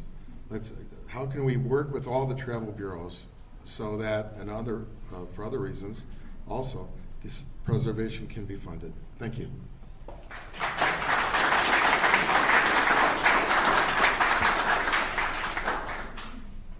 Thank you, everybody. Clearly, everyone gave a lot of careful thought, consideration, and really excellent brainstorming, exchange, ideas, everything we'd hoped that this would be. In fact, one of the attendees from last year, Kathy Krause from Kansas City, who I believe was attending virtually, unable to come this year, gave the great feedback from last year that we should do something of that ilk. And I'm really glad for her suggestion. So I encourage all of you after today, if you reflect and think, hey, I've got an idea, we would like to hear it. We want to put it into practice. One of my big takeaways from hearing all of these reports is there is something that really comes together for me. I've talked to some of you about this. 1701, August 1701. What comes to mind, everybody? Great piece of Montreal. That's exactly it. La Grande Paix. Very few people are aware of it. Even us history nerds, as some of us are referring to ourselves. This is really a great moment that we have to consider. 325 years ago, the French, Le Callière in Montreal, invited with his friend, a chief, a tribal chief, all of the representatives from nations in North America to come to Montreal, and many did, and they all decided to sign a peace treaty. Isn't that remarkable? They've come from all over the place. Many came from within the FHC. Imagine if they can do that in 1701, to take that invitation, come in good faith, and actually sign a peace treaty that resulted in decades of peace. And partly the reason why the French were coming into what is now the Midwest, because of that. If they can do that and increase trade, exchange, love each other, marry each other, all these good things, I think we could take some of that today, and maybe that's the takeaway. Maybe we don't let that wonderful event get past us. Doesn't mean that we have to celebrate it right in August. They're doing that in Montreal very, very well. But maybe that's the sort of thing that we build upon and say, hey, will you come here? Can we invite the representatives from each of those tribes and work with the French, the Canadian, and Quebec delegation? Can we get together and mark that and explore that together? That might be interesting to people, politicians, all kinds of people. That's my takeaway. I'm leaving that with you. I guess I just took my own group on that. But that's something that I've been thinking deeply about, and I hope that you'll give it a little thought yourself. Lisa, excuse me. Yes? The head archaeologist of the Musée d'Archéologie, oui, Louise, has invited us, to the Detroit people, and I'm sure it goes for anybody else in this room, to join them, because all of us, or most of us here, our places exist because of La Grande Paix de Montréal in 1701. Oui. And she said, well, Detroit exists, well, Roger from Detroit, come on down. And they invited us to be part of their celebration for the 325. Come on down to Montreal. So, John, for those of you who couldn't hear, and we'll try to use our microphone better, or I'll repeat the question or statement. John from Detroit, Rendezvous Detroit, has shared that he's been in direct contact with the organizers at Le Musée Pointe-aux-Calières à Montréal, who's celebrating this wonderful event, inviting his group, and John feels that that invitation is extended to all of us. So we'll keep that invitation in mind, but maybe we need a little clarification if we're all really invited. Yeah, thanks. So at this point, I would like to invite the panelists to come up, and Colby, who will moderate, and we can talk to them about anything that comes to mind. If you have a broader question, Colby can certainly field that. And let's see, we have at least 20, 25 minutes that we can explore some things together before we wrap up this year's annual conference. But what a full discussion we've had today, what wonderful ideas, and really a friendly atmosphere. I just want to say again, merci tous. It's really been a joy. It's been a lot of hard work, but it's been really a joy to get together today. And en avance, merci. And please.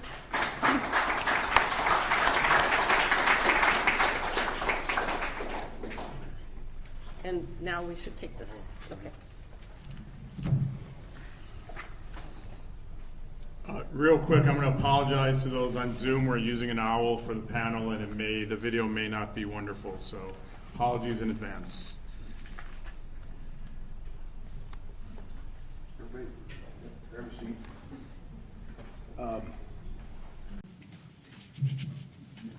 Okay, we're back.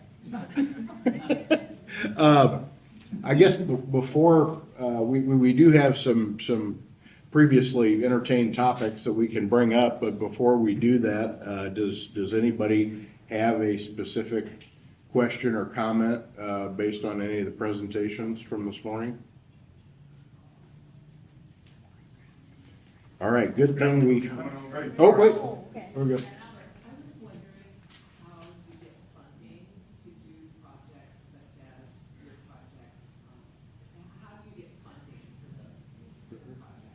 Repeat the question. Yeah. Okay, so the question is, how do we get funding for projects such as My Dig in Kaskaskia? So unfortunately for grad students, there really isn't money. So your department sometimes can give you a little bit of money. For SAU, there's a Center for Archaeological Investigation, who the director at the time was Dr. Mark Wagner, who was my advisor. He has currently retired, but that center gave me the funding for vehicles so I could haul other grad students out there, but it was literally all volunteer and me begging my friends to be like, please come take a photo with me, please. I need hands. And all of their material was pulled by the university that you used? Yes, so all of the equipment was university owned. Everything else was funded by me, so I had to personally do all of the funding for it. Future research, there are grants that can be applied for. There are scholarships that fund certain things like this. However, those have currently been reneged and are no longer available. Not to be political with the current administration. There is hope that it will come back and we'll have the availability for that kind of funding. But most of these projects, if it's at the grad student level, are funded by the grad students themselves.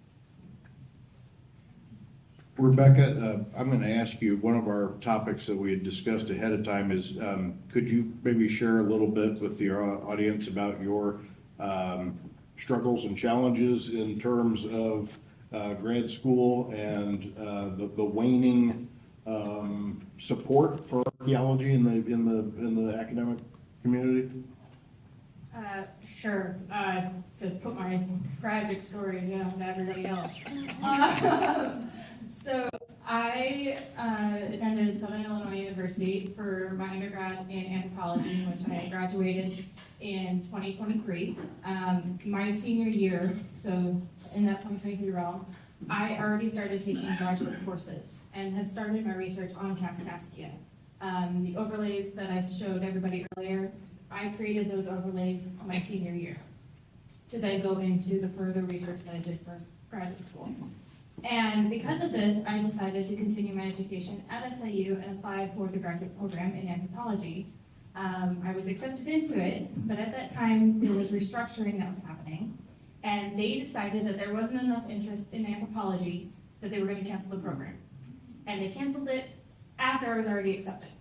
And I was already taking classes. And so they were like, don't worry, we'll make you an exception. You're already technically part of the cohort ahead of you. They're going to be allowed to finish. We'll allow you to just kind of immerse yourself with them, and you'll be able to continue with grad school. I was like, great, fantastic. And then, as with all things, the Army sent me out of town, and I get a phone call saying, yeah, by the way, you're not the exception. And so I wasn't even there to be able to fight for my position. I was kicked out of graduate school.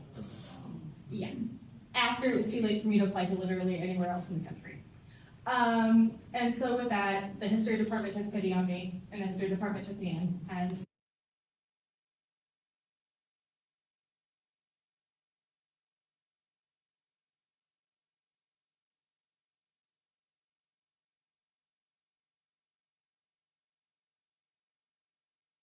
use the same techniques. We just apply it differently. And so I technically graduated May 8th with my master's finally.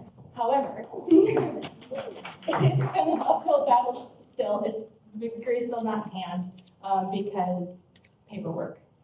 So, yeah.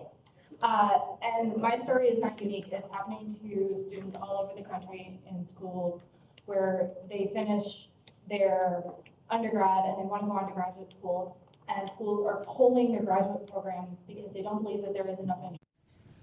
They're even canceling undergraduate programs because they don't believe that there is enough interest in archaeology, and they want to provide programs that produce jobs, right? So they're focusing on STEM, which is becoming an oversaturated market. And all of us up here can be evidence that you can get a degree in anthropology, specialization in archaeology, and get a job. They exist. And so that really starts with getting people interested younger, before they enter college, so that colleges can see that there is an interest and promote it that way that they can keep professors on staff, because that is another issue. There is not enough professors. It's just one big circle, you know, and where if you don't get students, you don't have professors. If you don't have students, because you don't have set professors. So.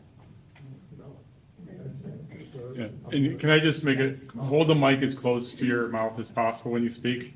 What's that? Hold your mic close, yeah, and talk loudly. Yeah, this is why advocacy is so important for organizations like this, because without advocacy, we have nothing. I was associated with 2 departments and a graduate program and an entire college, Wells College in New York, which is closed and disappeared in the last 5 to 6 years. So yeah, advocacy really matters. And close to home here, some of you may or may not know, but St. Cloud University recently completely closed their entire archaeology anthropology department. One of my good friends and colleagues had to move to Idaho. On FHC. And FHC. FHC. But anyway, by the way, Rob is loving it out there. However, it's really disappointing. Not only are we losing the archaeological record at a record pace with the explosion in development in the United States, but we're losing the people that will be the next generation of people that will be able to study it and continue the science. And so anyway, let's see. Oh, sorry, go ahead. Okay, you can repeat it maybe with Mike once we're done. This is a question for our state archaeologists. What is the process for requesting or suggesting an archaeological survey of French heritage site? The question is, what is the process in contacting the Conservancy? No. Oh, give a date. All right. For recording. For was the process of requesting a survey or some attention to an archaeological site? In Minnesota. In Minnesota. Yeah, thanks so much for the question. So in Minnesota, the main programs we have are funded by the Legacy Amendment, the Arts and Cultural Heritage Fund, and so there's a grant program that is administered through the Minnesota Historical Society, and you can do any sort of like heritage project through that. You could propose an archaeological survey. You could do rehabilitate a historic building. You could do a National Register nomination or an exhibit or a conference or things like that. And so that's a grant program that it's like local governments, state agencies, tribes, and nonprofits are eligible applicants. One thing I've noticed over the years is that archaeological projects, a lot of times the eligible applicants might not have an archaeologist that's part of their organization, and so there's a little bit of a disconnect in terms of how to design a project. And so like an eligible applicant could reach out to a consulting archaeologist and say, we're interested in this, how would we do it? You likely get some good advice for scoping the project. The grant money then would be used to hire a consultant to do the work. The other track of that same state funding is the Legacy Amendment is funded through state sales tax. There's a program called the Statewide Survey of Historical and Archaeological Sites, and that has an oversight board. The state archaeologists, the Minnesota Indian Affairs Council, Minnesota Historical Society, and the State Historic Preservation Office where I work are the representatives of the oversight board. And so we design a project that we think would be useful, and then have a budget to hire consultants to do the work. And so I'm curious, do you have a particular spot in mind? There were a number of people who were talking about it, basically early St. Paul, with specific. Oh yeah, early St. Paul. Yeah, specifically not downtown, but the stretch down by Big Valley Lake. Yes. Yes. So there were a number of who have an interest in that particular community, and I know it's also tied up right there with Wakatipi and Mouse. Yeah. And so there's very much indigenous interest in that as well. So. Yeah. So that's great. So you're thinking about early St. Paul and the early development of the settlement there. Another potential source of funding, which I didn't mention, is within the Federal Historic Preservation Network, certified local governments are eligible for grants, and so that's that being a CLG is a thing that a city would have to have a Heritage Preservation Commission, and then there's a process to go through to become a certified local government. But once they are one, and St. Paul is one, you can apply for grants to do these same sorts of projects. In Minnesota, you can also, kind of like a CLG grant, I think you have to have match, or I'm sure you do, but you could also use a legacy grant for the match. And so you can just, to some degree, double up on funding that way. The other thing about the legacy grants is that there's different, my understanding is I don't work in the grants program, so take whatever I'm saying with the grain of salt. But my understanding is that there's different pots of money. There's and so like there's one, the main pot is where people are just directly applying, like city or the nonprofit or whatever it is applying for a grant. The other pot is a partnership, and so it could be like if there's different groups that have an interest in a subject, they could band together and put together submit a group application. And again, this is just my understanding of it, but it's that pot of money is less competitive because there's fewer applications. And so if there are multiple groups that have an interest in a particular project, that might be a good way to go. Thank you. We have time for market. Dave, what about Humanities Council? Please talk very loud into the mic. Okay. They're having a lot of trouble on Zoom hearing for some reason.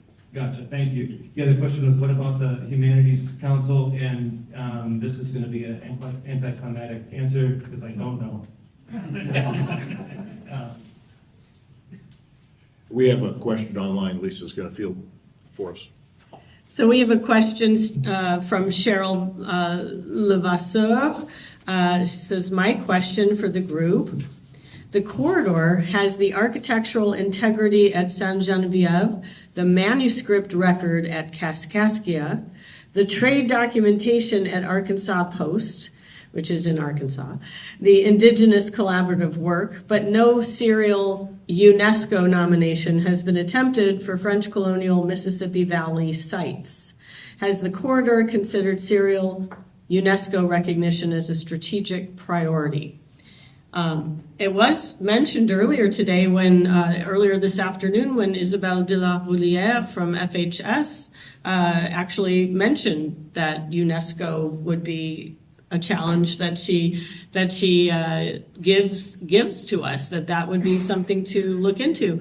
My response as the head of this initiative would be, pourquoi pas? We just need the help. We need people who are willing to get involved in grant writing. We need, people who are knowledgeable in these areas, and if people are willing, then we will work together and make that sort of application in that effort. I think that there's a very good case that could be made, and so absolutely. Is the United States part of UNESCO? Yes. The question is the U.S. part of UNESCO? And the resounding answer is yes. Okay, I'm going to hand it back. Yeah. So that's actually a topic that we have talked about going back to nearly the origins of FHC, because around that time, a number of the Hopewell culture and Middle Woodland burial complexes and mound complexes were submitted and approved as a package for World Heritage status. Yes, there is, and it takes a lot of political maneuvering, and I've spoken with people at a fairly high level in the government that have given me some insight into how that works. I think there's very good potential and what you do is you kind of have to put together a package of exceptional sites as a collective, and then really campaign for them to be. But I think there's definitely a possibility and an opportunity, and a well-deserved one for that. Anybody else want to comment on Sorry, that? the update is the United States is currently a member of UNESCO, however, scheduled to take withdrawal, scheduled to take effect December 2026. Well, So it's I guess we'll just wait and see what happens. A lot can happen between you. Charles. In Europe in general, but in France in particular, before you can trace a new road,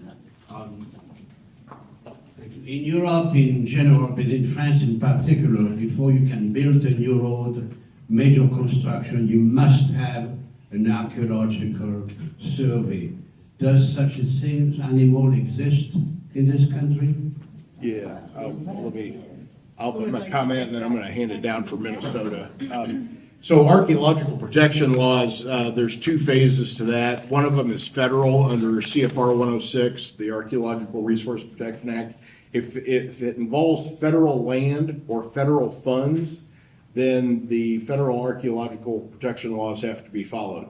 If it does not involve federal funds or federal land, then it's state-based, and the state laws vary from state to state widely.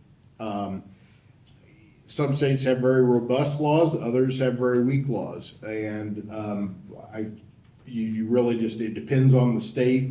Most states have some type of protection laws, but they vary in the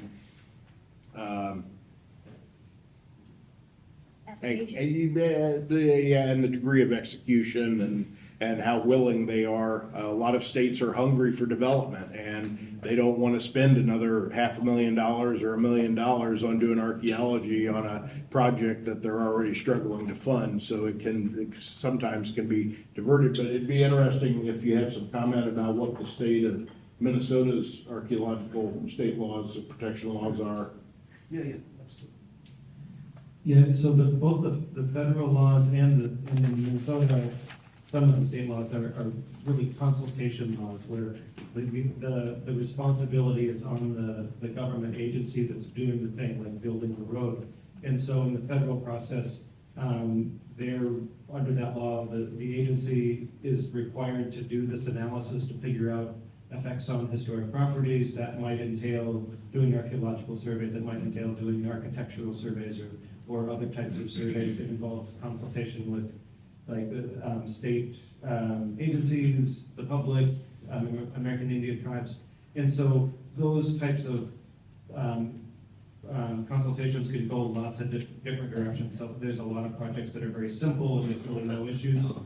And but some are very, very complicated. And in some cases, there's a lot of external pressure to come up with a whatever amenable solution. And so it can very much be a dissatisfying process. In Minnesota, our state laws we have a Historic Sites Act and a Field Archaeology Act that in some ways are similar to the federal process, although not necessarily as comprehensive. We also have a very strong state cemetery protection law, which includes protection of ancient sites, burial mounds, and other ancient cemeteries, other unplatted historic cemeteries. And so that one has pretty good teeth to it, but the others, sometimes it can take a long time, sometimes it can get really complicated. If we have, go ahead. He's trying to do something. Let me see if this works. They're just not hearing on Zoom. Testing. One of the other questions, so if somebody has a site in their community that they know of, that they believe is an important archaeological site and is in danger, how does somebody go about working with the Archaeological Conservancy in an issue like that? What help can the Archaeological Conservancy offer? And if for somebody maybe that doesn't have a site but just believes that this mission of archaeological preservation is important, how can somebody get involved and or support the Archaeological Conservancy? Talk as loud into it as possible. All right, I will do my best. Okay, so in order to start working with the Archaeological Conservancy, I have a lot of people, usually landowners, sometimes other archaeologists, that email me, they call me, and they just start having the conversation. They tell me what it is about the site, where it is located, what is its historical significance, and then importantly, who is the landowner? Is the landowner himself contacting me, or is somebody contacting me on behalf of a landowner, or am I just being told by an individual, hey, I know there's an archaeological site here, you should really look into that. So that really just kind of starts off the conversation on what next steps I have to take. If it's somebody who is a landowner or an archaeologist working with a landowner and contacting me on their behalf, I'll do a little research to figure out the significance of that site and visiting those properties, meeting with those landowners and seeing for myself. What is it, and is it something that the Conservancy should be getting involved with? One of the big questions we have to ask is this site at risk? And sites that are at imminent risk, next week I'm going to North Dakota, there's a large site that is at risk of oil rig development. That is something that's high on my priority list. So I'm actually going out to meet with those landowners, 2 of them, and have this conversation, stand in the field, look at archaeology, and talk about what are the options that we can go about to preserve this site. depending on the position of the landowner, they may want to donate it. And in other cases, we negotiate the sale and purchase of that property. So that is a big part of how you come to work with us is depending on what region you're in, we're in the Midwest, you contact me. Or if you're in Arkansas, you contact the Southeastern Director. So we have a website, we have a wonderful website, and we do a lot of outreach. Educational stuff is really important to our mission, and because we are 100% donor-based, outreach is how we continue to exist and continue to purchase amazing sites. So, like I mentioned, we have a website. I have magazines, brochures over there on the table. Sorry. Over there on the table, so you can learn more about us. You can share our name. You can go online. You can go on YouTube and just watch videos of directors standing in fields talking about cool archaeology, because we'll do little videos all the time.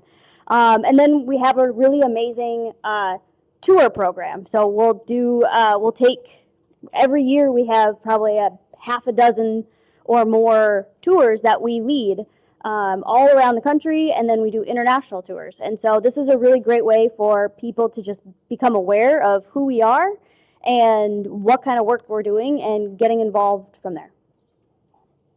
So, yeah. Hopefully that was loud enough. Yeah, no, that was good.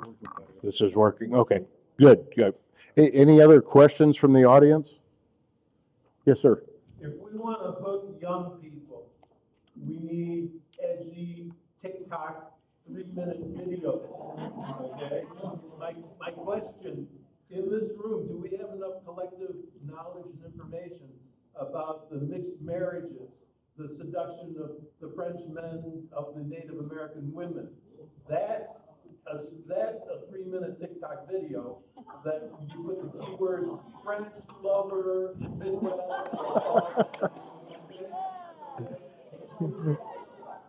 So I open that up to the room. And seriously, I mean, we say, oh yeah, the French guys, they mixed marriage, métis, and all that stuff. Do we know enough about that to make a 3-minute video? Maybe we should finish or continue that conversation during the cocktail hour. I think you need to buy me a drink first.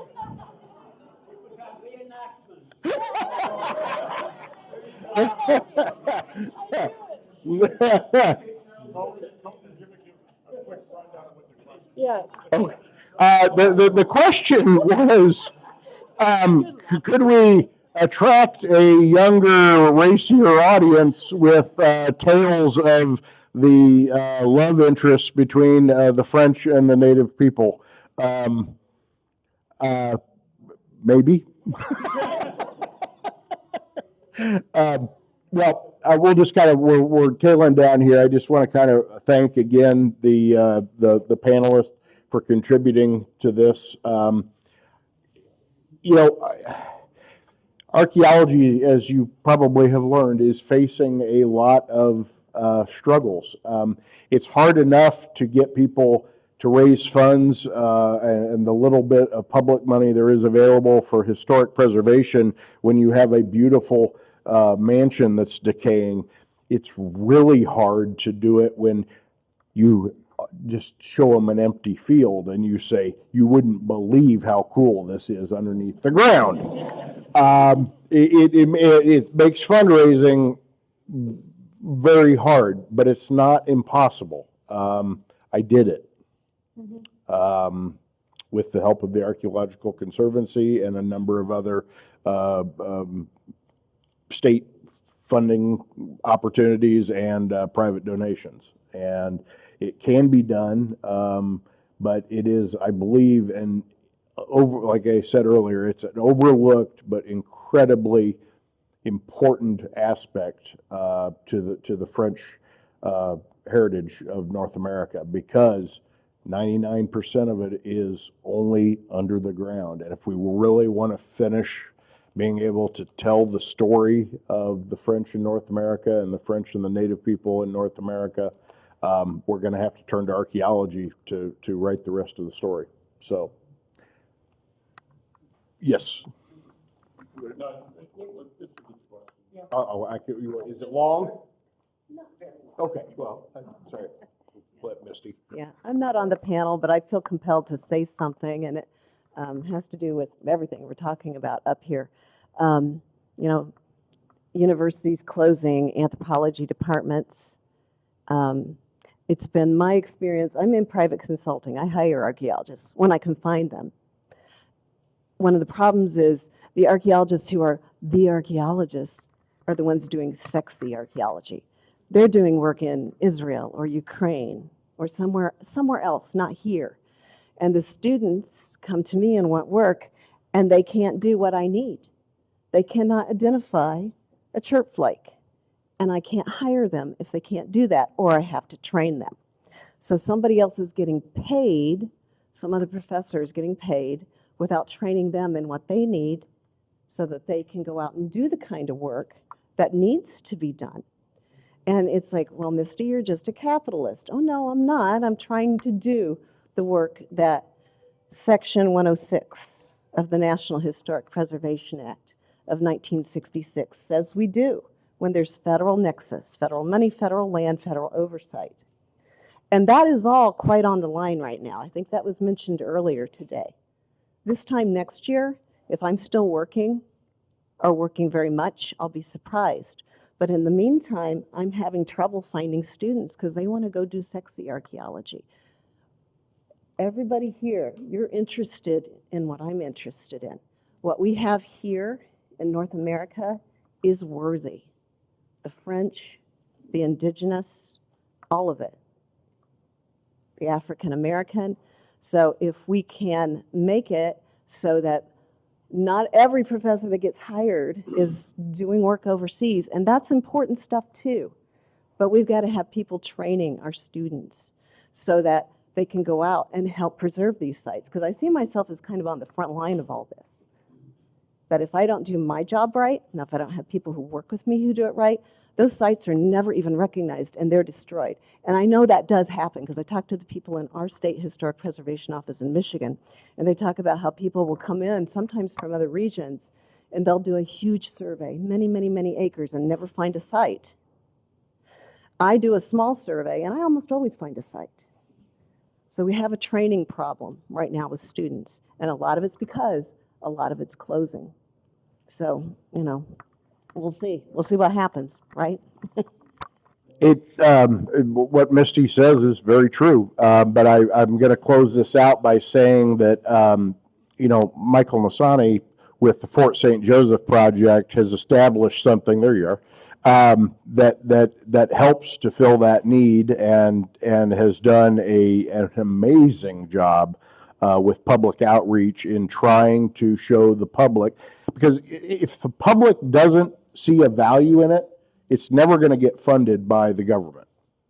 So, you know, programs like Fort St. Joe are training archaeologists, and hopefully we'll be able to continue to do that. But they can't train them all.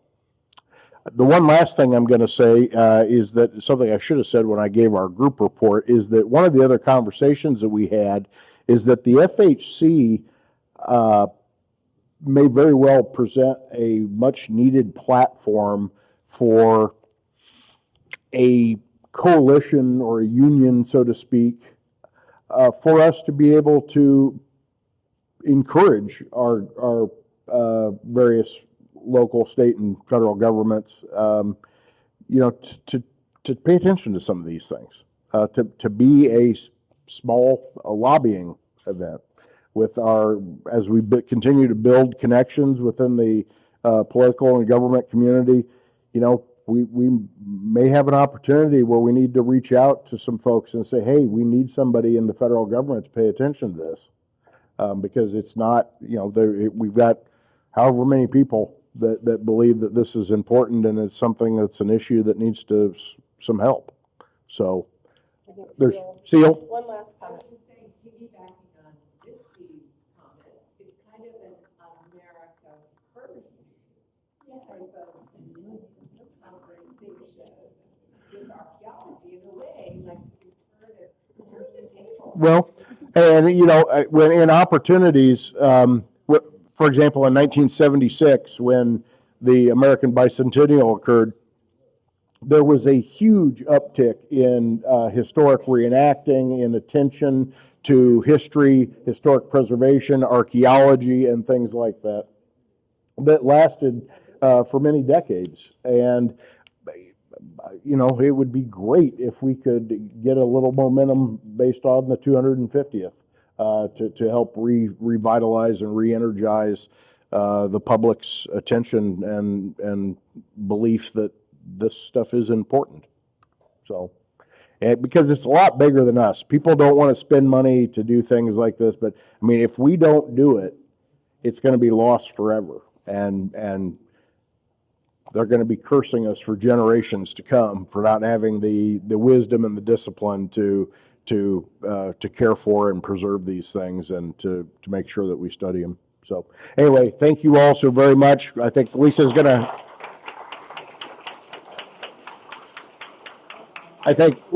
close us out. Yeah. Thank you, everybody. Really appreciate all that you've contributed.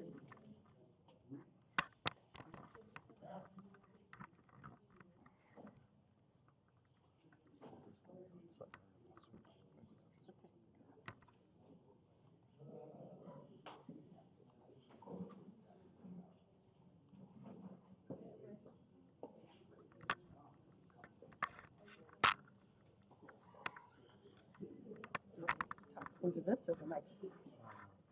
You can talk now. Okay, so to close 2026, the 6th annual FHC conference out, it's clear that even when we're talking about really challenging situations that we may not all agree on, we may not all share the same political beliefs, Consul General Montel, her wisdom when she spoke earlier today, this morning, talking about these are the kinds of things that we're interested in that brought us together, are the kinds of things that not only are we building bridges, but we can find bipartisanship. There's hope, guys. We have to keep the hope. We have to talk about the tough subjects and not be afraid of it. We just have to be civil. We have to keep the faith. We're here because we care, and we're not afraid to use our voices. We have to let our elected officials know what's on our mind. We have to use collective power. People are going to start hearing French Heritage Corridor more and more. I'm not sure, honestly, that Amy Klobuchar knew about the French Heritage Corridor before we came to town, but I heard her talking about it today. They're talking about it in Duluth. They're talking about it in Minneapolis. We're going to be taking the show on the road tomorrow. We're going to Little Canada. We're going to Mankato. No, we're not. Greg said, no, we're not. The bus said, no, we're not going there. What I'm getting at is that we, little by little, are becoming more known. People are understanding that we have a lot to offer, that it's actually interesting. Charles is talking about reenacting, stuff that got great laughs. At the end of the day, when everybody has had a great day, but I'll be honest, the energy was like, and then boom, Charles brings us back. We have a lot of laughs. We have to remember that we spent a day together. We did what we set out to do. I know we all learned something. We all made a new friend. We all had some good food together, good conversation. Life is not so bad. We appreciate you. We thank you for coming, for spending your time with us, for giving us your energy, your ideas, and we know that we'll just keep this going if we all continue to bring that to the table. So thanks for joining us today. 7th annual conference. I don't know where it will be. Frankly, I don't want to think about it right now.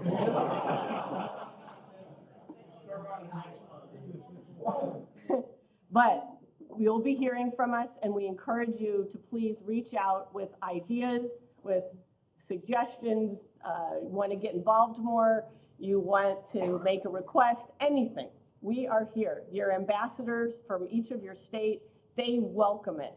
And with that, I adjourn 6th annual conference, and let's go take a photo and have some refreshments upstairs, raise a glass and toast. And to all of you who stayed with us virtually, including my mom. Hey, Stevie. Thank you so very much. Really, really appreciate it.